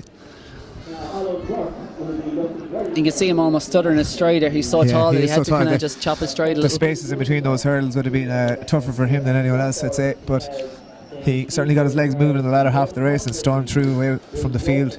He was almost laughing at those hurdles, stepping over them. What are these? They were just nuisances. These puny hurdles. They weren't challenges, they're just nuisances to his gargantuan stride. Next up on track, we're going to... Girls 80 metre hurdles, Intermediate girls, 80 metre hurdles. Another loaded lineup, and Molly Scott here, look out for her, hurdle This is going to be a good race. Lauren Ryan, Molly Scott, Chloe Tobin, 3 very strong athletes, and not to belittle any of the others, you've got Jean Brennan, Therese Hillman, Kate Farley, Ciara Deely and Sarah Quinn also in there for contention, so loaded. Should be absolutely top class stuff. Now looks like we've got 8 athletes as well going to the line, so we've got a full complement on quantity, and it's absolutely loaded in terms of quality, as Ger has alluded to. Chloe Tobin will be joining who in that relay later on? Ciara Neville. I haven't mentioned her in a while. No, not quite. Is she still? Will we do a second interview with Ciara Neville? Possibly, yeah. She's still over there. She still is, yeah. We will, yeah. Inside the mind of Ireland's next sprint queen. Yeah. I wasn't happy with your questions, Ger. No, they were poor. They weren't inquisitive enough. Yeah. Not as intrusive as you would have been. No. Athletes still doing their final run-outs here. Lane 7 there doing her runs. That's Ciara Deely of Laredo Kilkenny, very low over the hurdles. Good technique, bodes well. Good techers. Enough of your football terminology. Unbelievable techers. We did not come here to talk soccer. No, certainly not. For all athletics nerds who haven't got your fill with the 6 hours of live coverage we're presenting you with today, the Prefontaine Classic is on British Eurosport, as I mentioned before, at 9 p.m. tonight till 11. Don't forget to watch that. Absolutely loaded fields in that. Mo Farah got to win last night, 26.50 for 10,000 metres. The Mo show rolls on. You hardly stayed up to watch it, Carl, did you? Yes. From the inside, lane 1, Lauren Ryan, lane 2, Jean Brennan, lane 3, Molly Scott, lane 4, Chloe Tobin, lane 5, Therese Hillman, lane 6, Kate Farley, lane 7, Ciara Deely, lane 8, Sarah Quinn for the girls' intermediate 80 metre hurdles. Looks like Jean Brennan is an absentee from this one, so we've got 7 girls in it. Do you reckon her mother will be going to her going, cheer up, Sleepy Jean? About the disappointment of missing the schools? Possibly singing? I don't think so. No. I would imagine not. I think she might. So you can see Molly Scott there in the all green, lane 3, hands on hips. Chloe Tobin outside her, 2 of the athletes to watch out for. Who are you going for, Jerry? I'm going to pick Molly Scott for the win. I think I'll have to go with Molly as well, yeah. The hurdle specialist. Although a fine sprinter in her own right as well. Yeah, she took the 3A's under 17 60 metre title this year indoors.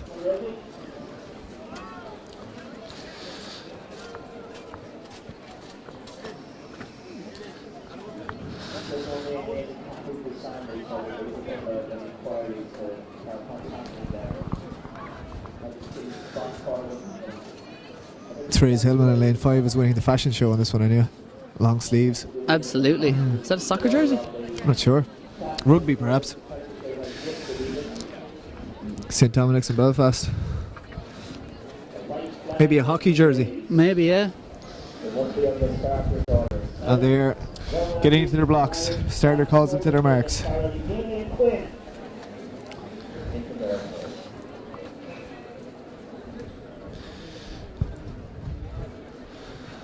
They're settling in, waiting for their orders. White flag goes up.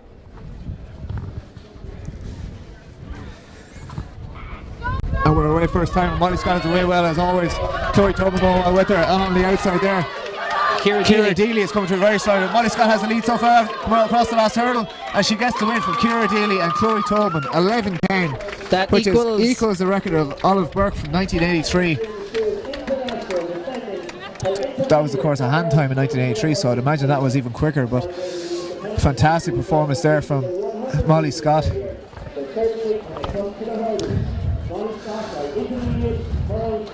Ciara Deely out in lane 7, a really strong run there from her as well. We kind of overlooked her at the start, but came through really well on her own where all the action was happening in the middle lanes. We'll tee up a replay here so you can relive that, Grace. Yeah, so just keep an eye on lane 7 there. You can see Ciara Deely, Molly Scott in the green. Chloe Tobin going well at the Chloe third. Tobin going well, very well in the middle, but Very attacking of the hurdles there. Molly Scott very low over the hurdles, great snapping aggression. down quickly. Yeah. Fearless, which is what you need a major streak of if you're to be a sprint hurdler, as you can see. Really attacking those barriers, snapping down quickly over them. So quick in between the hurdles as well. That's kind of what separated her from the others. Yeah. Going on to win about 2 metre margin of victory there at the end. Congrats to Molly Scott. Ciara Deely using her height very well just to get up and over. Just to kick those hurdles out of the way. Yep. Do you ever just kick a hurdle out of the way, Ger? Just like, get All out the here. time. Did it in the 60 metre There, national there, championships indoors and nearly caused a scene, fell I over. remember that. Serious health and safety risk. You were. Absolutely. Could have done with Dave O'Shea's high vis jacket for that one. Could For the have. athletes around me. Next up on track, it's the 75 metre hurdles for junior girls. Was 80 metres too long? Surely. One less hurdle. Was there a protest? Did they There was. go, we can't run 80 metres, we want to run 75. No, they are a different height. They're 76.2 centimetres. I didn't just read that off the programme. No, Promise I you just know knew all that stuff. Yeah. Junior girls are lining up. We should have 8 athletes in this as well. They're only just doing their strides, so we have a few minutes. We'll just show some of the long jump on that to your right. Some of the other stuff is going on. Might show a bit of the javelin there on the infield. Taking quite a short run up here in the yellow singlet. Hoisted out somewhere around the 45 metre mark. Although I'm getting old and my eyesight is fading, so don't trust me on that. I'd say around 40. 45, Ger. Yeah. Well, whatever. 42.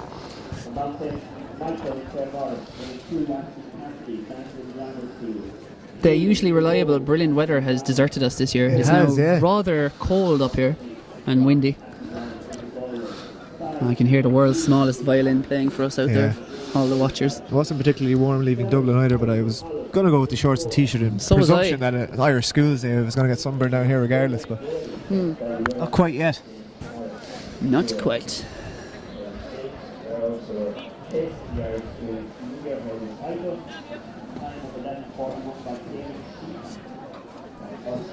Just see another javelin landing there around the 35 metre mark.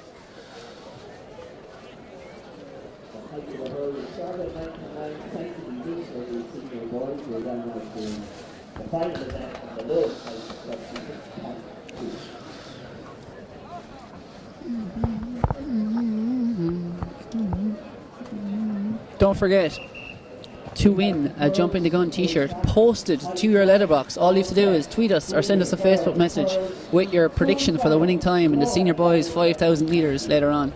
I'm going to go with 14:34 and an easy win for Michael Mulcair, but... Michael Mulcair? Oh, Kevin Mulcair. That's bad. Of St. Flannan's in Ennis. But he may fancy John Tracy's record. He may want to take 2 records from John Tracy in the space of a month. But to the present action, junior girls 75 metre hurdles to the start line. Lane 1, Joanne Regan. Lane 2, Aisling Cassidy. Lane 3, Olivia Bowes. Lane 4, Cleena Niclock-on. Lane 5, Keela McGee. Lane 6, Anna Daly. Lane 7, Holly Mulholland, great name. Lane 8, Miriam Daly. Be over in the blink of an eye. Up first time, going very well in lane 5. There's Keela McGee, appears to be leading at the moment. Also beside her in lane 6 is Anna Daly. Appears to be between these two, and on the outside Miriam Daly. It is Miriam Daly coming clear now off the last barrier, ahead of Keela McGee and then Cleena Niclock-on. Comfortable victory in the end there from Miriam Daly of Sculwira in Carrick-on-Shore. Similar to the race before, just came through in the latter stages. 11:62 is the winning time. Yeah. About 2/10 off the record of Kaylin Sheehan.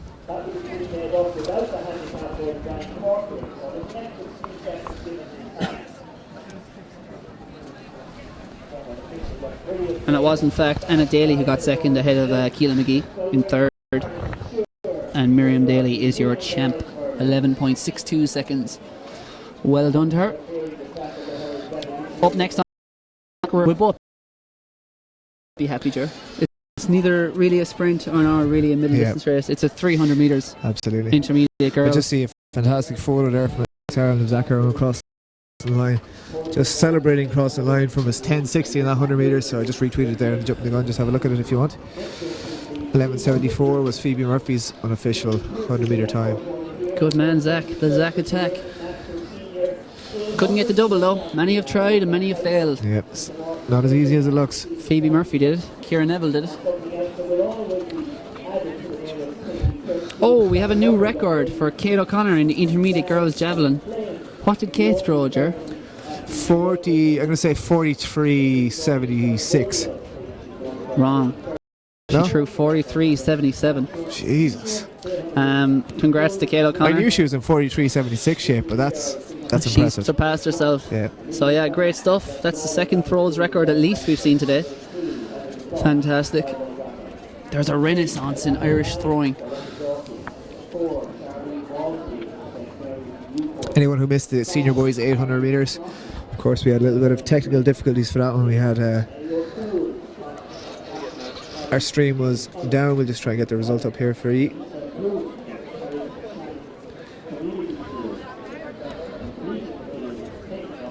Yeah, it was Serlin Roland took the win there. Or sorry, Roland Surlis. Yes. Yeah. That makes much more sense. Conal Hayes was second in the winning time was 154.15. Conal Hayes second in 154.60. William Crowe was third in 155.10.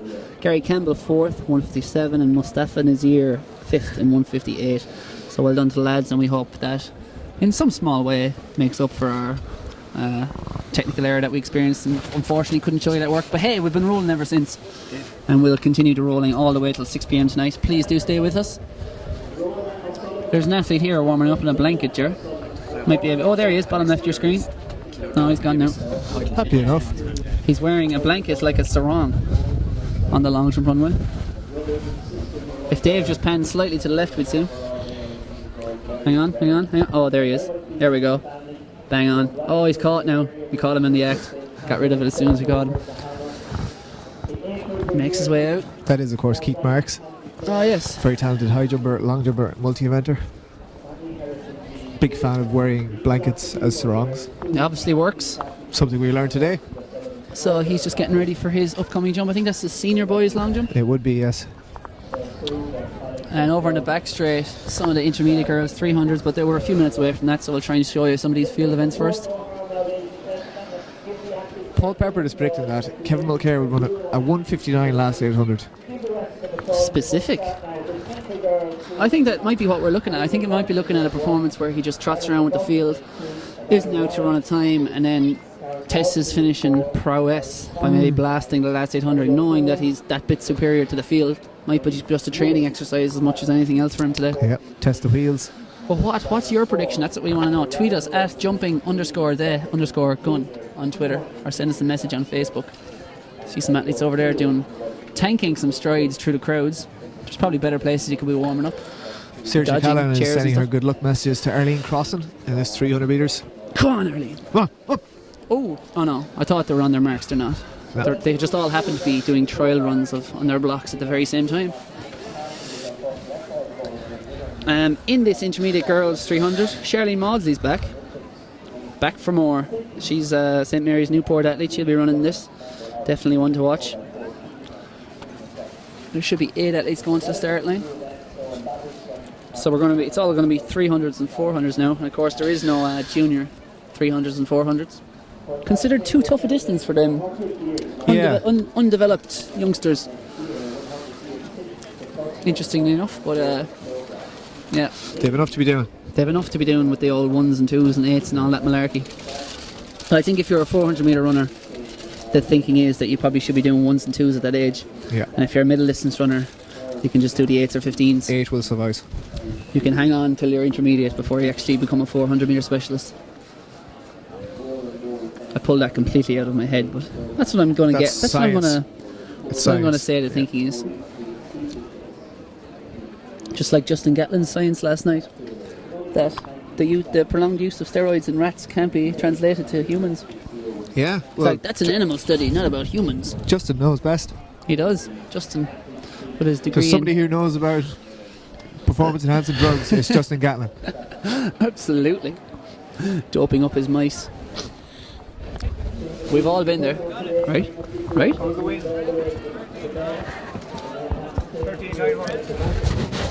Oh, Matthew Behan is here. Oh. Unfortunately, Ger, do you want to deliver the bad news to the public? So it was 13.90. It was corrected to for Matthew Behan's 110 metre hurdles, but the wind was illegal, plus 2.6. I think if the wind was a plus 1.5, he probably would have went just as quick or even quicker, because he would have hit that, particularly hurdle 5 and hurdle 6. But what can you do? As he says himself, there'll be another day. The form is there. He has that European junior standard anyway, regardless. So when he gets into a hot field of top competition, smash that junior record once again. Don't forget, it's Eskelund or something like that in Finland, middle of July, European Junior Championships. Eskelund London in Finland. I think that's the 13th to the 17th of July, something like that. So there should be a good few Irish athletes in contention for medals out there, usually 1 or 2. Bring home the goods. Many of them you'll be seeing in action before your very eyes today. Eskilstuna, Sweden. Oh no. Yeah, wrong country, Carl. Close enough. I just let you embarrass yourself there before I completely plucked that out of my brain and didn't look it up anywhere. No, not looking at it on Google. Not looking at it on the Jumping the Gun resources section, where you can find all this summer's standards for competitions of youths, juniors, under 23s, universities and seniors. Where else would you go but to Jumping the Gun? And the Athletics Ireland website. Of course, where we plucked them test. standards from. Yes, absolutely. Thanks to Athletics Ireland for organising, well, 1, this event, and 2, the live stream today in association with GloHealth, who are glowing sponsors of Athletics Ireland, supporting them through thick and thin. And Dave O'Shea of Entry, of course, here manning the camera. Exactly. And Paul Tracy, on technician, master technician here to my right.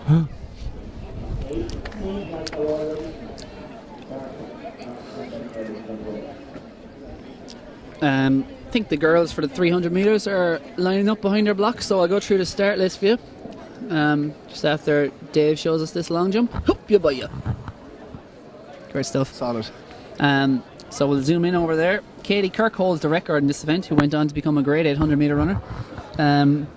Commonwealth finalist, Northern Irish athlete. But anyway, the lineup from lane 1, Olivia Cumming, lane Lola Banger. Lane 2, Ellen McGill from Sligo Grammar. Lane 3, Alana Ryan, Loretto Dalkey. Lane 4, Charlene Maudsley, St Mary's Newport. Lane 5, Arlene Crossan, Loretto Letterkenny.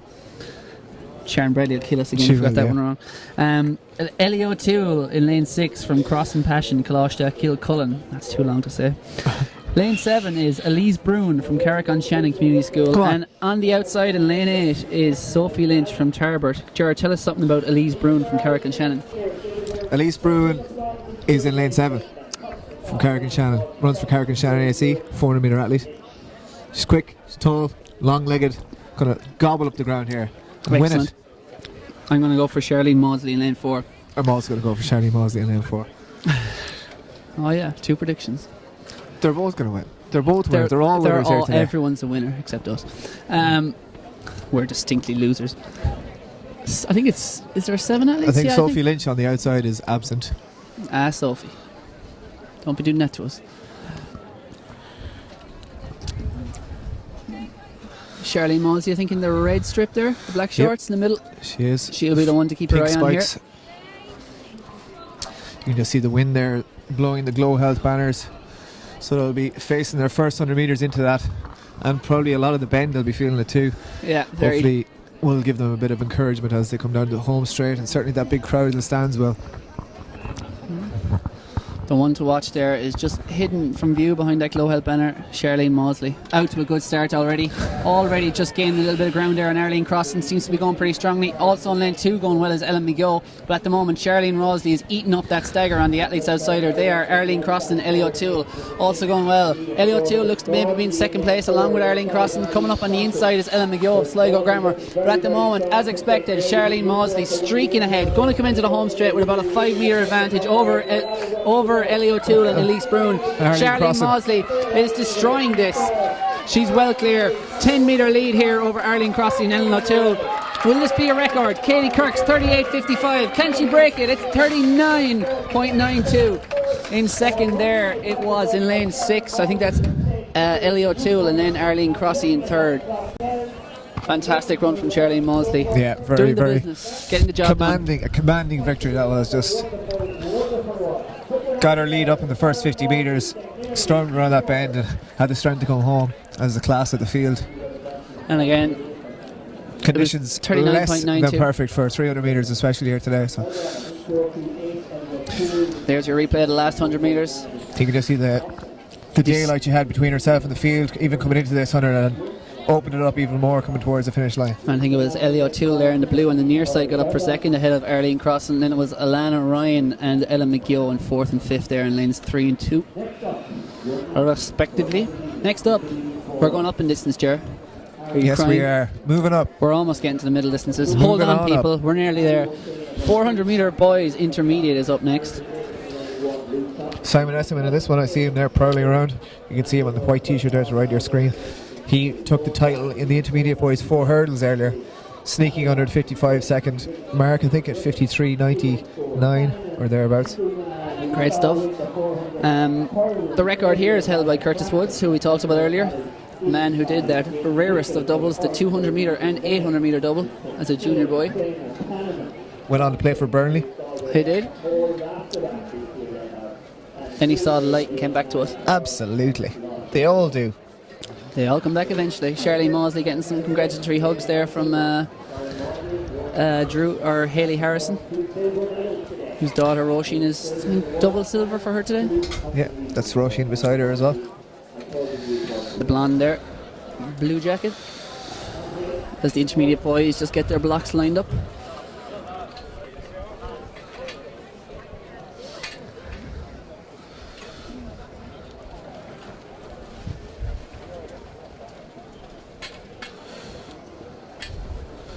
See Aaron McGlynn in lane 1 there, setting up his blocks.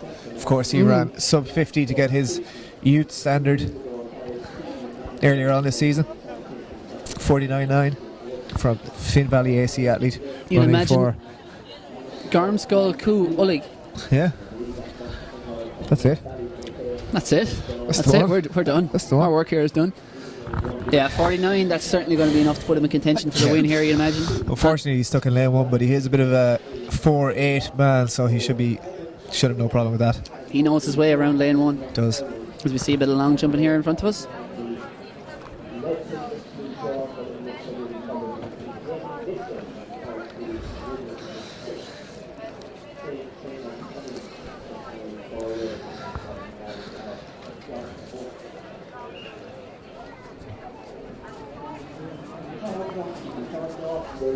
Oh, the blanket's back. Certainly David is. has found his way to the blanket. Keith Marks. A bite, Keith. Styling. Bit of a kilt. Almost got. Oh, look, Yeah, he knows. he is. Oh, he's no idea the camera's on him. This No. is great. Anybody in the Tullamore area has a set of bagpipes, even uilleann pipes, Yes, bring them in. any will do. Someone sing Flower of Scotland there for us, please. We'll get a bit of a closing ceremony going here at 6 He p.m. knows. He knows again. The Elena Isn't by Ava That's preparation. Mikey now. Cullen there on the runway. This long jump.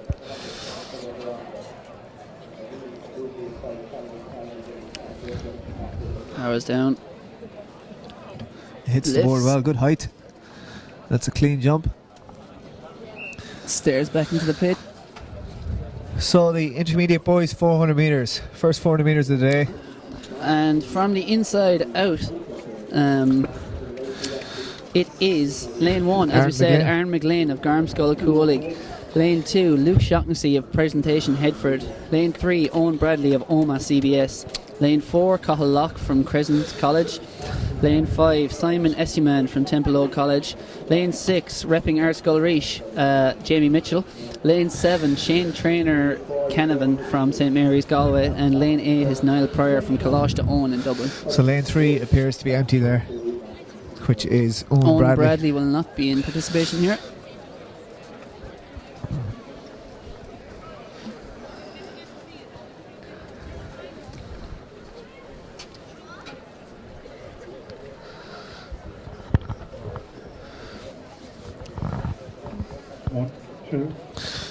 Starter just checking his mic.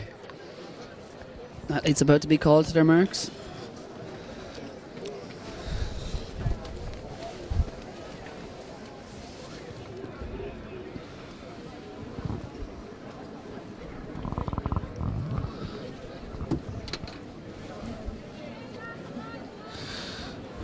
Peter Hanrahan is saying the 500 metres, 5,000 metres will be won in 14:25. Yeah, Another could be a prediction. good guess.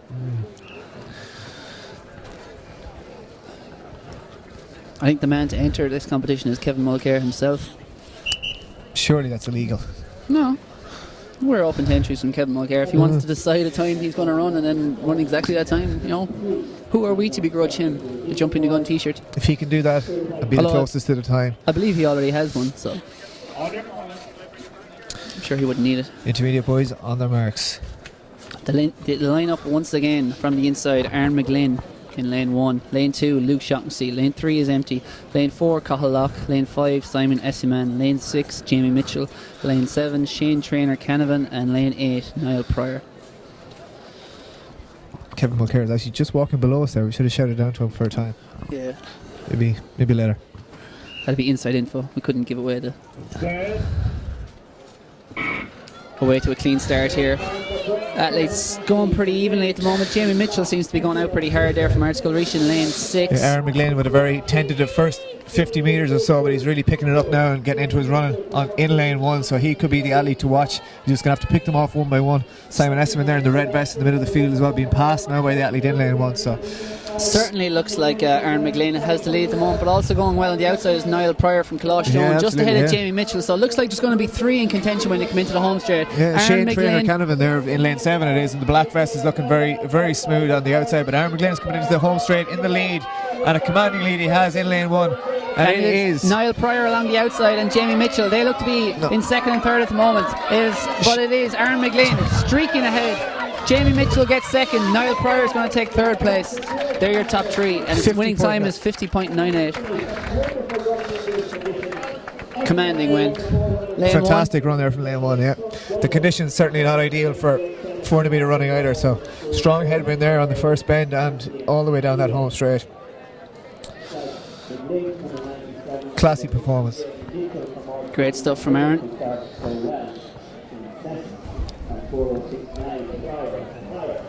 And we'll show you the last 200 metres of that race there. You can see Aaron there in the blue vest passing out the athlete outside of there, coming through very strongly, and Niall Pryor, the black t-shirt on the outside, still going very well, nice and smooth, as well as Jamie Mitchell there in lane 5 or lane 6, and Niall Pryor battling it out for second. The class of the field there in the infield, running more like an 800 metre runner than the sprinters outside him, but crosses the line 50.98 from Jamie Mitchell and Niall Pryor.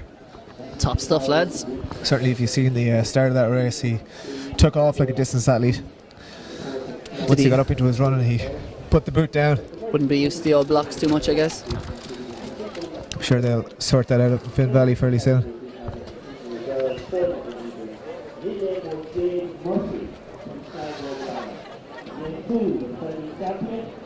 So next up on track, as we just watch a bit of long jumping, it will be the senior girls 400 metres.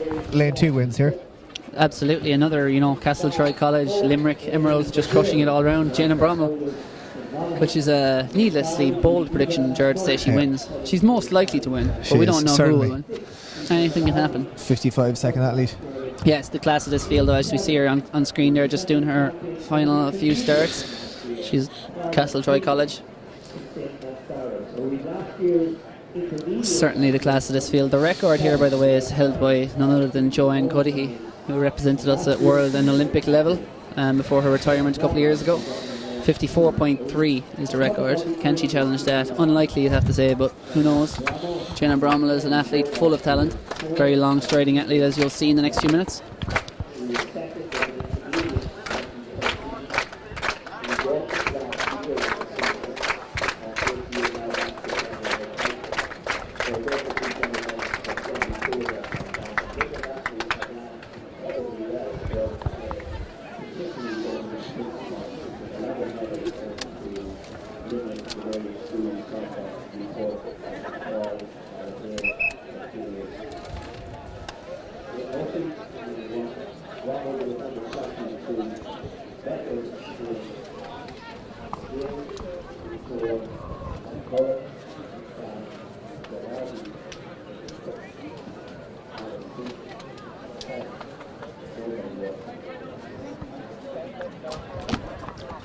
Okay, it appears we're pretty much ready to rock here in this intermediate or senior girls 400 metres.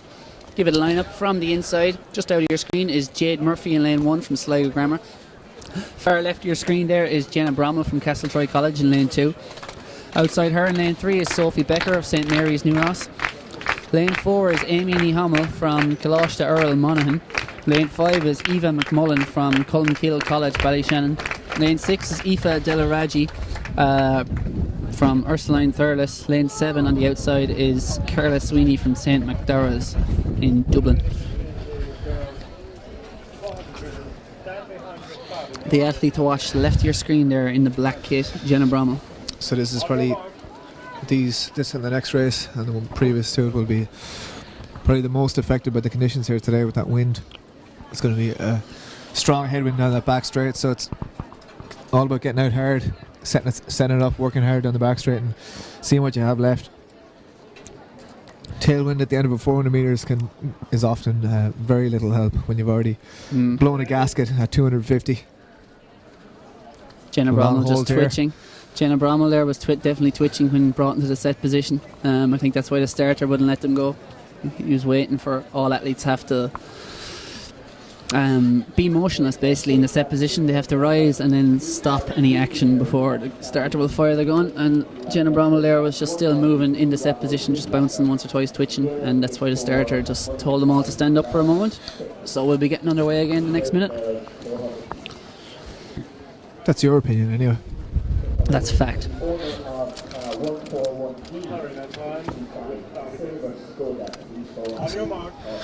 Back on their marks.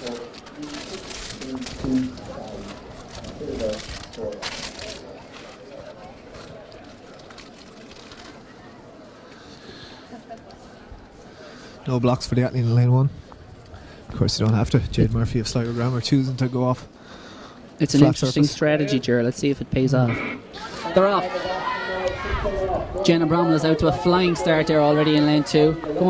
Going well also out in lane 4 there is Amy Nihamel, and also on the outside there is Carla Sweeney of St Macdowell's going well, but I think there's one athlete here to watch, and as you can see she's eating up the ground the back straight in lane 2. Jenna Brommel, she's already passed the athlete in lane 5, and she's comfortably in front here as they hit the 200 metre mark.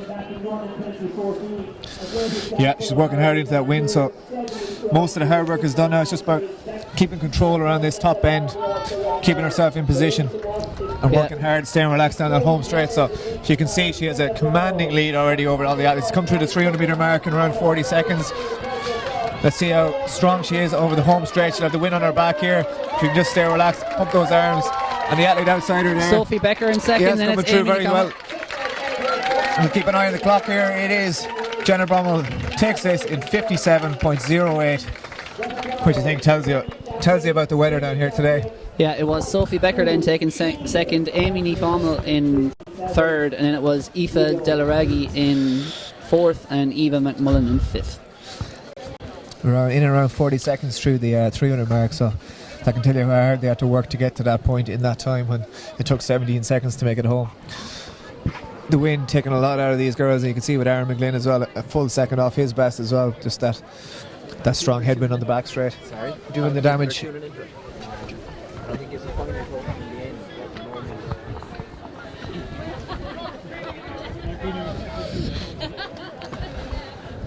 It's gone down with sprints, okay. Oh yeah. So she went to think there's a stream on there. 304 watching at the moment. 314, sorry. Not bad. It's been about that constantly now. Yeah. I thought it was 343 watching.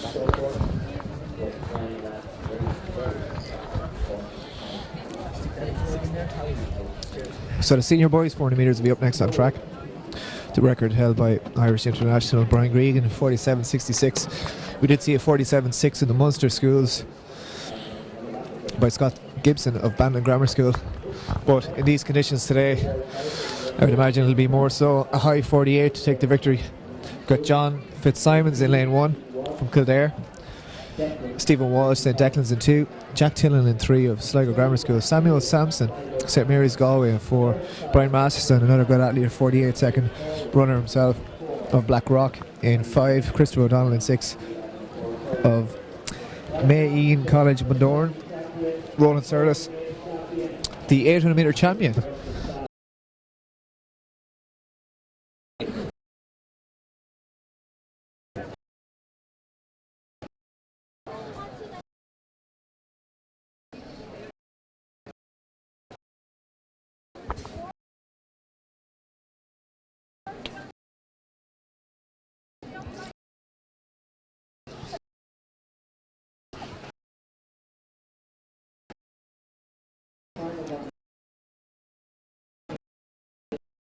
Line up once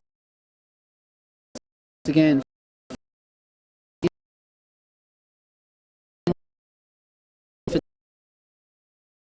Walsh, four in lane 5. Brian 6. Christopher O'Donnell. Lane 7. Roland Surlis. 8. Scott Gibbs.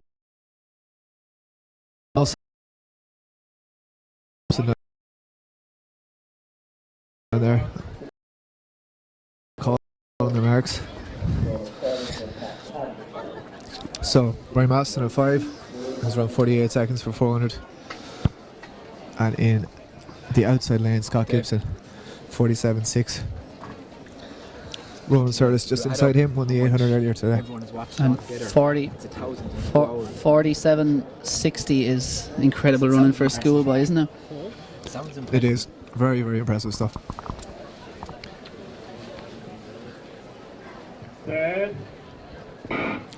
False start We there have a from false lane start. 6. I think that was Christopher O'Donnell. Well, it looked I'm to not the sure eye. if it was a false start or the athlete in lane 7 did not go. He twitched just before the gun went, which is Roland Surlis. Twitched just before the gun went, and then the gun went off. He didn't leave the blocks. Either did Scott Gibson outside him, so we'll have to wait and see. Possibly didn't hear.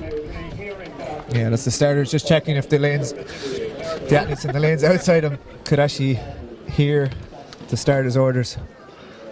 But certainly the 2 athletes on the outside could not or did not rise out of their blocks.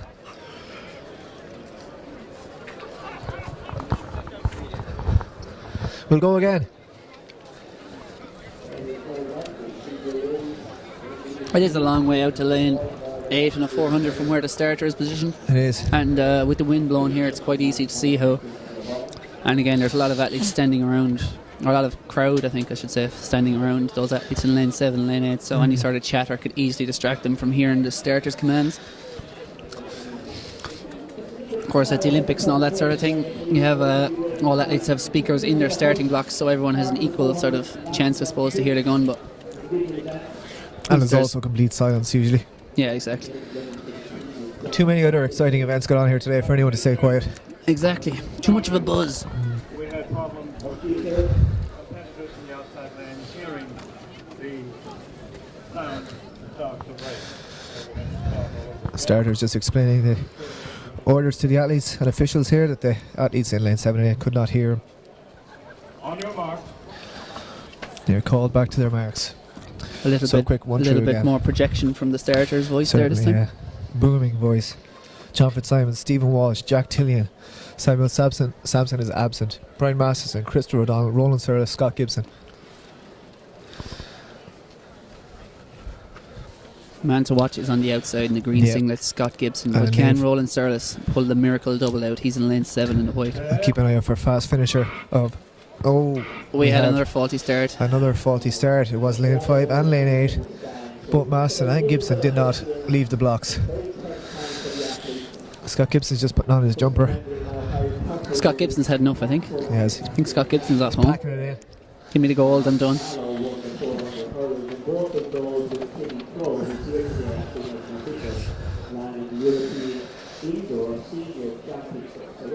So a few technical difficulties I think here at the start. they're going to give him a couple of minutes, I think, while they try and play around with the speakers, maybe. Which is probably why Scott Gibson has went to grab his...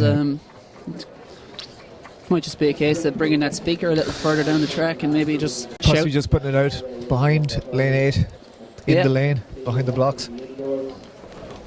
There is a speaker out there right beside, on the inside of lane 1, as you can see the starters gathering around there.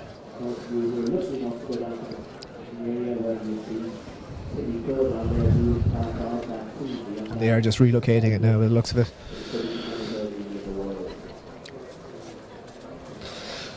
Not the best preparation for the athletes here, but they'll have to make do. Exactly. Stuff like this happens at every level of competition in athletics. Certainly does. Happens at Olympic Games and whatnot. So, remember the 2004 Olympic 200 metre final? All the crowd booing because of the absence of Kostas Kenteris in Greece, and the athletes had about a 15-minute wait while the crowd literally wouldn't let the race be started. Everyone was sweating buckets, and it's all about the athlete that keeps their head around when all around them are losing theirs. Yes. As Rudyard Kipling used to say. We're going to have a test fire of the gun here just to see if it's any improvement. They're going to shoot the starter just to punish him for the... Sounded good? Sounded great.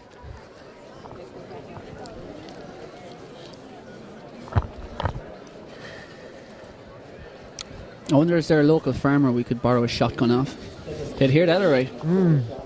Possibly the man who's going to bring us in the bagpipes or pipes for yes. Keith Marks might have bring some sort of pistol or firing device with him. AK-47. Gunpowder. Stick of dynamite maybe. A few black cats. Did you hear that out in lane 8? Screamer.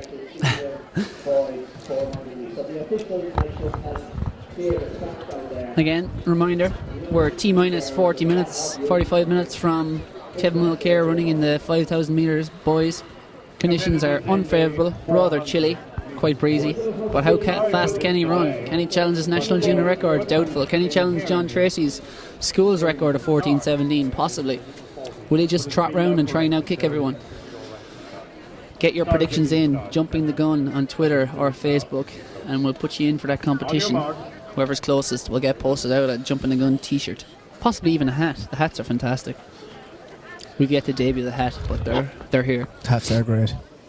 Might get Dave O'Shea to throw the camera on it fairly shortly. Exactly. And just a reminder, because it's been a while since, on the inside, John Fitzsimons, then Stephen Walsh, Jack Tillen, Samuel Sampson, 4 is absent. Lane 5, Brian Masterson. 6, Christopher O'Donnell. 7, Roland Surlis. And 8, Scott Gibson. So hopefully we get away cleanly this time around. They're on their marks. And we're all the way this time. Great start from Scott Gibson that time. Really just left the athletes inside him. He is storming away here on this first 100 metres or so. Powering away. And Christopher O'Donnell also going well in 6. He's well past Roland Sirlis already. So he looks to be, if anyone, the one to put it up to Scott Gibson. Keep an eye on lane 5 from Brian Masterson, because he is a late surger and he might just allow that headwind on the back straight to take it out of him. But when he comes home for that final 200 metres, just keep an eye on the athletes ahead of him. But it is Scott Gibson who is storming away here at the minute. Christopher O'Donnell is trying to come back. He's 2 lanes inside him, so he'll lead up a little bit of that ground, but it looks to be a good 3 or 4 metre lead. And as John Scott Fitzsimons Gibson in lane 1 as well, up there too, in 3rd place at the minute. But it is Scott Gibson coming down this home stretch, storming away with it so far. He has a commanding lead. He's got 5-10 metres on the rest of the athletes. He's just struggling a little bit across the line, but he takes the victory, 49-43. And it was tight for 2nd place. Possibly John Fitzsimons got up there for a second ahead of Christopher O'Donnell. Brian Masterson left back and 4th. And there was to be no dream double for Roland Sirlis, but good effort nonetheless to come out after winning the 800 metres earlier on. And Scott Gibson, just appeared to ease off the last 30 or 40 metres. I think he knew a fast time was on and the goal was in the bag. Yeah, so you can just see here on the replay how far clear he is there on the outside lane. Deceptive at the minute, looking that you'd think he had a 50 metre lead there, but he comes through into the home straight with a good solid 10 metre clear of the athletes inside him. He realises he has one. He's hurting a bit. I think that win on the back straight really took it out of him, but he decides he's comfortable enough to cruise across the line, and it is very, very just tight about, for a second. I'd say Christopher O'Donnell may have just got it ahead of John Fitzsimons. As the screens are put up around us here, We've been blocked in, caged off, confined to our TV screen. the lethal injection will be administered soon. Athletes for the girls mile. under 16 mile. The good old throwback So distance. they had a long wait there on track. You can see them bouncing around trying to keep warm, but while the technical difficulties of the 400 metres were ironed out, but I'm sure they're raring to go. But even with those technical difficulties, hats off to the organisers here. They're only 7 minutes behind schedule, so we should have that back on schedule pretty swiftly.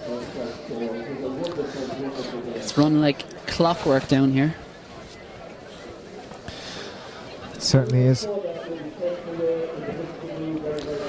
Athletes lining up there for the under 16 mile. I see Laura Ward on the inside there in a white singlet. Technical assistant is on your camera at the minute, just cleaning the camera lens and trying to cover it from the rain. High vis jacket. Adds a touch of class. It does.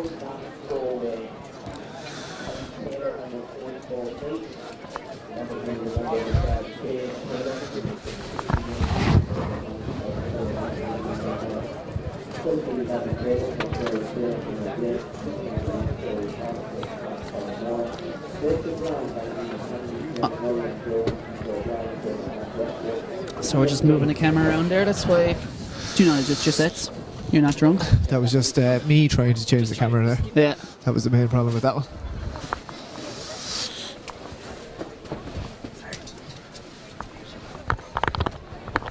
The jacket's covered in the lens. We'll just get that high vis vest out. We're trying to just protect the camera there. As they go to the line, the athletes in this, Abby Taylor from St. Gerard's Bray, Hannah Blake from East Glendalough, Chloe Hart from Sacred Heart Tullamore, Rachel Brown from Ballymena Academy, Fiona Molly from Athlone Community College, Aoife O'Brien from Sacred Heart School Westport, Emer Keane from St. Joseph's Spanish Point, Quiva Taylor from Kalosh de Trasa Kanturk, Anya Keane from St. Joseph's Spanish Point, Kaylin McQuaid from Sacred Heart College Oma, Dara McCartan from Rathmore Grammar School, Alana Duffy from Ballinrobe Community School, and Laura Ward on the inside in the white singlet from Presentation Carlow. Straight to the lead there, Laura Ward, as the rain starts chucking it down here in Tullamore. Probably can't see it on your screens, but it is Laura Ward there just ahead of, I think it's Hannah Blake there in the green singlet, and Laura Ward is faded back, and Hannah Blake there, purple shorts, green singlets, just holding the lead on the inside there at the moment. Relatively calm pace. I don't think anyone will be too keen to set off on their own like a scared rabbit today in these conditions. Very much a day for sitting, sheltering and then kicking. Not very often of course you see a mile. This is only brought in maybe 7 or 8 years ago, this under 16 mile event. Just another event to help juniors bridge the gap towards intermediate. Relatively sedate pace at the moment as they come through. 300, just over 300 metres run now. Big field in this, I think 13 athletes going to the line for it. They're unfortunate to get the worst of the weather here today as well. It's the rain just belting down, but I'm sure they're tough enough. They've trained in worse all winter.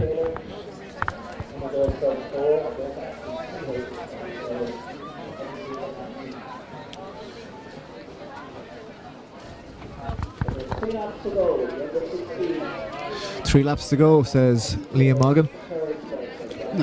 We agree. I think that's Chloe Hart of Sacred Heart Tullamore who's taking the lead there, and I think it's Laura Ward there is definitely in second from Presentation Carol. I think, as you can imagine, it's quite hard to tell the numbers from up here, but she's certainly going a good pace here as they go through there. They're going through 600 metres in 1:55. Certainly a healthy pace been laid down, probably in around 4:50 a mile pace they're kind of running at the moment, but we'll see if they keep that up when they come through.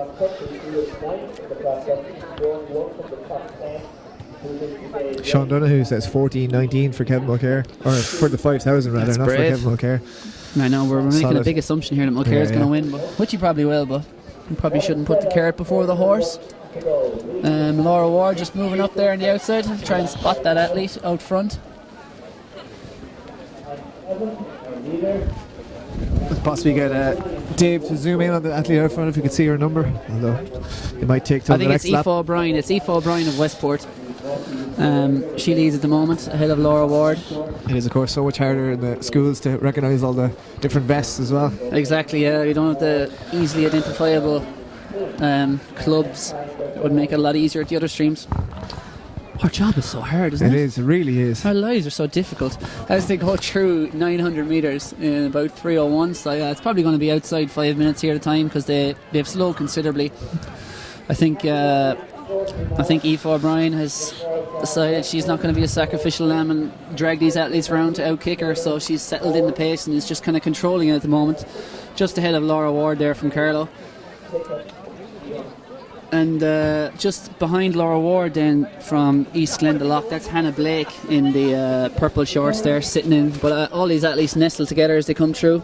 Little under 600 metres to run now, set up for a devastating kick on this last lap, I'd say, as these athletes start fighting it out, juking it out. And to the lead there is Laura Ward now at the moment, and from Presentation Carlow as Phelim Kelly finally joins us. So Laura Ward there shooting to the lead.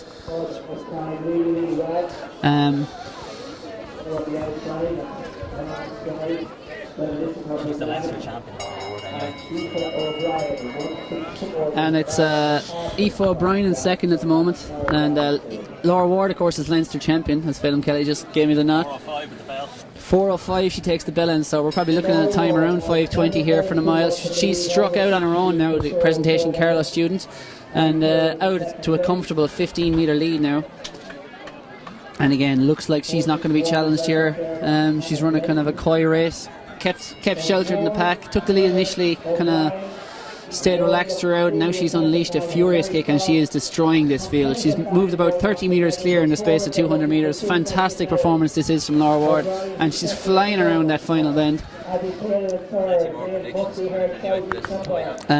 So this is Laura Ward, fantastic performance. She's a cut above this field, showing herself to be the class. She's got about a 50 metre lead I think now at the moment, and she's opened that in the space of only 300 metres, storming up the home straight. Fantastic performance.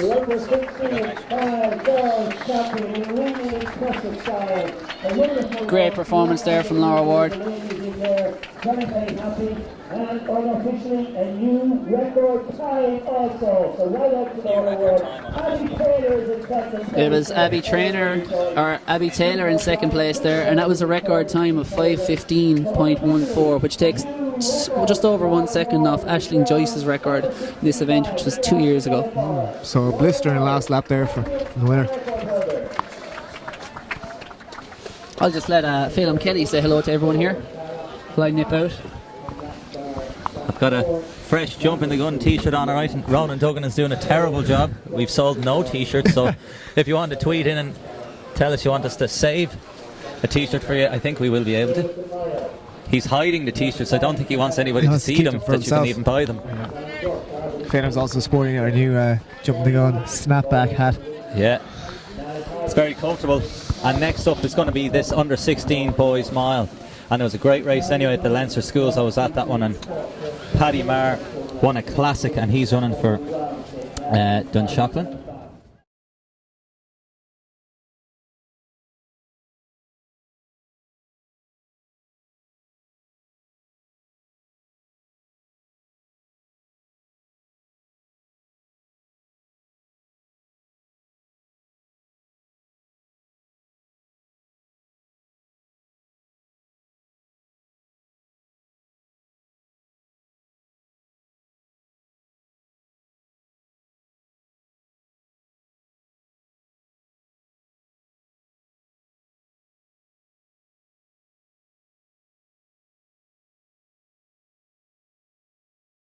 Sent us a direct message. He predicts he's going to run 1:59 for his last 800. We mentioned that, alright. And I was just getting up to speed. I was out there, Liam Moggan, doing expert commentary there. Yeah, you warmed him up nicely there for the day. Yeah, and there was a couple of technical issues out there, but he's gone good now. So I didn't see the time, Jared. Sorry, just recapping some of the hurdles races. 13:90 Matthew Behan's time was corrected to, but the wind was plus 2.6. So okay, that was a pity. But he's an illegal wind, as we see ourselves on camera here again. Yeah. So we'll have a chat here, Jared. Yeah. We might get some at least. We had Kieran Neville up here for a chat there earlier on. She, brilliant. She was very happy with her run. She said she just wanted to get out there and just give it a lash and win. She was a bit tired after the 100 metres, so just wanted to win that 200. Did it in convincing fashion. She's got the relay coming up next again. Yeah, that was interesting because she did look a little bit tired in that 200. Charlene Mozzie, as we're getting ready, we'll give you the rundown here for this boys mile, under 16 mile. So just the lowdown in this race here. Brian Burke, Garbley College, Ballinasloe. Gary Martin, Galway Community College. Niall Harvey, Presentation, Carlow. Charlie O'Donovan, Colossus Priestry in Cork. Conal Brown from St Malachy's College, Belfast. Adam Phillips, St Nathan's College, Ballahadreen. Connor Devan from St Flannan's, Ennis, of course. They've been competing regularly throughout the day. Patrick O'Rourke, Mary Immaculate, SS Lisdoonvara. Rory Lodge, St Kieran's College, Kilkenny. He ran an excellent 1:57 at the last Irish Marlers Club meeting at St Mary Peter's track. Paddy Maher, who I mentioned there, in a cracking race in the Leinster Schools, just came out on top from Dunshaughlin Community College. And David Corkery, St Coleman's, Newry. And Aaron Harrison rounding out the programme from Grosvenor Grammar School, Belfast. So it's Maher to the lead here in the yellow. Rory Lodge lodged nicely, pardon the pun there, in the black and white vest of St Kieran's College, Kilkenny. Obviously the famous hurling school. Plenty good runners, and Niall Harvey there, as we can hear some shouts for him, in the Presentation Carlow vest in the white and red. Also nicely placed there, I think, is from Colossus Priestry in Cork, is Charlie O'Donovan. John Black is saying Kevin Mulcair with the win in 14:35 for that 5k competition. And Bob Hope says as soon as Mr. Kelly started modelling that hat, the sound went mute, a sign from the gods or a coincidence. There's a different camera to fix now. We were just using our front screen camera there to show off Phelan's excellent style, but you're lucky you didn't have to listen to him. Looking at him is hard enough. Jared has too many bad experiences of that. And unfortunately have many more. As 1:49 on the clock as Paddy Maher goes around. So again, tactical battle on soon here. Billy Cronin is saying 14:54 as well for the win in that 5,000 metres. Yeah, unless the weather changes dramatically, I think we can. It was already going to be a tough ask. I think I had it in the Irish Examiner today and have it up on JTG later. Just basically that he thought that the challenge was going to be too hard unless somebody was going to open up the first few laps. Reel off 67, so 2:23 around 2:20 through halfway. So I think it's going to be another burn up. There's a really exciting dust up in the Leinster Schools. You were just speaking of the hurdles there earlier. We had Daniel Ryan, of course, jump 7:10 the long jump to equal the record and went straight to the intermediate boys hurdles and dominated it. 13:09, just outside the record. Yeah, there's been some top quality performances as Mar still leads. It's going to be tough. How much energy is going to be sapped from leading in the win? Niall Harvey just on his shoulder. Again, it looks like Charlie O'Donovan is nestled nicely there in the green and black singlet of course, Crease 3 in Cork. In the black and white stripes obviously is Rory Lodge, fresh from his 1:57 800 metres, so he should have some good leg speed here as they're coming around for the penultimate time into the home straight. Will we see a blister in the last 400 or 300 like we did in that girls race, Phil? I think there is. Somebody's going to maybe pounce here. They kicked a little bit too soon, but here is Paddy Marr. He's making a little bit of a move. He's stretching them out now nicely. Niall Harvey getting gapped somewhat. Has his Lodge. So Marr, he's laying the hammer down again. He did this in the Leinsters. Then he ran out of gas down the backstretch, but then came back again. Has he timed it more to perfection? 4 or 5 metre lead shared with 300 metres to go. Yeah, it'll be interesting to see now. The back straight is, of course, the windiest section of this track at the minute, so it'll be a lot of hard work. A lot of energy is going to be expended here in these next 10 or 15 seconds. And that's really going to decide who takes it down the home and straight. Rory Lodge is lodging himself again with 200 metres to go. He's right in the shoulder, but Marr always has extra reserves of strength. Lodge though still perfectly poised, Lodge perfectly looks comfortable placed there. 150 to go. I think he could have the legs if he comes around this bend and just moves out wide. But and here he comes now, Jared. As you said, the black and white stripes of St. Kieran's College Kilkenny. But don't doubt Marr just yet. This man is tough. He's gutsy. He had a tough winter, but he's run out of gas. Lodge, superior 800 metre speed, extra power down the stretch.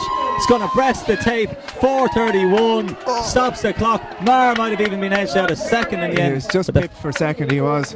And O'Donovan raised the finger saying he did it, and Niall Harvey puts his hands in his head. The unfortunate fourth position, but he's given it his all. But what a finish from Rory Lodge. Yeah, very, very strong finish there. I think he just played his cards a little better on the back straight, particularly just moved up in behind Paddy Marr and just sat in, let him do a little bit of the work, took the wind deflection off him and just put down the hammer with about 100 metres to go. So you can just see a replay of it here. Marr is just suffering a little bit for that kick he made early or at the bell. But Jared slightly distracted. There's been a few bumps and jostles just beside us here. We're just checking the David O'Shea collapse there beside him that he's alright. Yeah, Lodge certainly just put the hammer down and look at that fist pump there on the champ. And look, Marr had just decided, right, well, I'm beaten for first here, so I'll just take second. And then he looking at the light realised here, that must be the Lodge family there. He wasn't aware I might have a little look out and see the fast finishing man coming through for second. Are they there?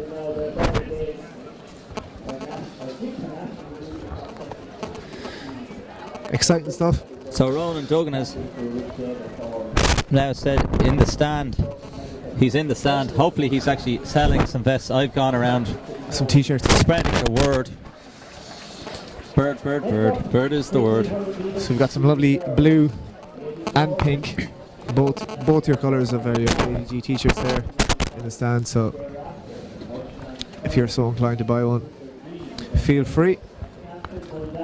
Do more than feel free. Put your hand in your pocket, as there's some GloHealth merchandise as well for the Irish Athletics Championships. Some great hoodies and t-shirts. But none of that money goes to us, but they are fantastic. But we'll give you a few free ones, I'm sure. Today is a great day to pick up one of those hoodies because they're fleece lined and very warm. Yeah. So next up here on the track, 1500 metres, and I'd mentioned her on the track, you probably mentioned her here as well, Shea Clarick Butner. She's a numerous multiple record holder, and last night she missed out by a place and a tenth of a second on qualifying for the NCA National Championships. Yes. In the 800, running a season's best of 205.1. But we have the junior girls 1500 metres. Cyril White is there giving them their instructions there in the red jacket and the red cap. He's been around longer than I have. He's even older than me. So, in this one, from Erskine Are there people older than you? Yeah. Well, we're the Highlanders, you know. We live forever. That's when we chops our head off. Yeah. So, Alva Morgan from Ursuline Sligo. Molly Brown, I don't think she's here today. She's running playing in a Leinster Championship, actually. I was down at the track and she said she wasn't going to be there earlier in the week. she's from Castleknock Community College. Claire Rafter from Ursuline Thurles. Tamsin Muldowney from St Mary's Middleton. Amy Rose Farrell will be one to watch out from Mount Anville, Dublin.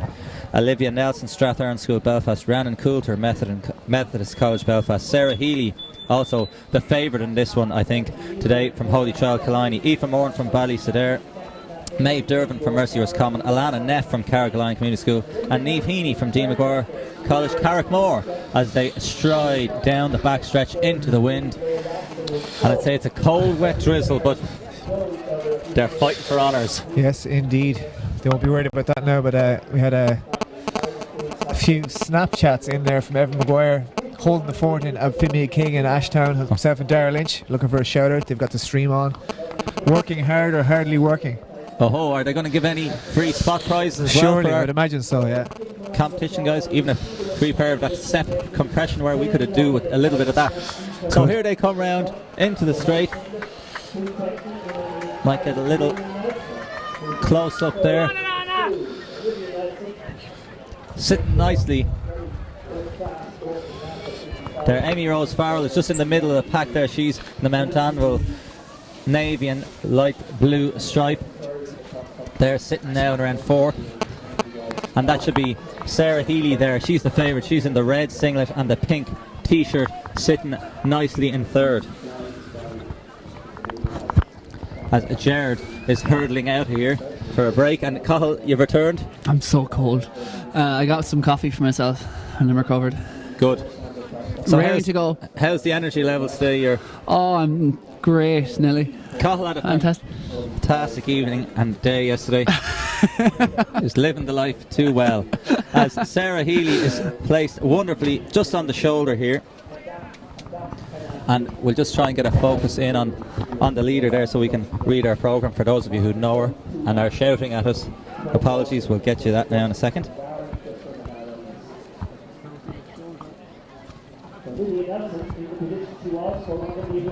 So I believe that's Lizzie Nelson, Olivia Nelson from Strathern School, Belfast. I think she's in the lead. In 2nd is Deirdre Healy. I think it's Sarah Healy there in the pink, is it? Yeah, in the she's in 2nd there in the red and pink, and she's going to be our race favourite. I think she's the champion from last year. And also sitting nicely is Amy Rose Farrell from Mount Anville of Dublin, just in 3rd. So there's been plenty of bias on my behalf down trackside as well. Obviously Leinster bias, Cathal. I hope you've been keeping some Munster aficionados happy. It's been all Limerick up here today. Ciara Neville, Jenna Bramwell. It's just all go. It's all Limerick. There was a big discussion down trackside. What's been the best performance? To me, I would even say the 1166. But of course, the 1978 record in the Junior Boys 800 as Sarah Healy makes a move. Mark Milner's 157. It's outrageous running, really. 1166 performance of the day. True. End of discussion. So here comes Healy. She's coming around the turn into the stretch. As I said, she's the pre-race favourite. She's dominating as Amy Rose Farrell from Mount Anville, her Leinster rival, is striding down in 2nd, and it looks like Olivia Nelson in 3rd. She has company. Amy Rose Farrell is not letting her go with this. She's got about a 4 metre lead only, and it's not much more than that. But she's struck early. Can she hold on? Because she's been stalked through by Amy Rose Farrell. I was a lap early there, as Sarah Healy is indeed in the lead. Amy Rose Farrell in 2nd. Our long-time leader looks like Olivia Nelson in 3rd, and there's a hard chase on. I think the bronze medal could still be open too. The gold medal is still open, but which one of these two athletes will it be? 300 metres to run. Amy Rose Farrell has maybe paced it a little bit more sensibly here, but will it pay off for her?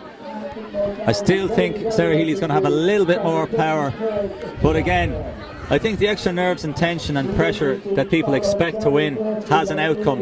Exactly, and she's put in a lot of effort, and that telling glance behind there, she's running with fear in her eyes right now. And as Amy Rose Farrell shoots on by, is this the move to win the race, or will Sarah Healy come again? Is that some coy tactic? She sniffed it a little inch, but then it looks like Sarah Healy may have been playing possum, but she's just not quite passing her. Coming around the turn and into the straight. This is the second coming for Sarah Healy. She shoots up past once again the champion. Can she hold on? Yes, indeed she can. She was only playing possum in the end, but Amy Rose Farrell really putting up a great fight of it. A much closer race than in the Leinster Championships. But Sarah Healy from Holy Child, Killiney, number 1. Amy Rose Farrell 2 from Mount Anvil. And there was a mix-up, a change in the order. For the bronze medal, Olivia Nelson was passed. We'll try and get you the bronze medal winner there now shortly. As the tent blows in on us here and threatens our very life and existence.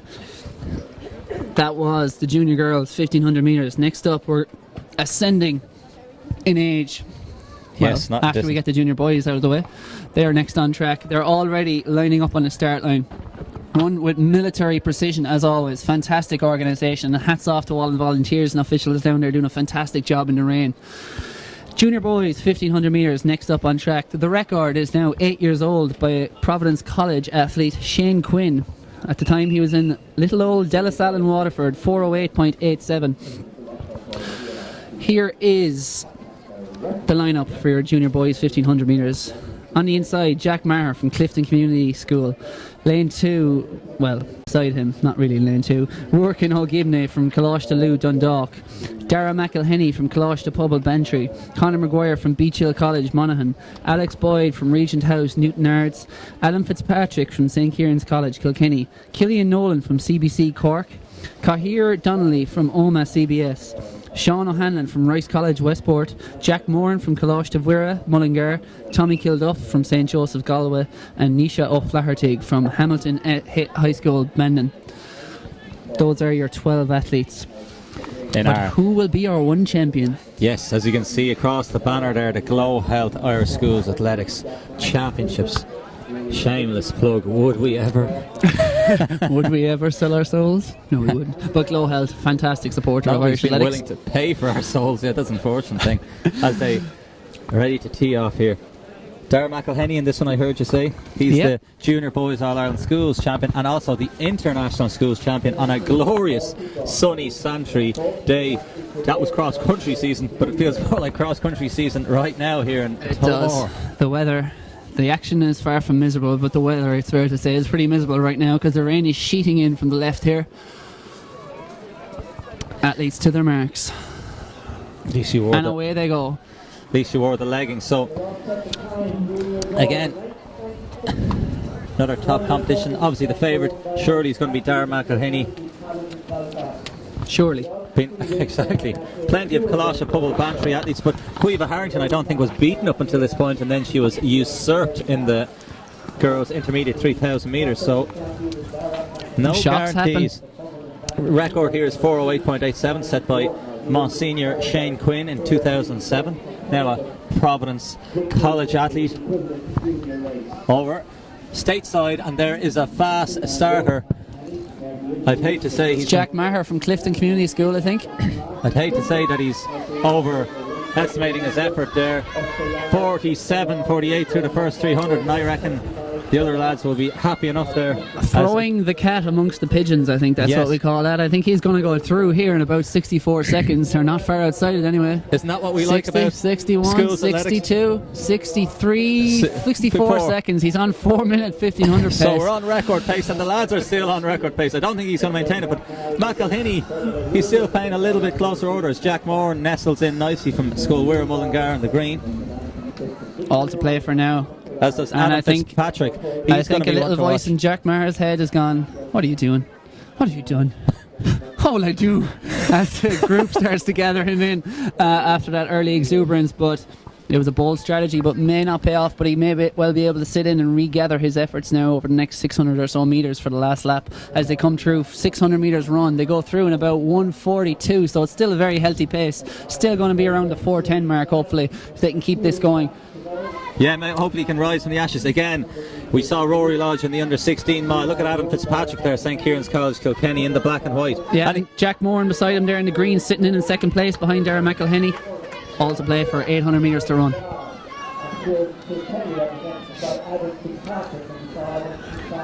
So here we go, McElhenney in the light blue of Coláiste Pobble Bantry, Jack Moran in the green of Coláiste Mhuire Mullingar, the two Leinster lads just chasing the Munster man, and that's Adam Fitzpatrick in the black and white of St Kieran's College Kilkenny. Can't catch the Munster man. They go through 800 metres in 2:18, so they're going about 69 seconds a lap.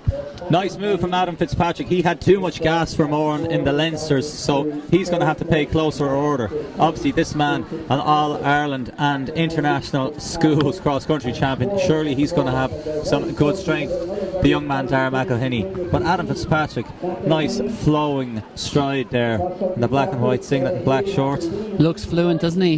Hasn't been in front much in this race, and he's just stalked the leaders very sensibly throughout. In these windy conditions, that might pay off for him when he gets inside these last 300 metres or so. But now 500 metres to run, they come down. Darragh McElhinney still holds the lead, hasn't looked behind him once. He's just trying to turn the screw out front and hope to burn everyone off like bowling pins. They're just dropping away one by one, and he's only got one guy for company now, which is Kilkenny's Alan Fitzpatrick. Yeah, Moran, I love Moran. He's a gutsy runner, but he just won't have enough in the tank. And to be honest with you, McElhinney looked in control there. I think there's a couple of gears just a crank now as he comes around with 300 to go. Fitzpatrick is hanging gamely. Maybe if he can have a sniff with 150 to go, he'll get something. But McElhinney moves here, and Fitzpatrick looks back, Cathal. I think his game is... Yeah, I think his game is up. It's more the elastic band has snapped. That gap has opened up to about 6 or 7 metres, and Fitzpatrick would not be allowing that open if he felt comfortable enough to go with this. But this is too much. Darragh McElhinney has kept applying the pressure, and eventually they've all cracked, and he's out on his own. He's opened up about 8-10 metres even. He's on his way to the National Schools Junior 1500 metre title. Great performance here from Darragh McElhinney. Just think he's just looks so strong. He's got too much for them. Fitzpatrick, any other athlete, he was running the right game, but he just didn't have enough in it. And look at Jack Moran, he's having a gutsy third place run. But McElhinney, now he's smiling. There comes the customary fist punch. The job is done. He looks behind, 70 metres to go, arms aloft, smile is wide. Here he is across the line, 4:18. What a performance. Darragh McElhinney, congratulations. Alan Fitzpatrick holds on for second. As Frank Greeley, the Irish runner editor, watches on, he's always never far from the glory. He might be looking for a few quotes there. No more than yourself, Phelim. Exactly, well, I learned from the best. We all did. But a delighted Jack Moran there. I just thought he had a fantastic run there, and you can see he's clapping the lad's hands there. He's shaking everybody's hand, and it's the importance of a good bronze medal as much We're as on anything screen else. again there, Nelly. Oh yes, great hat. Never sell it. Top banter. JTG. But yeah, Cathal, so have we discussed your travels? You've been filing for jumping a gun from abroad, and now you've had to come all the way back from... You were in the Bahamas, you were at the Penn Relays. I know, here I am with you, the jumping the gun hat. And you... which, by the way, will soon be on sale. Yeah, we've got one for Jamie Roach. I think he placed an order. He had a special order from St. Flannan's in Ennis. Yeah. And a bit like those golfers when they take the hat off. Luckily, I don't have quite the ghost forehead. No, I'll give you back the head. I have a considerably bigger forehead. The golfers always look different when they take the hat off. Exactly. I probably look a little bit better covered up. We all do. Next up is going to be the intermediate girls, 1500 metres. Yeah. And another long-standing record, Carol Megan from St. Anne's in Milltown. She was another member of the conveyor belt of top talent by Eddie McDonough and Dundrum, South Dublin even. And this record, again, 1978, 4:23.8 hand-timed.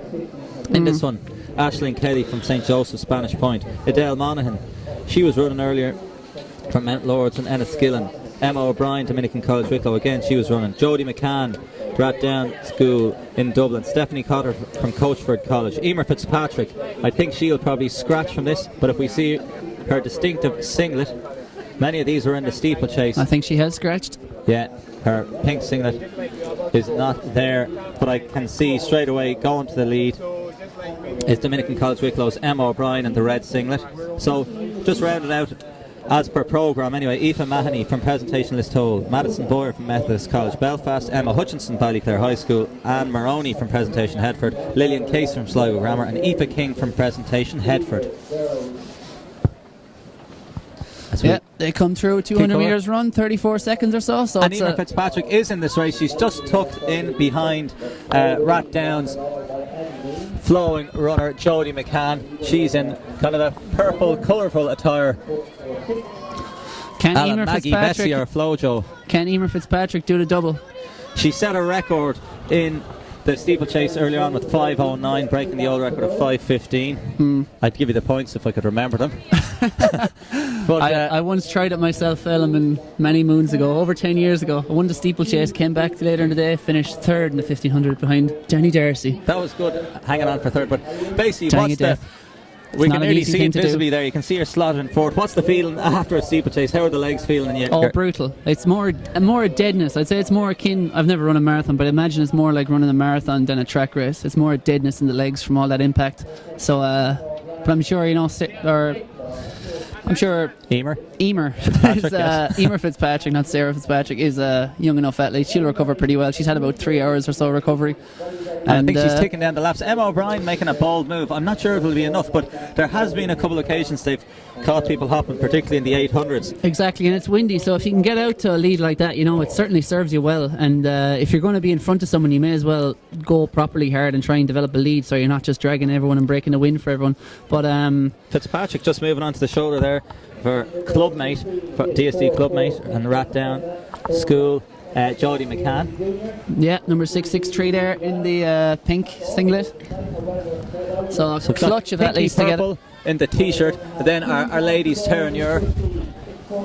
There's Emer Fitzpatrick, but Emma O'Brien, a bold move. Fitzpatrick won the Leinster Schools 1500 as well, but it wasn't on the same day. There was the Wednesday and Saturday programme there to afford the day's rest. But yeah, much harder thing to do at this level. But she's certainly still got a shot. She's up there in second, and she just looks a bit hesitant to actually try and go out and close that gap, because Emma O'Brien has really set out her stall here and gone for this. But I mean, I know it's a huge lead, but I'm still not convinced she's actually moving away from them. And I think the thing to do is to stop the gap growing, and it's definitely stopped growing, but I think now they have to start closing in. And I think if some of those athletes in second, third, fourth, fifth, sixth start working together in that group, they could actually claw this back. But I think there's only 550 metres to run. They'll have to start working pretty soon, because it's out to about a 35-40 metre lead at the moment. And as we see, Emer Fitzpatrick now moving into second and starting to move that second group along and start to chase this down to try and do this. I have a sneaking suspicion Fitzpatrick might pull something out of the bag here, but like you say, she's going to have to make a little bit of ground here now. I think she's got too much to do, Phelim. I think the bird has flown, as they say. Emma O'Brien, if I was her now, she needs to surge now, create an even bigger gap now and push it on. Just really edge out that gap.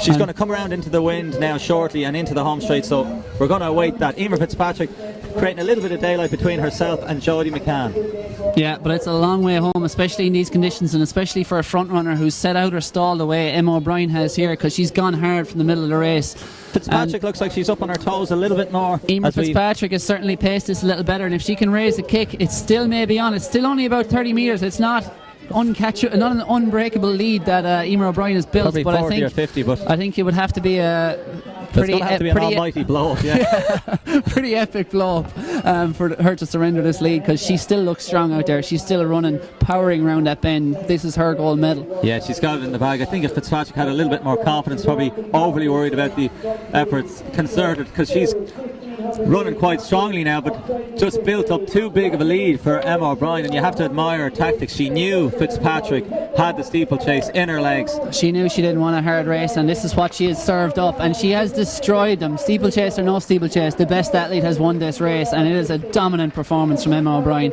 coming through. It's going to be just outside 440. Well done to Emma O'Brien, Dominican College Wicklow, our intermediate girls 1500 metre champion, and great stuff too from Emer Fitzpatrick coming through for a silver medal to add to their gold from earlier. Jodie McCann chasing hard in third from Rat Down. 4:42.60 the clock has stopped unofficially at. Yeah, and in fourth place there was Madison Boyer from Methodist College in Belfast. Well done to her too. Not nice conditions to be running a middle distance race in this wind and rain, but I think Emma Hutchinson, these are tough athletes. Emma Hutchinson next from Ballyclare High School. So yeah, another excellent run. Emer Fitzpatrick, you can see their hands and knees. I think she's just tired out. It wasn't just tactical error. Like you say, the best athlete won, and if you toe the line, whoever comes past the post is the winner. Exactly. No excuses. If you're going to take the glory of a magnificent double, you have to take your comeuppance as well, which I'm sure she will. But a 1-2-3 for Leinster there, though, Cathal, all the same. If we're going to go on the well, if you want to go into this, we can go back. We can retrace our steps. You're just going to keep raising me, Ciara Neville. I see you thing, and I raise you, Ciara Neville. 1-2-3, and I'll see you at Ciara Neville of 11.66 seconds. Outrageous 100 metres, and again it was illegal time. She wouldn't have been far off in the intermediate boys race. Yeah, plus 1.4 wind. The star of the day, Ciara Neville. I was suggesting getting her up here for a second interview. We had one already, but I was like, no, maybe we can do a second one. Well, maybe it depends when the stream ends. We might get her up maybe after. She might have triple gold by the end of the day. That'll warrant a second interview, maybe even a third one for each medal. On the start line at the moment, over the far side, as you can see at the top of your screen, is the boys' intermediate 1500 metres. Record here is held by Rory Finnegan from St Eunan's Letterkenny, 355.22. Highly unlikely we'll see anyone break that today. Your lineup from Clenamady, McDara Garrity, Fintan Stewart, Owen McCann, Donald Farron, Aaron Doherty, Jonathan Crowley, Jamie Roach, James Frizzle, James Maguire, Oisin O'Gibney, Bobby Crowley, Jamie McCarthy and Owen McLaughlin. Those are your 12 athletes for the intermediate boys 1500, and it's tightly bunched from the gun film. It sure is. So just looking through, Jamie Roach, of course, he was silver medalist in the intermediate steeplechase earlier on. Just a stable of athletes from St Flannan's and Ennis, and of course Ennis Track Club, and they're coached by Pat Hogan. Yeah. So it is number 4. So it's Oisin O'Gibney in the lead there. Yeah, I know from my Stato days, it's the Leinster Schools Mike man there. Of course, and Fintan Stewart of Derry, London Christie College in Derry is just sitting in on his shoulder at the moment, slotting into second place there. And St Benilde's James Maguire in third in the green and yellow of St Benilde's. They've had another South Dublin, am I right? You are right. You're thinking of Paddy White, former Schools Owen McCormack champion, Owen McCormack, Alan McCormack, rivals, steeplechasers and national champions. Again, all coached part of this DSD conveyor belt of talent, headed by Eddie McDonough. Of course, now also involved heavily is Donald Mulligan and a variety of coaches. I'm sure they can maybe tweet and text in the other names, and we'll give them a all shout their out service. too. But it's Oisin O'Gibney in the black of Kalash de Lou, from what I recall, without even looking at the programme. Yeah, and Fintan Stewart there is still sitting on riding his coattails, just 600 metres into this race, just wiping a bit of spit there off his nose or whatever, and he's stalking him right now. Or it's 514. It's Bobby Crowley actually now is in second place, and as we see moving up there, number 760 is James Maguire of St Benilde's up to third place. So these are your top 3 at the moment, and the pace is pretty healthy. It's probably going to come through 800 metres in about 2:10, I'd say, so it's a decent pace, not too far outside 4 minutes projected, but you'd expect that for these intermediate boys. Yeah, they're nowhere close to the record. Again, not their greatest conditions, but none of them have PBs anywhere close to it either. And obviously Rory Finnegan was a top-class talent, went on to win the European Youth Olympics that year, so that was the level you were dealing with. Oisin O'Gibney is Drogheda Grammar School actually, and he has a brother Rorkel. I don't know, is he running today? But he was in the Leinster Schools as well. So again, the tightly bunched, still 5 athletes in this really. Yeah, 5 athletes, and it's not even that far off to the 6th one, so who knows what he can raise over the last. But it looks like these 5 may well decide the medals among them, and 500 metres to run. The pace is strong, and it's our long-time leader still out front. So does Oisin O'Gibney have much in the legs? He's a nice mover. He's been pushing it on. But again, he's taking the wind every time. And Bobby Crowley is just coming right up on his shoulder there, just positioning himself perfectly for this last lap kick. And then it's St Benilde's James Maguire still sitting in that third position, but just maybe losing a little bit of contact on these front 2. Not quite in a position to strike if there is a move. It looks to be these leading 2 have been up there for a considerable time. But as I say that, there goes James Maguire, making a fool of a commentator. He is seared straight to the lead here with 300 metres to go. And there's only one buckled in fourth, Carl, sorry. Yeah, O'Gibney looks bankrupt. The long-time leader has cashed in his chips. He's nothing left at this stage. But at the moment, it is Maguire. From Crowley. These 2 separating themselves from the field. Has Crowley gone too soon? Maguire gone too soon? Again, they're out of the wind now. They're going to get the wind on their backs as they pass the steeplechase jump. 150 to go. Here comes Crowley again on the shoulder. Has Maguire got anything left? Crowley looks into his eyes and says, "See ya," and he's off. He's on his way to the intermediate boys 1500 metre gold medal. He's timed this perfectly. He's run it perfectly, and he's timed his kick perfectly. He's going to take the title. 408, 409, might dip under 410. 409.97. He did just about. James Maguire in second.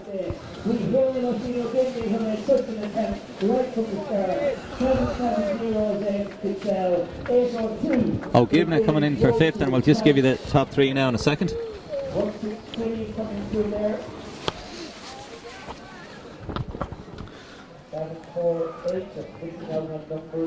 Just a few results there from Belgium there as well. Craig Lynch 47.28 over 400 metres and Brian Gregan 46.78, so coming into a bit of decent shape there. Some improvements. Is that a personal best for Craig? Yeah. Season's best for Brian Gregan. Excellent. Fair play to the lads. Great things happening everywhere in Irish athletics. Also had Marcus Lawler in contact there, wondering who's going to be wearing the old football socks in the 4x1 this year. Oh yes, as famously the CBS Carlow lads had their long multicoloured red and green striped socks. That was back in 2013. Yeah, when he did his treble. He's nearly becoming a veteran now, Marcus. 2013. He's over the hill now, Marcus. All right. Seems like yesterday he had a nice double over in Riga on Thursday. Yeah, I mentioned that earlier. Right, he has his under 23 standard there. Particularly good run in his 100 metres is going nicely back into shape. Yeah, 10.63 was it? Yeah. And then it's 21.13. I think you could put him on a track and out in a field and measure 200 metres and he's always will bang out. He'll run 21.1 anyway. Yeah. So next up, senior girls 1500 metres. We're off in the senior girls 1500 metres. From the inside, Karen Toomey of Bruce College, Deirdre Healy, Nadia Power, Sorkin McAllister, Orla Queely, Katie Devaney, Cleena Murphy, Niamh Feeney, Eilish Flanagan, Clodagh O'Reilly and Aoife McSheffrey. These are your 12 athletes. So there's a good few of scratch there. Clodagh O'Reilly I can already see is not having not there. Sister 1500. She's running for the Institute. She's wearing the blue singlet and the pink shorts. So it's just 7 athletes gone to the line here of the original lineup, and they are crawling. This is and it's understandable given there's a very strong gale blowing, but they come through 200 metres there at tempo run pace, 42 seconds there for the first 300, and this will be first 200, so this is well below all these ladies' ability. So a very cagey tactical affair is about to ensue here. Have you heard of what my who was all about? There was this big drop of water came right through on top of our makeshift just as well you gazebo. had that fantastic JTG hat on. Exactly. Roland Duggan still not shifting t-shirts. If you want to give any tips, just tweet. I think he has at Run Dougie Run as his Twitter account, and just even tweet us in some tips. How would a man go about selling a t-shirt or even bartering or bargaining? Talking and communicating with the outside world, possibly engaging with the public. Yeah, might have. But a couple of people wonder when that 5,000 metres is up. We've got the 4:55 on the timetable, but we have one more race after this. Is pretty much when it's on. When this girls' race finishes, we have the boys senior 1500 metres, and then we'll have the 5,000 metres, where all will be decided in the JTG T-shirt bonanza competition. The banter bonanza. So Cleena Murphy from St. Dominic's Cabra is leading in the black singlet and the pink. What I've been thinking of that, how do you say it? What's the cross stripe as opposed to there's horizontal and there's no, it's not diagonal. Chevron, is it? Or chevron? No? But it's pink. If your stripe is a crossways, like Sunderland, the stripes are down and then a crossways stripes. Hoops, yeah, a hooped. The hoop pink stripe, and she's in the lead. That. We've settled that as Deirdre Healy is in second from the Institute in the blue. Nadia Power there in the green from St. McDarragh in third. She's the Leinster champion. All eyes will be on her. To be honest with you, she is the heavy favourite here. Rona Pierce. The pace has picked up a little bit. We've 3 just starting to separate from the field now as they go through. 2 laps to run, 800 metres. Yeah, so we'll wait and see. Is there? I think the lap counter was almost slow off the mark there. It went from 3 to 2 to 1 very quickly. Just about caught it in time to tell them there was 2 laps. They come through 800 and 2:45, so a very sedate pace for all these ladies, and you expect to see these front few picking it up now as they enter into the final sort of 600 metres. I'm going to make a prediction. Just keep your eyes in the green singlet of Nadia Power. When she makes her move, she's going to open up around a 10 metre plus gap when she forges on with the pace, and then it'll be all over. That's my Bear prediction. in mind the commentators curse Phelim. I just did it in the last race. You've done it now. Confident prediction from Phelim Kelly. Nadia Power currently sitting in 3rd place there from St. McDarragh. And here she goes, starting to move out. Looks like she's ready to strike. She does indeed. It's still Deirdre Healy. That's a Leinster 1, 2, 3 there. Cleena Murphy from St. Dominic's Cabra. Healy, and out on the outside now. Nadia Power now forging into the lead. She's just going to start winding it up gradually this time. Sometimes she makes a dramatic move. This time she's just starting to turn the screw, as you mentioned, Cathal. 3:43 there at the bell, so we're looking at a time probably around the 4:50 mark. And but I'd say we'll see a quick last lap here from Nadia Power, powering to the lead, it has to be said. She does appear to have the power to win this race. And 300 metres to run. 5 metre lead, 6 metre lead, and growing. Looks to have the gold in the bag. The battle may be well beyond for silver here, and it's a good 40 metre gap then back to third or fourth. Yeah, so Wales showing out some of the. There's been some top quality here today, and they've really made the others look like mere mortals. But Power is now turning on even more pace as she's past the 200 metre mark, comes to the steeplechase water jump. 150 metres to go.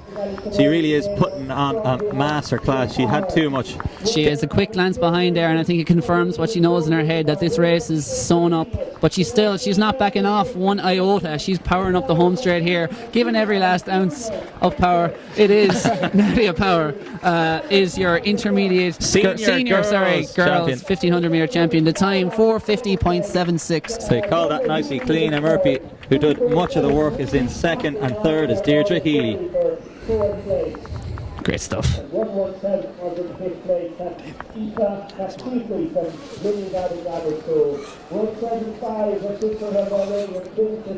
As we hunker down here in our bunker, the rain is trying to find ways in, and we're doing our best to block it out. Jared is shivering. Oh, we're on camera again. Oh, as you can see, we're in our little bunker here. We're like holding children here. You already know him. A big child anyway. But exactly. Boys 1500's up next. Who's your pick, Phelan, as a guru of I would pick Andrew Coscoran without even dipping into the rest of the programme. He's top class, 3:47 indoors. He's been dominating. Last time he lost was to an intermediate schoolboy, and that was in the National Junior Indoor 1500. Kevin McGrath showed him a snappy clean pair of heels. Well, he's done that to a lot of athletes this year, so he's a no classy shame in athlete. Just in this, Keane McBride, he's scratched. Has an injury from Summerhill Sligo. So Andrew Coscoran, as we've aforementioned him there, St Mary's Drogheda, and you'll watch out for him in the yellow singlet and the diagonal blue stripe. Yeah, and as you can see on camera there, the athletes are going to the line for the senior boys 1500. Their full lineup: Keane McBride from Summerhill and Sligo. He's not in it, Carl. You weren't listening to me. I don't listen to you. Andrew Coscoran, we'll start with him from St Mary's in Drogheda. Luke Horgan from Kalash de Crease Johnny Wan from Wallace High School, Lisburn.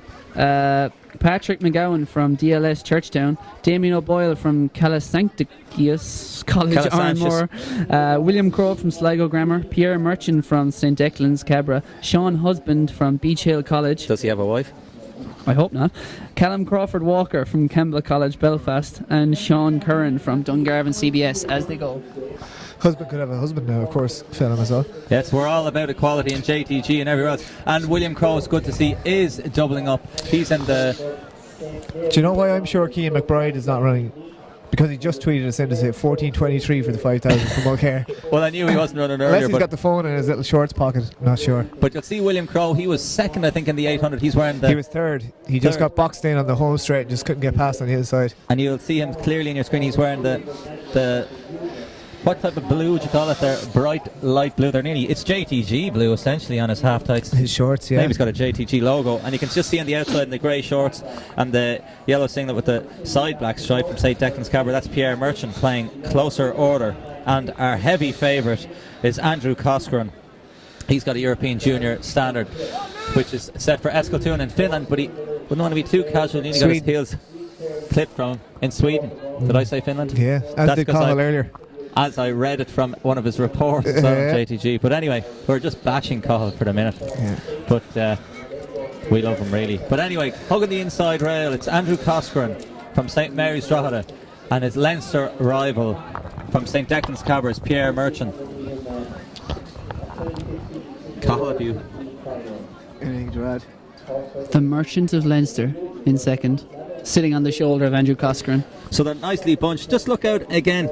We said the Colossus Creasery vest, that's down in Cork, and you can just see Luke Horgan. He's just edging into around 4th or 5th there. That's the green singlet with the black and white stripes in the centre. Again, if this dawdles along, William Crowe Could is have the something threat. to say about it. And I'm sure he's very happy about this slow pace, given he's that race in his legs already. The finishing speed. But Andrew Coscoran, he's playing the Mo Farah tactic here, running the shortest line and just doing enough without really putting any pressure on the front, just doing enough to stay in front, run that shortest line. I think that's going to be what he's going to try and do for the next 800 metres as they come through. They came through there 700 metres in about 2:02, so it's not a quick pace for these athletes. Andrew Coscoran is capable of much, much quicker than this, so he'll be very comfortable now as he comes through 800 metres in 2:14. 2:15, Very relaxed for him, and I think he'll be ready to turn on the speed here if anyone comes up to his shoulder and tries to challenge his dominance at the front. Basically, yeah, it's a replica of the Leinster Schools Championships. It was a slow first 800. Now he's just winding out, as you can see the field, stringing out a little bit more. He's lean and mean. This is his last big race, I suppose, before his leaving cert. But again, he is the heavy favourite. I just think he's going to just keep upping the pace, as you say, just running the shortest line a la Mo Farah. He's just going to keep turning up the pace. And I don't think they're going to have any answers. Luke Horgan potentially might. It's just going to be a gradually tightening of the screw, applying the pressure, and I think he looks very composed there out in front, and I think he's gradually starting to lengthen out, and you can see the gap starting to open in behind. There's only one athlete who's gone with him, and I think is that Patrick McGowan from Churchtown, but it is Andrew Coscoran showing himself as a class of this field. Here he's kicking on, but now he's challenged. He's under pressure. Our bold prediction looks under pressure. Coscoran is still sitting in, though. I think he has more in the tank, and he is passing back again. But again, just have to be patient. There's no point in winning the back straight sprint. It's the all the way around to the finish sprint that counts most for the gold in the All-Ireland Schools. And he could have. I don't think this is just quite over yet. He's had a little glance back. Coscoran has been known to go from the sublime to the ridiculous on occasion. And Patrick McGowan is not done yet. He's trying to come back again, trying to sit down on Andrew Coscoran and launch one final attack down this home straight. But Coscoran is strong. He's controlled this race. He's run it. He's dictated, and he is the best athlete in this race. He holds on from Patrick McGowan. Andrew Coscoran, your senior boys 1500 metre champion, 4:01.5, and it looks like Dungarvan CBS, I think, was it? Getting up for third. That was Sean Curran, I think, in the blue singlet, getting third there. Man of bronze, Luke Horgan maybe in fourth. He would have been hoping for a little bit more. But a great race in the end there. Patrick McGowan was not handing that on a plate to Andrew Coscoran. No, he'd be happy with that one. Again, nearly the testosterone nearly could have cost Andrew Coscoran the win there. He was aggrieved nearly that he was challenged down the back straight, and he wanted to charge back into the lead, and nearly could have. Well, I think that was evident. He set his plan out to just lead every step of that race, and as soon as he was approached there, he instantly tried to retake the lead. But fair play to him, he was strong enough to hold on. 4:01 again for him, nothing fancy the time, but it's all about the gold medal here today, and he has that going home. Plenty of pats on the back there. The race is now up for Kevin Mulcair. Not just Kevin Mulcair, of course, all the other senior boys, 5,000 metres, and our prediction contest. Before the gun fires, any last tweeters or messengers, you could be entered to win the competition. Predict the winning time. You literally will have to jump the gun before it starts to get in. Yes. Haha, very witty, Lol. Kelly. You're sacked. Yeah. And I might need to go that's for the last thing he ever said. Stop hitting me, Jared. The white flag is raised. A few bunny hops, jumping up and down, keep those legs limber on the line. Yeah, so we'll give you the run through, Jared. Obviously, 1974, in fact, it was 17.0 hand times. Even if there was a slight point differential, it's an unbelievable time. It is. From John Chasey, St. Anne's Capricorn. He went on to be a reasonable athlete, winning Olympic silver amongst double world cross country title.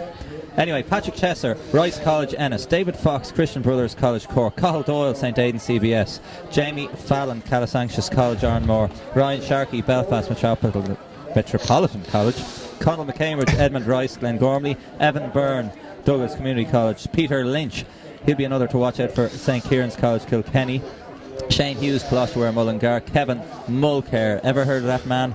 St. Flannan's Ennis, famous in his normal red singlet of the Ennis Track Club. He's bouncing up and down there in his dark blue Ennis Singlet and William Hines, St. Attractus, Tubbercurry, Tig McGinty, SM&P Swinford, and James Smith from St. Malachy's College, Belfast. Evan Byrne, of course, featured on Jumping the Gun on a podcast once upon a time. He signed us off. Evan Byrne, repeating for Jumping the Gun. Goodbye.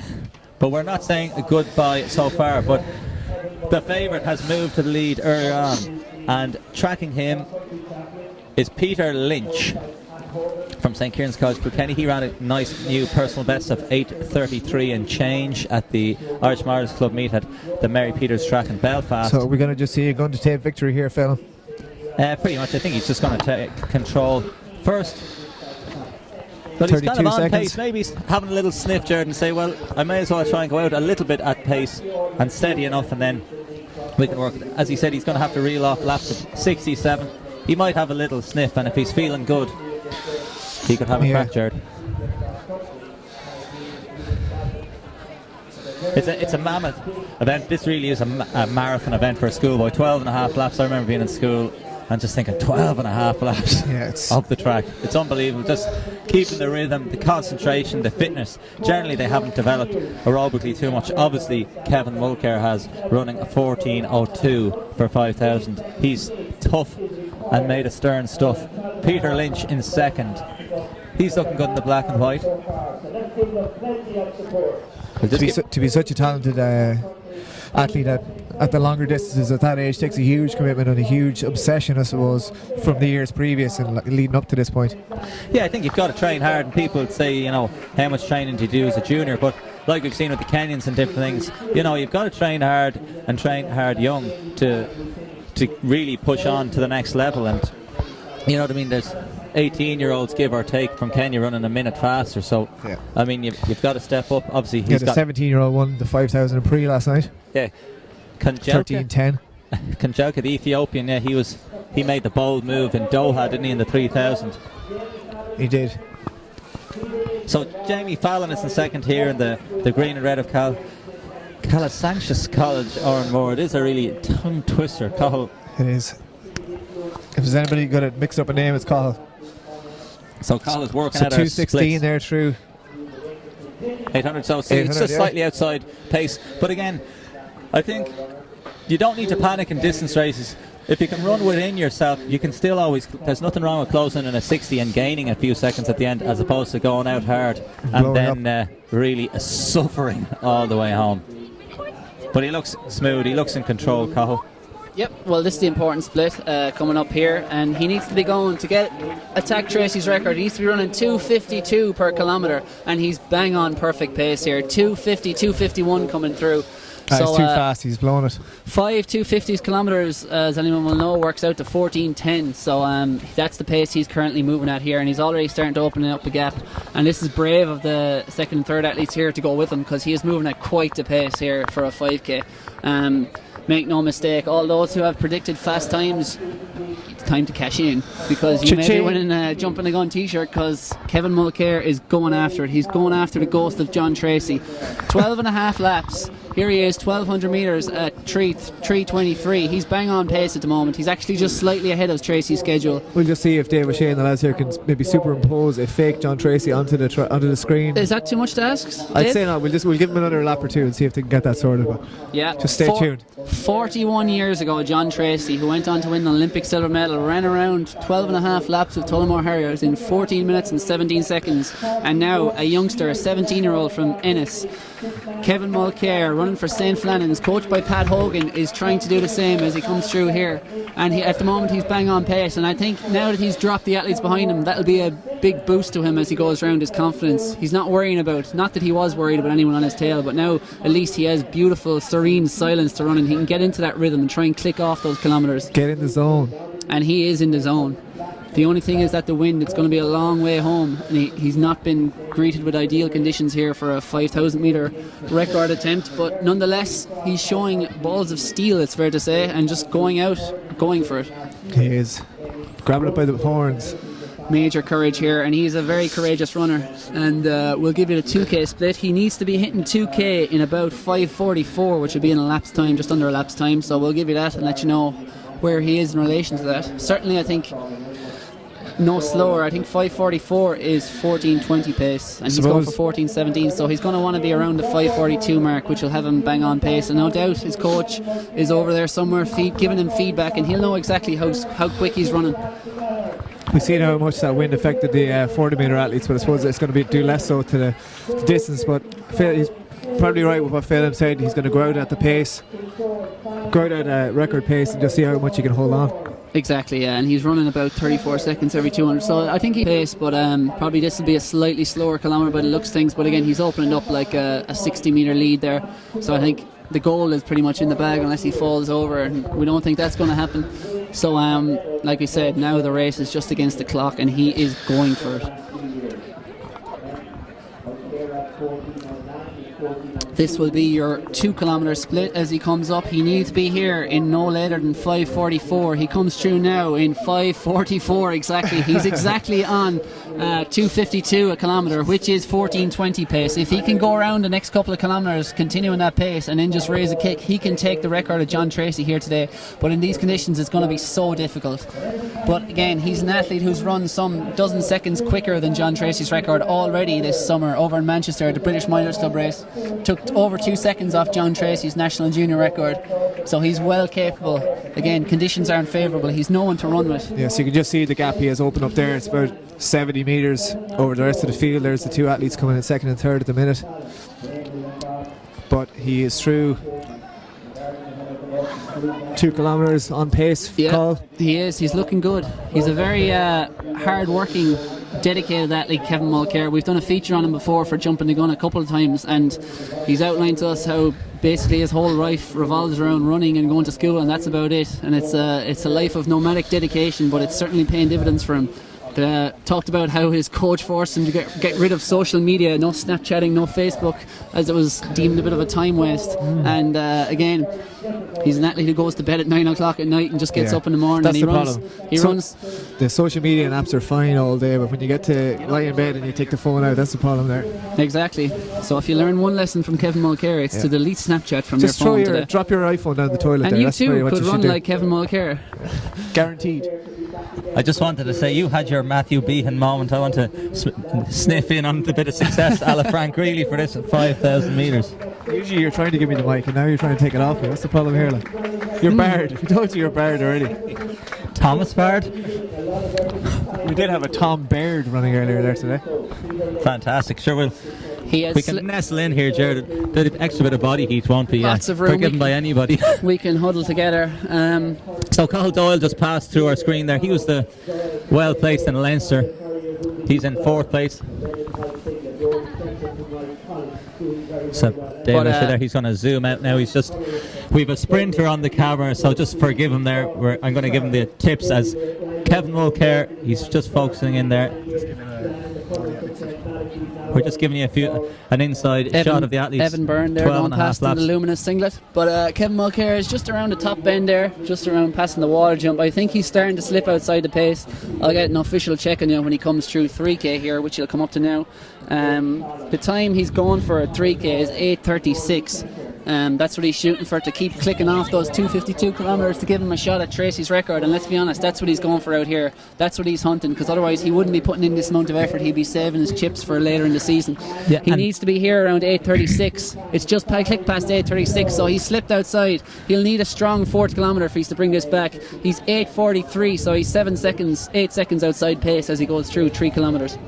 Yeah, he's hurting Call, as we saw just out of a shot there. Peter Lynch is still running quite well. He'll be well on course for a PB. What do we need to hit in 3K? He ran 15:25 in the Leinster, so 15 minutes would be good. But we've got our businessman Ronan Duggan is looking to sniff in on this glory story. So everyone is trying to hog in here for this moment. So anyway, Kevin Mulcair striding down the back stretch. 5 laps to go. Peter Lynch is in 2nd. And Jamie Fallon is in 3rd. There hasn't been much change. Cathal Doyle away and clear in 4th, leading the charge. So here comes Mulcair again. This is a rout from Kevin Mulcair. It's a beautiful piece of distance running. Even if he does appear to be slipping outside Tracy's record, he's probably about 8 or 9 seconds outside the pace he needs to be at the moment, but that's understandable given these conditions. But he still appears to be fighting it, still appears to be clinging on to the hope that he can bring this back with a strong last mile or so. Maybe he read Paul Pepper's message and he's gone for the 1:59 last 800. If he could do that, he would be back on course.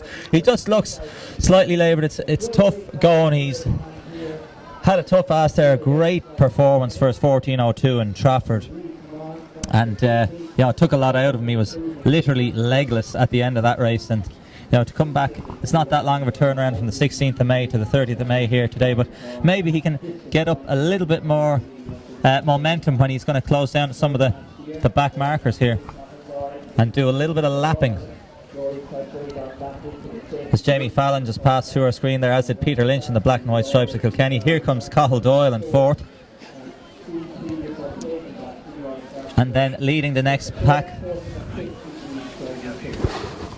was Evan Byrne, I think, was leading the next chase, was he? Or he'd be in the blue. Douglas was Evan.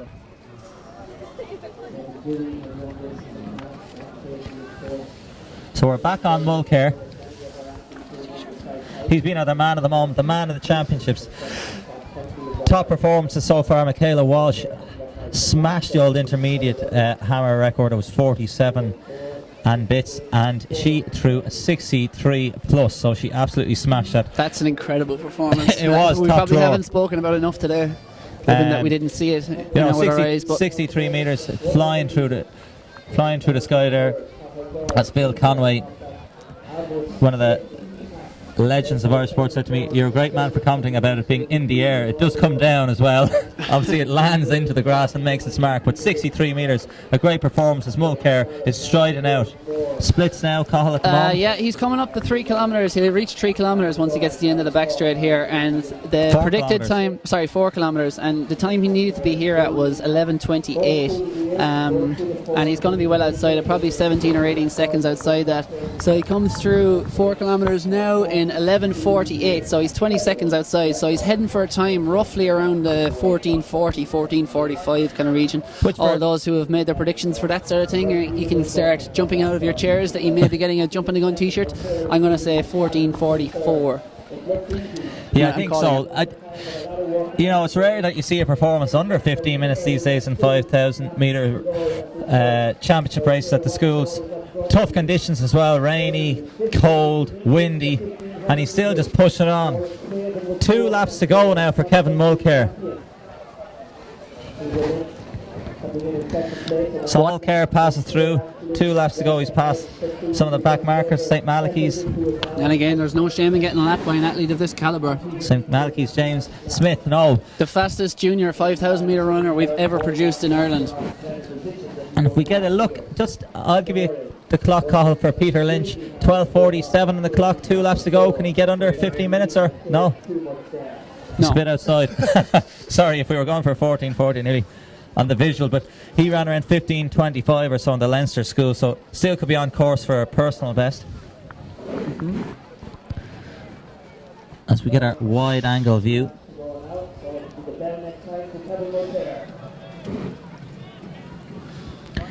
We zoom out and around with 500 metres to go now. We've got about 13:20 on the clock.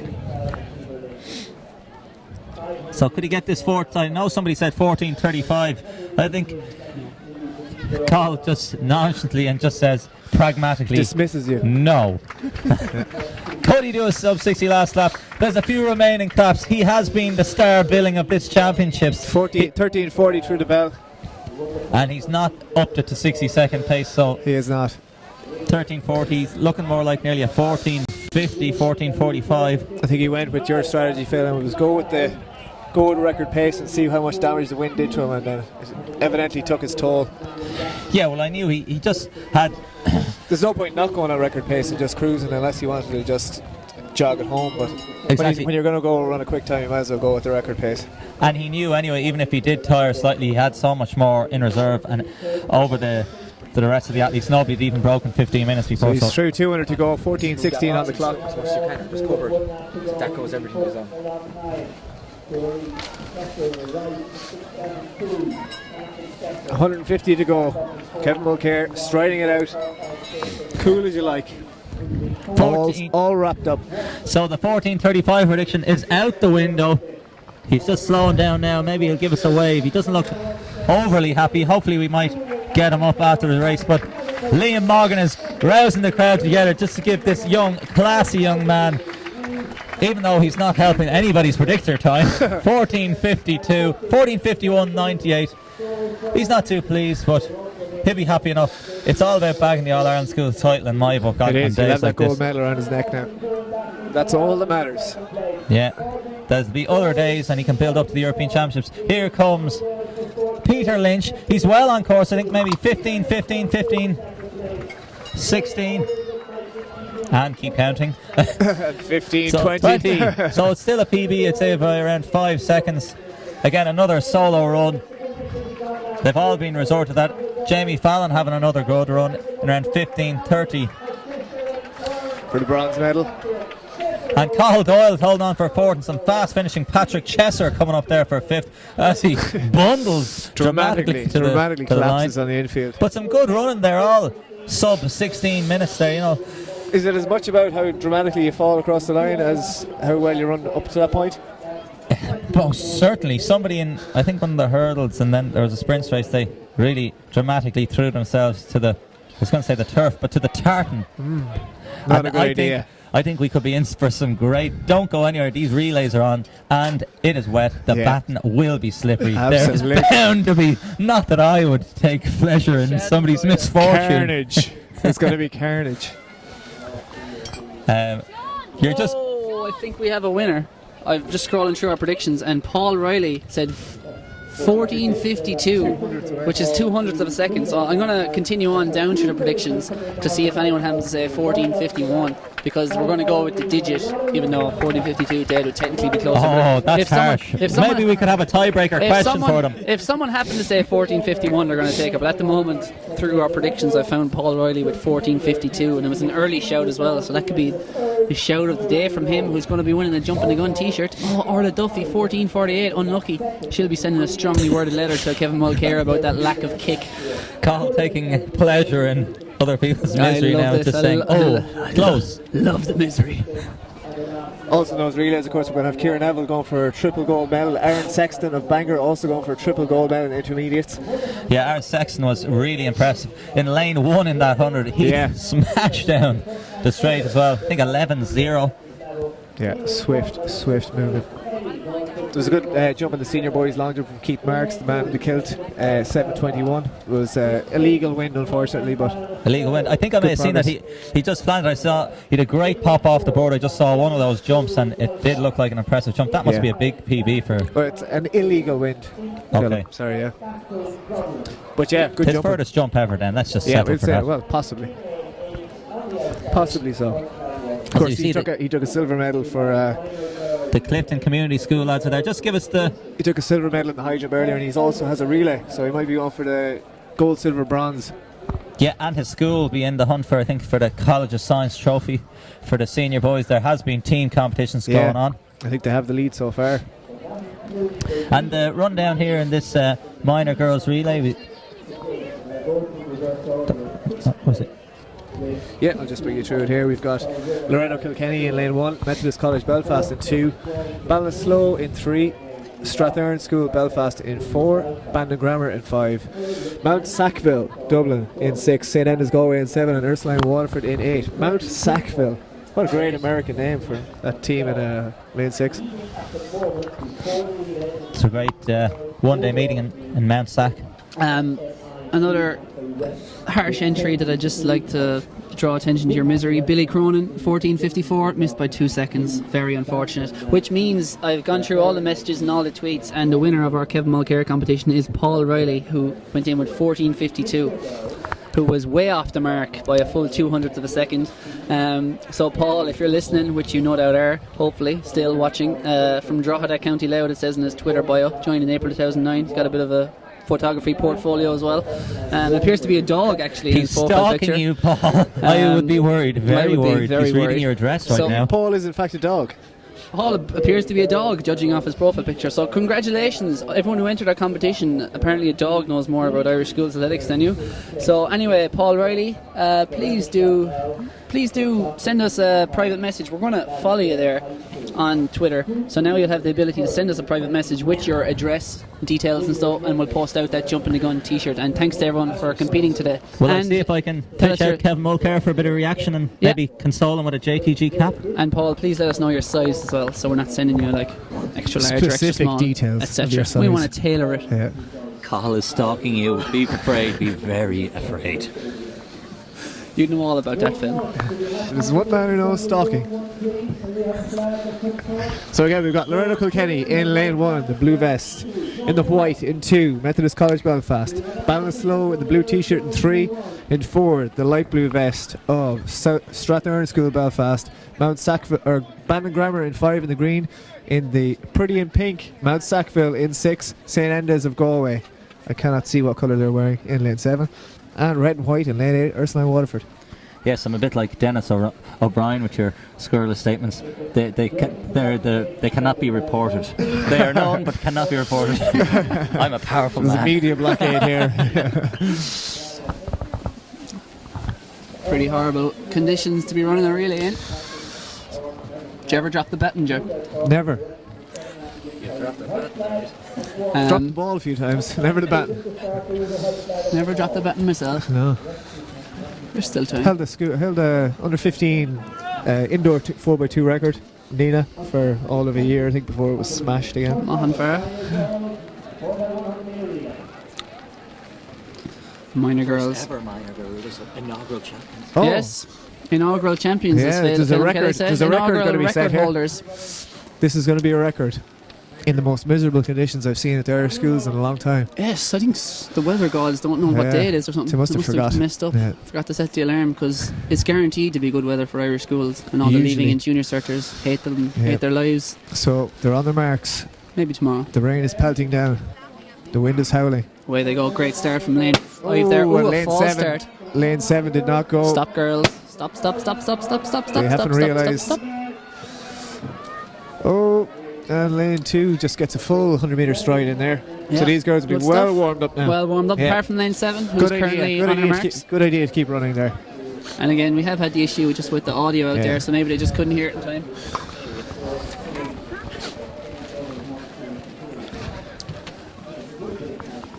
So yeah, although they do have the speaker out there now, so it should be able to be heard. But again, with this rain and with the people out there, because they lined up literally, there's people watching just a metre or so beside the athletes, so very easy to get distracted and just to not be able to hear the starters' commands and stuff. Absolutely, lots of distractions.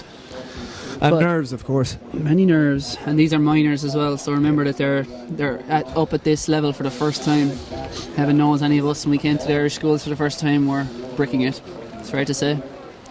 Cold sweats. Yes, indeed. But it's all good preparation for what comes further down the line. And it'll no doubt give all these girls and youngsters huge motivation to come back next year and do even better, no matter how it goes this year.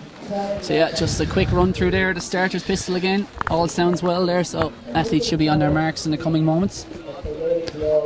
Stay tuned for the relays to come. Can Ciara Neville take the treble?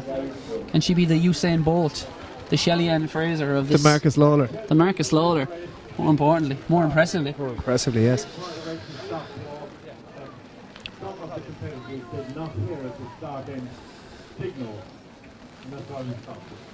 We have Cyril giving us the instructions once again, explaining what the problem was with that.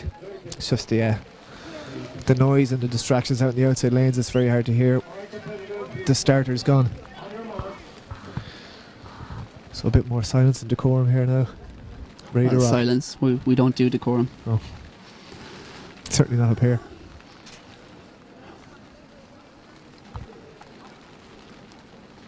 You could hear a pin drop. Psst. They're off. We are away. And it looks like Mount Sackville are flying it there in the Pig Fest in lane 6. So far, well out in the lead. We'll just see how these changeovers go. And they're clean enough handoff there. And Mount Sackville is certainly out in front at the moment in the green there. I think that's lane 4. That looks like Strathern School Belfast, or is it Ballinasloe? Also going well, just a couple of lanes inside, but Mount Sackville maybe at the moment. Great handoff there, clean changeover. She's got the bat and she's away. I think that could be Bandon Grammar in the green vest there. I think you're right, Bandon Grammar pushing through in second place in lane 5. Mount Sackville. Can they get the baton off cleanly? Yes, they can. So it is lane 4, 5 and 6 here really battling out, and lane 1 Loretto Kilkenny coming up well strongly down the home straight, but Mount Sackville are storming away with it here down the home straight, really commanding victory. Bandon Grammar holding on for second by the looks of it, and Loretto Kilkenny take the bronze. A very strong relay teams always from Loretto Kilkenny, stuff and there, but Mount Sackville from the first exchange there, they crushed that, and the first exchange wasn't exactly slick, but no, certainly their athletes were. It was efficient though. It did the job. And we did have one faller as well already. Did we? But it was the young lady from Ursuline Waterford who was just handed over the baton, hit the deck, but the conditions did not provide her enough stopping time. Alright. So she's coming across the infield there. She's in one piece, so hopefully she'll It's great to see all these athletes celebrating their victory. Yeah, the girls are absolutely delighted there. You can see on the right of your camera. Congratulations to Mount Sackville. You're the minor girls relay champs. Next up is going to be the minor boys. And relay record setters, of course. Yeah, they'll have that honour for at least a year, if not longer, but that was an impressive winning performance, so I suspect they might have a little bit longer than a year. You can see a few photos being taken down there. There'll be pride of place up in the school hall, I hope. Or possibly for RTE News. Surely. They're whooping and hollering, and I think that's a teacher gone in there, or coach. A few pictures. Probably just a teacher trying to get some glory, but the coach did all the work all year as usual. Probably.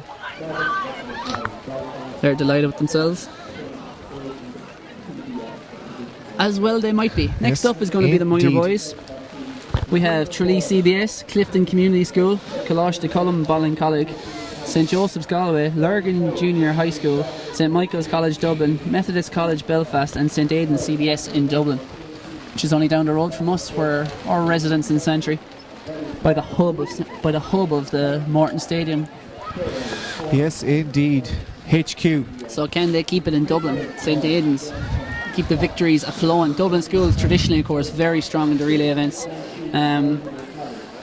Often have a lot of rugby players and stuff to choose from. Some of the rugby schools always, of course, produce good sprinters to fill in the gaps, and then you'll get your occasional athlete, and with a bit of good coaching, great things can happen.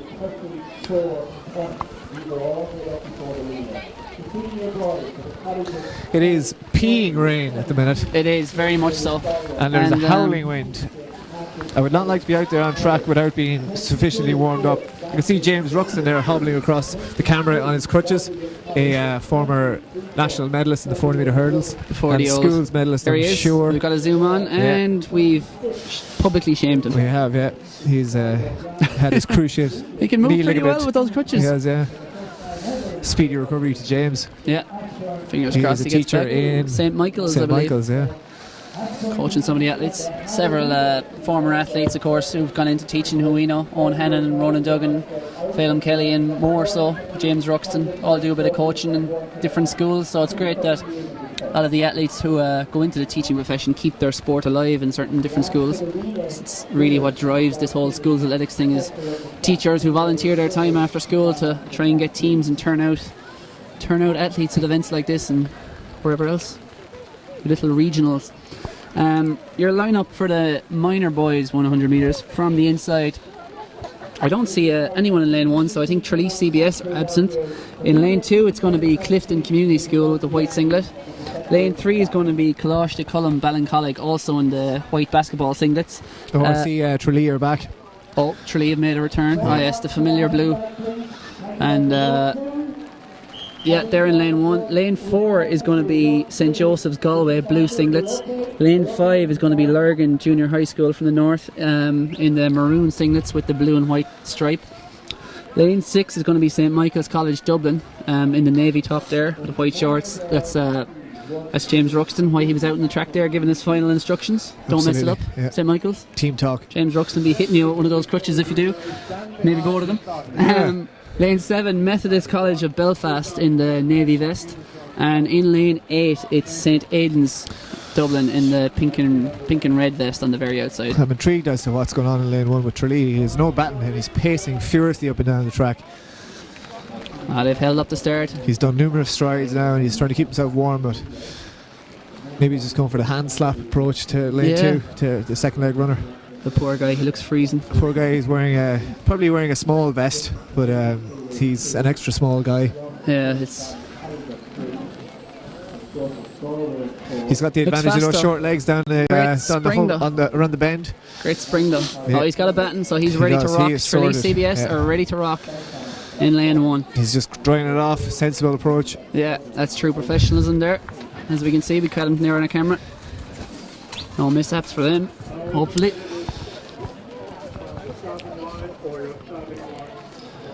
So we've got Tralee, Clifton, Ballincollig, St Joseph's Galway, Lurgan, St Michael's, Methodist College Belfast and St Aidan's CBS.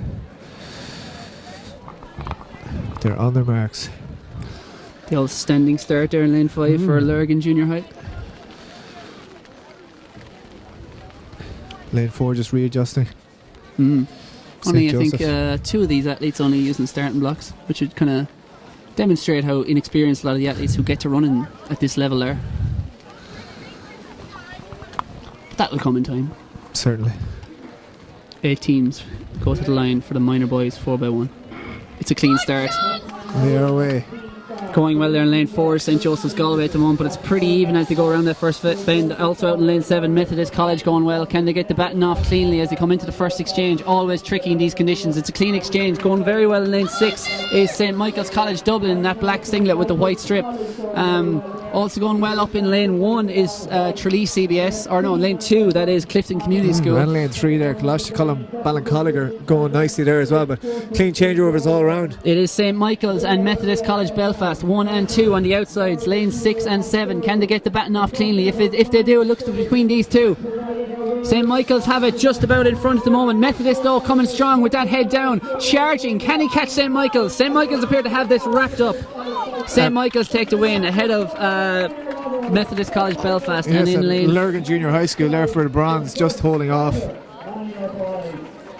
St Joseph's Galway, I think. But yeah, strong performance there from St Michael's. It's all about getting that stick around. It is. Anyone who's seen Cool Runnings will know how someone's life can change drastically if you mess up a relay exchange and fall over and whatnot. Absolutely.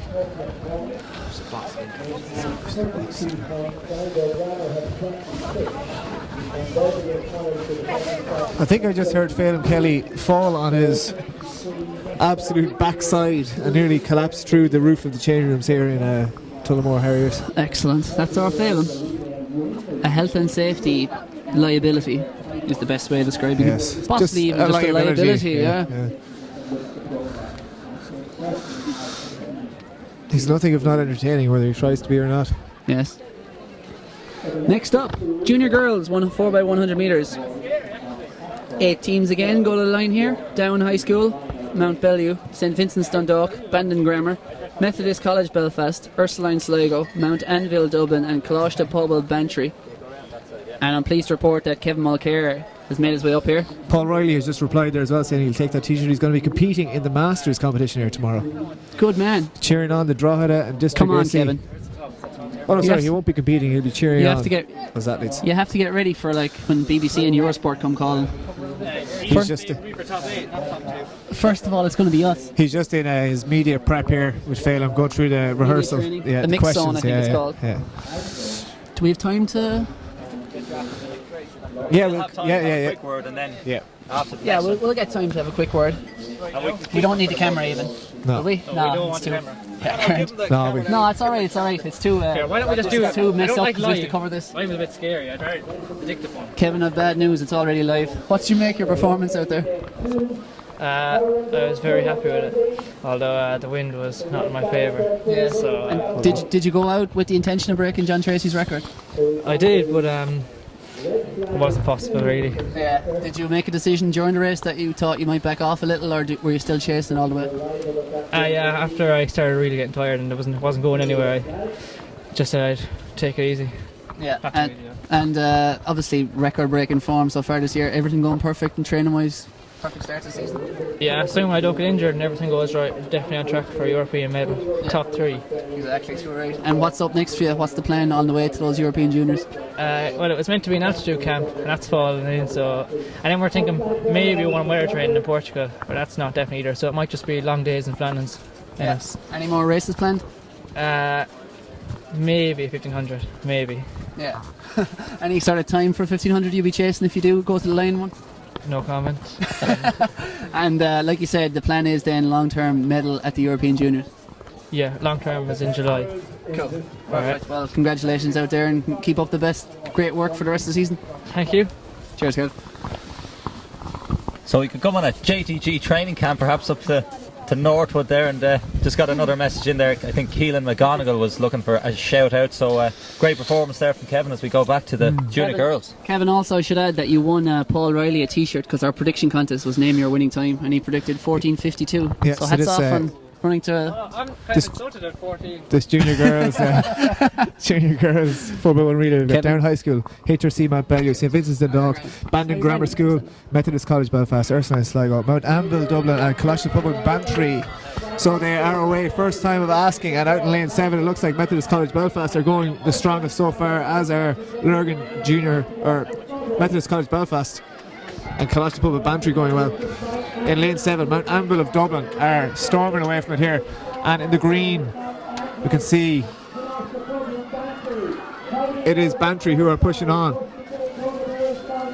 The third changeover is clean. Mount Anvil are flying it. You can see the pink t-shirt underneath the vest of blue, and St Aidan CBS Dublin are going well outside them as well, but it's going to be very tight here for the last 100 metres changeover. Bandon Grammar appear to nearly have it in front there in lane 4. They certainly do. Bandon Grammar storming down the green vest in the middle, and in lane 7 Mount Anvil Dublin are coming through strong, and look at Ursula Sligo come through in the white vest to take the silver medal. I think that's Methodist College of Belfast getting up for second. It's in lane 5 and just ahead of Bandon Grammar to take second, but it was on the Mount Anvil. Fantastic. Serious confusion there. Yes, absolutely. Well, to be fair, in our haste to get Kevin Mulcair interviewed, we trying to cover our screens from water here, and the fact that I was looking at the minor boys relay for most of that one. Apologies if we got that slightly wrong, but yeah, congratulations. It certainly was winners of Mount Anvil. Congratulations, Paul Riley. And Kevin Mulcair, before he left us there, just said he was insulted by your 14:52 prediction. But you know what? It's not a popularity contest, and as we probably should have told him, most of the predictions were in the low 14 minutes. Yes.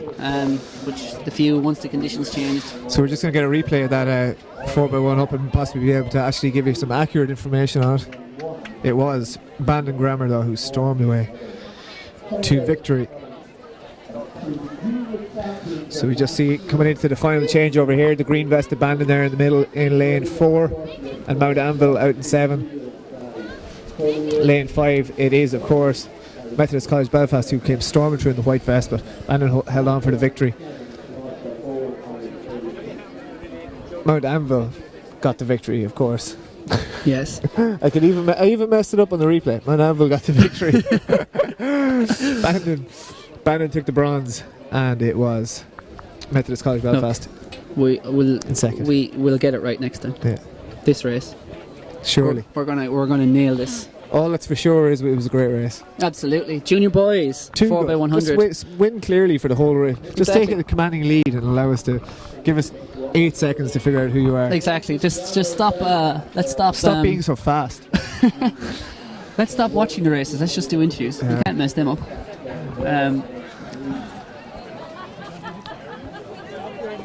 Junior boys are up next. This is a great name. Mercy Mount Hawk Tralee. Oh, great. Fantastic. In lane 1. Summerhill Sligo in 2. Grosvenor. Grosvenor. Where's the S go? I don't know. It's just the way it's said. Grosvenor. Grosvenor. Grosvenor Grammar Belfast. St Mary's Enniscorthy. Colastal Crease Re Cork. HRC Mount Bellew. Bangor Grammar are back again. And Colastal Owen of Dublin. Bangor on the Grammar outside. are rampant here today. They're dominating. Whoever's leading their charges up there and running their athletics program, hats off to you, sir, because you're producing sprinters like clockwork. Yes, or madam. Great pair of full length white tights there in lane 2 for the Summerhill Sligo athlete. Oh yes, fantastic. Representing his county proudly. But yeah, I think it might be a wise decision as well, given these conditions. They've turned from chilly to Baltic. The rain has eased off, but it is windy and cold. This really Unfortunately, and 2012. I'm stuck in the past. 2015. Thanks to GloHealth for the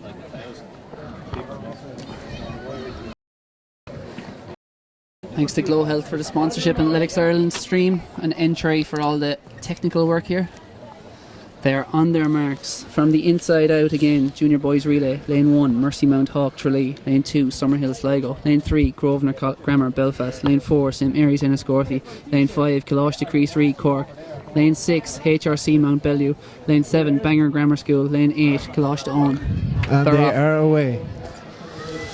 Going well there at the moment in lane 7. That's Bangor Grammar again. It is indeed. Appear to be leading towards the first changeover. Lane 1 are going pretty well as well. It's Bangor Grammar. It appears to get the first changeover. They appear to lead, but it's very close between them and Kalash de Owen from Dublin on the outside, and up the inside in the red they're flying as well. That's lane 4. I think that's St Mary's Enniscorthy. It is that red vest of Enniscorthy that are flying it so far. If we have our lanes correct for once. Yeah, we do. They're in lane 4. It's Enniscorthy, and just inside them is Grosvenor Grammar School, challenging them for the lead. And down the very outside is Kalash de Owen in Dublin. Keep an eye on lane 7 there. Bangor Grammar coming through there well as well for bronze. No doubt about the winners. That's St Mary's Enniscorthy, just ahead of Grosvenor Grammar Belfast, and on the outside Kalash de Owen, I think. Bangor Grammar. Was it? Lane 7, yeah, came through like a train. That was force majeure in lane 7 to get bronze from Bangor Grammar. Certainly was. Oh yes, that was our earlier champion. It is. Aaron. Our sprint doubler. We'll get a replay up for that. You can just cast a cursory glance to him. He'll be in lane 7. As you can see, he comes from the clouds there with the white vest. As you can see, he takes the baton in about 6th place, 5th place. Flies home. 47.77 seconds the time. That was, of course, Aaron Sexton. Our sprint 2 doubler. goals and a bronze. So one of the few people here going for the sprint treble. The 1, 2 and the relay came up just short, but some effort on the anchor leg there to get his team up for bronze medals.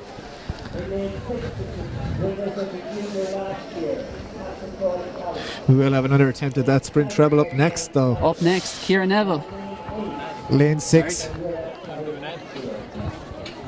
And we'll be back in a few moments with a quick ad from our sponsors. Something amazing happens when you run. Running increases your confidence, giving you greater control of your life. Control is power. Runners are amazing. And for the times you're not, we'll be amazing. With innovations like tailored health insurance that puts you in control. See how we can tailor a plan to suit you today. GloHealth. My cover. My way. And we are back. How's your health after that? Is it glowing, Ger? Glowing with health. Mine's glowing. My nose is glowing like Rudolph with cold. Yes, absolutely. Freezing here. But the athletes to watch, or the team to watch, I suppose, to see can someone do this treble. It's been too long since someone's done a damn treble. Yeah. It's been 2 years, God's sake. Nobody did it last year.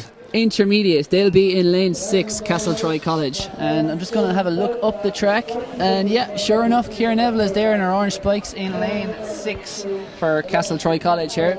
She'll be anchoring Castletroy College home. Surely to victory, because they're... Surely. Limerick. Because they're Ciara Neville. Yes, because they're Ciara Neville. She could get this baton 100 metres behind. And they lose. could all drop the baton and pick it up. Yeah. And she'd probably lose then. Yeah. But I think she's going to win it. But anyway, to give respect to the others, let's go through the lineup. Because we don't know the strength of the other Castletroy College members. Chloe Tobin, who ran the hurdles there, she's a strong sprinter as well. Absolutely, yeah. So the lineup from the inside: lane 1, Salerno, Galway; lane 2, Strathern School, Belfast; Lane 3, Coleraine High School in the green and red. Lane 4 in the blue, Loreto Kilkenny, always strong in the girls' relays. Lane 5, Mount Anvil Dublin in that light blue Dublin colours. Lane 6, Castletroy College in the navy strips. And lane 7, Ursuline Sligo, who are absent, I see. And so lane 8, it'll be Scullwhirra Carrick on Shore, also in the navy strips. Loreto Kilkenny likely to be strong here in the blue, but Castletroy College, again with Ciara Neville on anchor, that's a powerful weapon to be able to unleash on the final leg.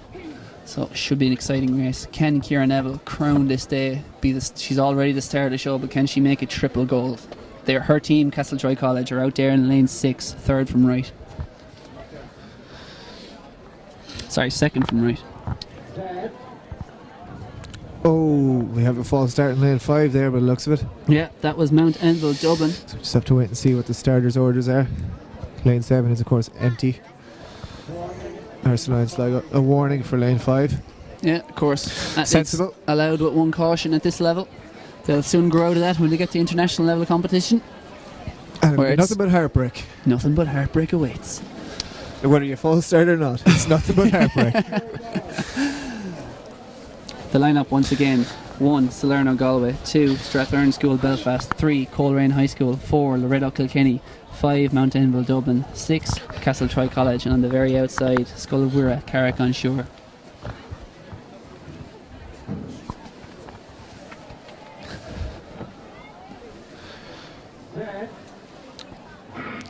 Away first time. Good start from Castletroy College in lane 6. Maybe just inside then though. Mount Anvil going very well. Seem to be leading at the moment. Let's see how this first changeovers goes. Loreto going well in lane 4 in the blue there as well.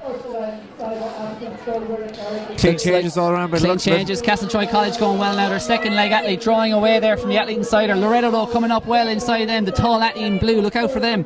That's Loreto Kilkenny. Can Castletroy College hand Ciara Neville this baton and put her in contention? On the outside going very well is Scullwhirra Carrick and Shore. They're the leaders at the moment, I think. Can Ciara Neville run this down though? This is a big lead she's going to have to make up.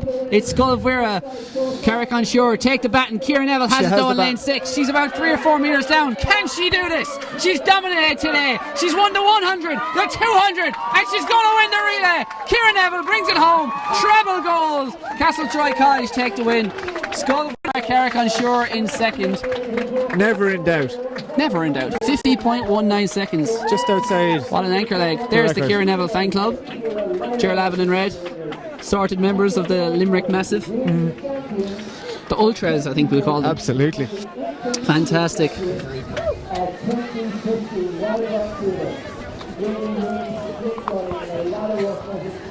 What a performance. Yeah. The star of the show, Ciara Neville. Just see this replay here again. So just look at the lane 6 here. Lane 6 and lane Second 8. from left. Again, as you can see, takes it as far back as she possibly can to allow her run as long as possible on that final leg. And as good as the athlete there in lane 8 did, you don't stand much chance against an athlete like this. An athlete in the form of her life. Absolutely. 15 years old, 11.66. Eats up the lead. What a performance. Puts further ahead. And we finally have a treble. We do. The new Marcus Lawler. The new Marcus Lawler, which is a tag she will not want. No. Nobody would. We'll call her the new Shelley Ann Fraser. Treble gold. Not bad. Not bad at all. Next up. It's funny she got the record. That would have been treble records as well. Oh, yeah. Disappointing now. Ciara. That was below par from Ciara. Ciara. Intermediate boys is going to be up next, 4x100, the third last race of the day. It's coming to an end. No! We'll have Tralee CBS, St Joseph's Galway, Templeogue College Dublin, Grosvenor Grammar Belfast, Grosvenor Bandon Grammar School, St Mary's Galway, Blackrock College, and Belfast Royal Academy. That's before the race.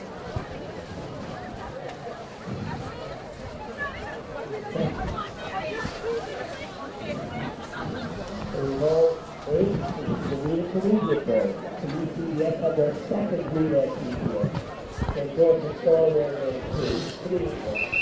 St Joseph's Galway 2, Templeogue College 3, Grosvenor Grammar School 4, Bandon 5, St Mary's in 6, Blackrock College in 7, and Belfast Royal Academy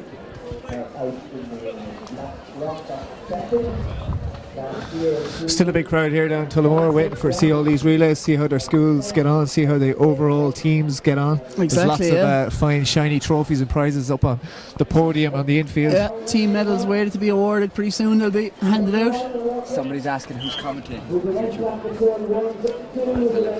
Yeah, for those asking who's commentating, We've got Carl Denny and we've got Ger O'Donnell. in opposite order. Yes, that's Ger O'Donnell. It is. I'm Cathal Dennehy. It is. On the camera we've Dave O'Shea. And on technical device we have Paul Tracy. Sorry for forgetting your name, Paul.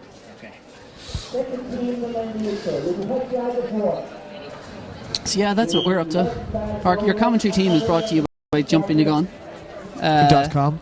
Leading website for athletics Ireland and internationally, I think it's fair to say. Surely. Thanks to Athletics Ireland for throwing us in here for this. And GloHealth and for Entry doing the camera and technical work here today.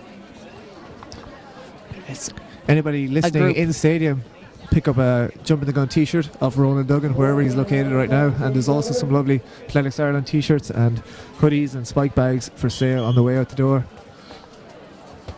Highly recommended on a cold day like this. Okay, line up for the intermediate boys 4x100 metre relay. Again, poor old Tralee CBS on the inside lane in 1 in the blue. In lane 2, St Joseph Galway also in blue. Lane 3, Temple Old College Dublin in the red. Lane 4, Grosvenor Grammar Belfast in the green and blue. Lane 5, Bandon Grammar School in the green. Lane 6 in the red is St Mary's Galway. Lane 7 in white, Blackrock College Dublin. And lane 8 on the outside, Belfast Royal Academy. We're good to go.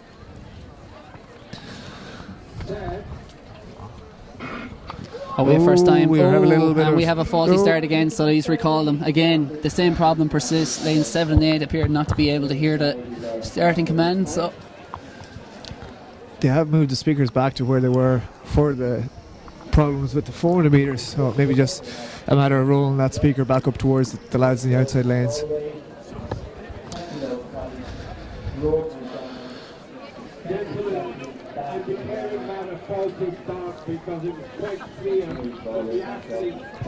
Starters just explaining the issue here that the athletes in lane 7 could not hear the gun.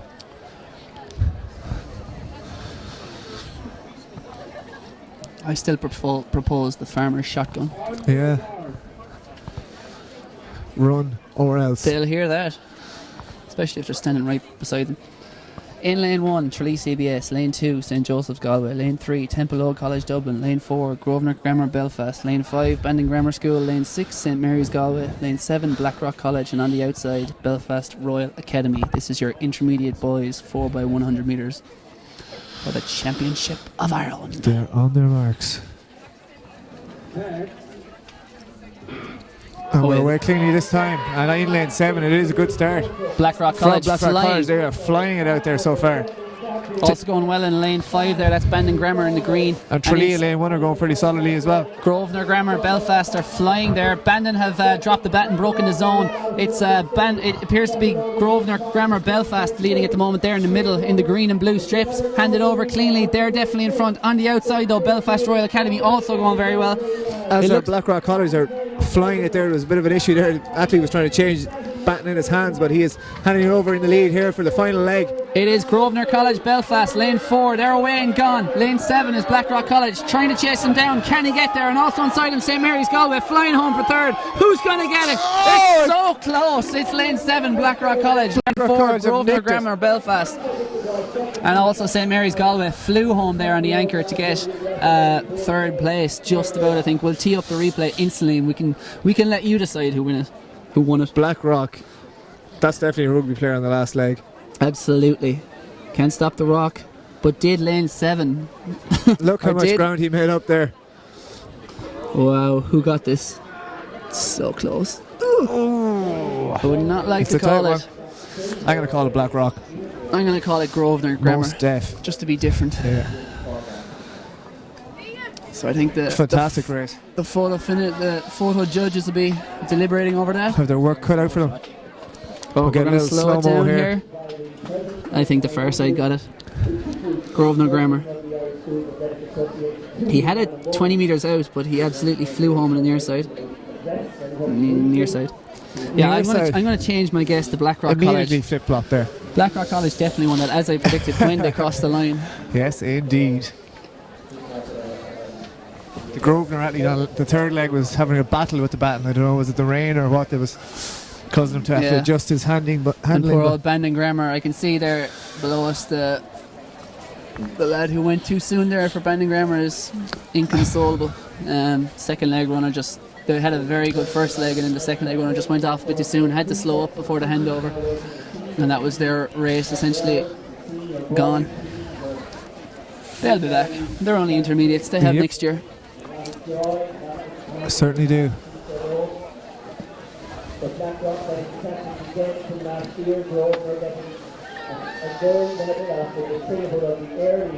Next up, it's the seniors. Look on the sunny side, seniors. Respect your elders, that's what they say, and we respect these senior athletes. We do. This is going to be the senior girls first up. As always, Laredo Kilkenny have a girls sprint relay team. Certainly do. They just create. It's a bit like Blackrock College and them. They just, I don't know. They breed sprinters. The rugby training obviously paid dividends there for Blackrock College. No doubt a few of them were plucked off the senior cup teams and whatnot. But your full lineup for the senior girls relay. Record here is 48.16, which has stood for 17 years now from St Macdara's in Dublin.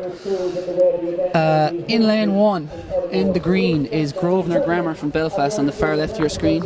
Lane 2, in I don't know what kit they're wearing because she's a hoodie on, it's Carrigaline Community School. Yellow spikes. Yellow spikes, we'll go with yellow spikes. Lane 3, wearing the GA jersey in the looks like black and amber. That's HRC Mount Bellew. Lane 4, also in the black and amber, black with the gold slash, is Mercy Mount Hawk Tralee, the best named school in Ireland. Lane 4, the ever-present Laredo Kilkenny. And then their third sprint relay team turned out here in the girls' events. Lane 6, Glenlola Collegiate Bangor. They're in the blue with a little bit of yellow on there. Lane 7 is St Mary's New Ross in the navy. And lane 8 on the outside, also in blue, is Ballinrobe Community School. I think they did the lane draw by colour code in this race. do. So I presume it's going to be a green vest for lane 2 when she takes that hoodie off. I've just realised there's far too much blue in Irish schools athletics. Schools need to be more creative. Too many blue schools.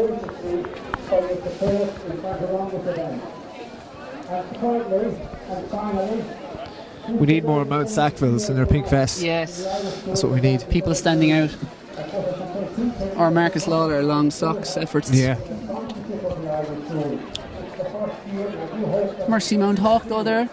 Good kit. Black and gold slash. Solid, yeah. Even inside them Mount Bellew. The jerseys. Number 25. Absolutely. A luminous yellow we've got for our unknown jersey or unknown vest of Carrigaline Community School. Yep. Who is the fastest school in Ireland? We're about to the find same out. vest that Evan Byrne was wearing earlier? Possibly. See a Carrigaline man? Matching spikes anyway. Yep, that's what it's all about. Coordination. In fashion and in athletics. Most def. Certainly in a 4x100 metre relay, as we've seen, the exchange is playing a crucial role. You can see some of the teams gathering there in the infield to our left, just getting ready. The relay team's been awarded, and the winning colleges, the College of Science trophy and those other team trophies will be awarded soon after the senior boys race. We're just having a few words here from the president. Not the president of Ireland, the president of the Irish schools. Sepp Blatter, is it?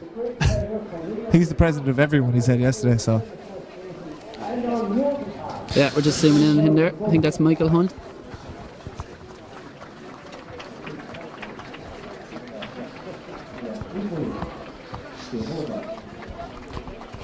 We see some flowers being presented and a trophy for some unknown reason to us. Yes.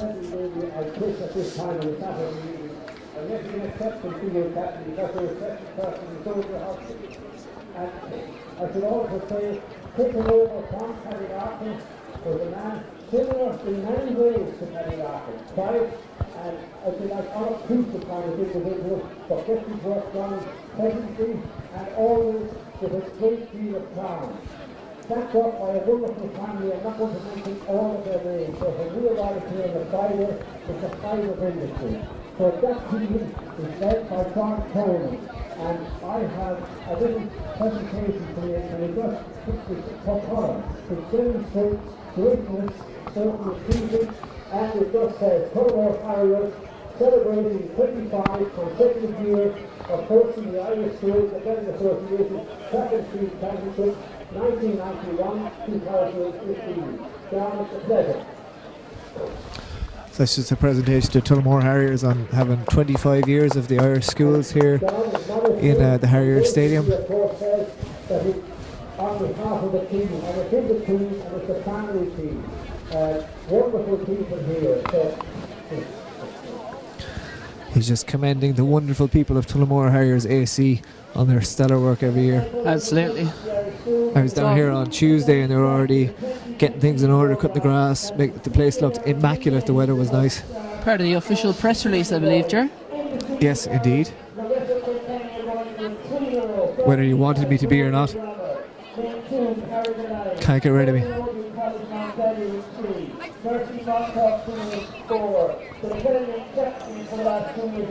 You may hear his voice in the background there. That's the voice of Irish Schools Athletics for many years now, Liam Moggan. Fantastic commentator always in the stadium. Brings back many memories of some of the great clashes that took place in this arena over the years. I think I remember actually hearing Liam Moggan when I was coming across the final hurdle in 2005. Me too. Because he was mentioning, whether it's a good thing or a bad thing, I was actually able to hear him mentioning athletes' names coming around the 200 mark and that. And I was kind of offended that he hadn't mentioned me. Just want to stop and have a word. I showed him. Did you win? I did. Good. 4x100 metre relay for intermediate girls. Lane 1, Salerno Galway. Lane 2, this is senior girls, isn't it? Certainly is. It certainly is. Lane 1, Grosvenor Grammar Belfast. Lane 2, Carrigaline Community School. Lane 3, HRC Mount Bellew. Lane 4, Mercy Mount Hawk Tralee. Lane 5, Laredo Kilkenny. Lane 6, Glenlola Collegiate Bangor. Lane 7, St Mary's New Ross. And Lane 8, Ballinrobe Community School. The penultimate race of the day. Another problem with lane 7, unfortunately. Ouch. They're just not able to hear out there. Although lane 8 heard pretty well. So. Auditory issues.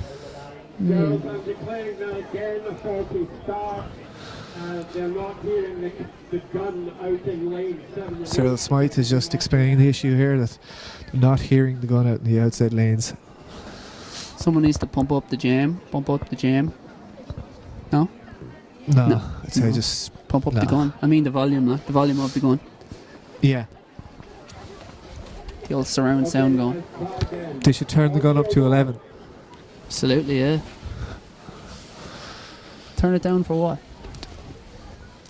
Certainly not for the senior girls for the 100 metre race. They should jump up the gun. Absolutely. To their marks once again. Grosvenor, Carrigaline, Mount Bellew, Mercy, Hawk, Tralee, Loretto, Glenlola, Bangor, St Mary's, New Ross, Ballinrobe. And we are away in lane 7. Got a flyer that time from St Mary's, New Ross. They are storming away so far in this first leg. Open up a commanding lead. Away and gone, and a good exchange over. Also going well there in lane 4 is Mercy Mount Hawk Tralee. And I think that is Glenlola Collegiate Bangor also going well up inside. 2 clean changeovers again. We have 3 teams clear and away here. Looks like the medalists, providing these last 2 legs are clean. Collegiate Bangor are storming away from it, as Liam Moggan says on the mic on the infield. In lane. It is Loretto Kilkenny. It is Loretto Kilkenny again. The dominance continues, but charging down in lane 7 is St Mary's New Ross. Can she get there? It looks like Loretto are going to hold on, or are they? So close. I think it might have been St Mary's New Ross. Just getting up there in the shadow of the finishing line. Glenlola Bangor snuck up for 3rd. What an anchor leg. Another storming last leg. Right down the outside, and I think by the reaction on her face, I think the St Mary's New Ross. You just see a replay here. No, she's got it. That long stride. She had a couple of metres to make up, and I think she did it with about a metre to go in the race. I think she finally bridged that gap and got past. The legs moving. It was so close. Did. So close. And in lane 6 it was Glenlola of Bangor. I think you can see there very clearly that the sprinters are running the last legs. Yes, absolutely. We'll slow it down for you here. You'll be able to get it. Look, she's still a metre down, even there, 20, 30 metres out. And she absolutely just found the rocket boosters for the last 20 metres. Just got past. Whoa. What a run. Fantastic. Hats off to Loretto Kilkenny, though. They've turned out excellent girls sprint relay teams in all the disciplines here today. And we're down. Then there was one, Joe. And then there was one, the finale. The fastest schoolboys in Ireland. Fastest school team in Ireland. Out to be deciphered. It's the senior boys 4x100, the last event of the day. A marathon programme it's been. We've been on air for, just 6 hours now. Just the 6, yeah. Fair play to Cahill, managed to hold the fort for 2 hours on his own earlier. Yep. Apologies if you thought he was terrible. I was. But sure luck. 8 teams go to the line here. Oh, there's the confirmation for St Mary's New Ross. Ye are champions. Champs. Kings. Queens. Oh yes. somersault. And we just seen a fantastic somersault there. Oh, yes. Luckily, it was on camera, yeah. Happy Excellent. enough. That's going to be the highlight of his life. Absolutely. You have lit up this place. Yeah. Senior boys, 4x100. 8 teams go to the line. On the inside, St Mary's Galway in the Navy strip. Lane 2 is going to be Davis College of You just see Mallow. that somersault there on camera once again. Oh, yes. With a medal around his neck. No, he has it in his hand, but still equally impressive. That was magnificent. An all-round athlete. Just see Kieran Neville walking away with a massive trophy and her third medal, gold medal around her neck as well. Proper order. What an athlete. Lane 3. Kieran Neville, that was. Yes. Lane 3 in the white is going to be Blackrock College Dublin. Being Blackrock, they're running in football shorts because they're more than likely footballers turned athletes. Rugby shorts, I would say. Rugby shorts, sorry. And to be fair, he's built Look like at a the size rugby of his player. arms. Yes. They're rugby shorts. Blackrock always good for turning rugby players, turn them into sprinters after the Senior Cup's over, and more than likely medal, if not win, the All Ireland Schools relays. They're in lane 3, just outside them again. The dynasty of Cork that is Bandon Grammar, again turning out so many good teams here. In the green in lane 4. Lane 5 with the blue and white striped strip is Presentation Athenry. Lane 6, Carrickfergus Grammar School, they're in the black strip. Lane 7, Grosvenor Grammar Belfast in the blue, white shorts. And out on the outside is Ashburn Community School in the black and red strip. I'm going to go for Bandon Grammar.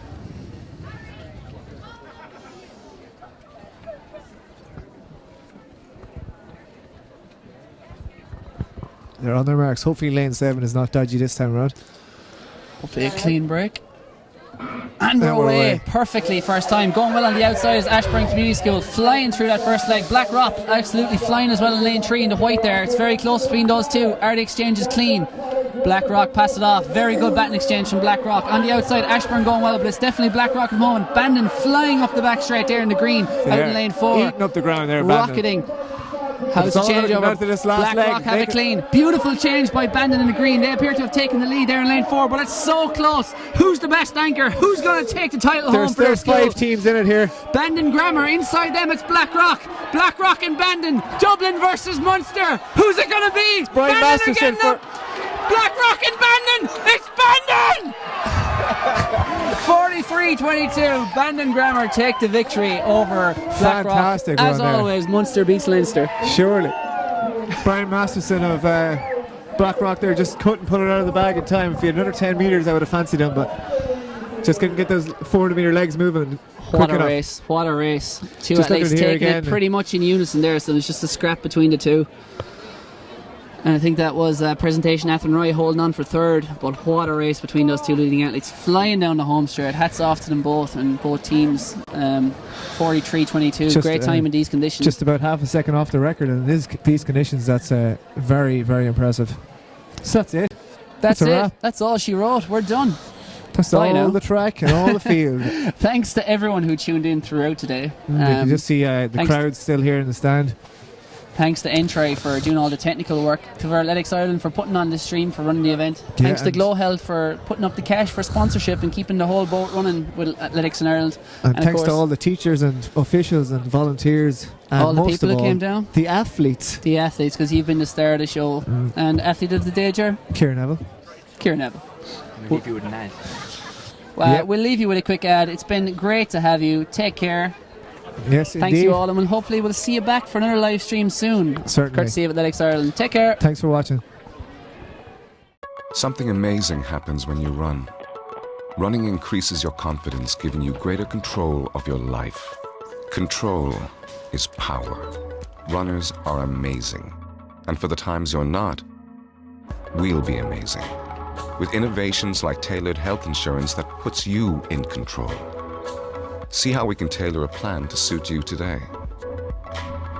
GloHealth. My cover. My way. Something amazing happens when you run. Running increases your confidence, giving you greater control of your life.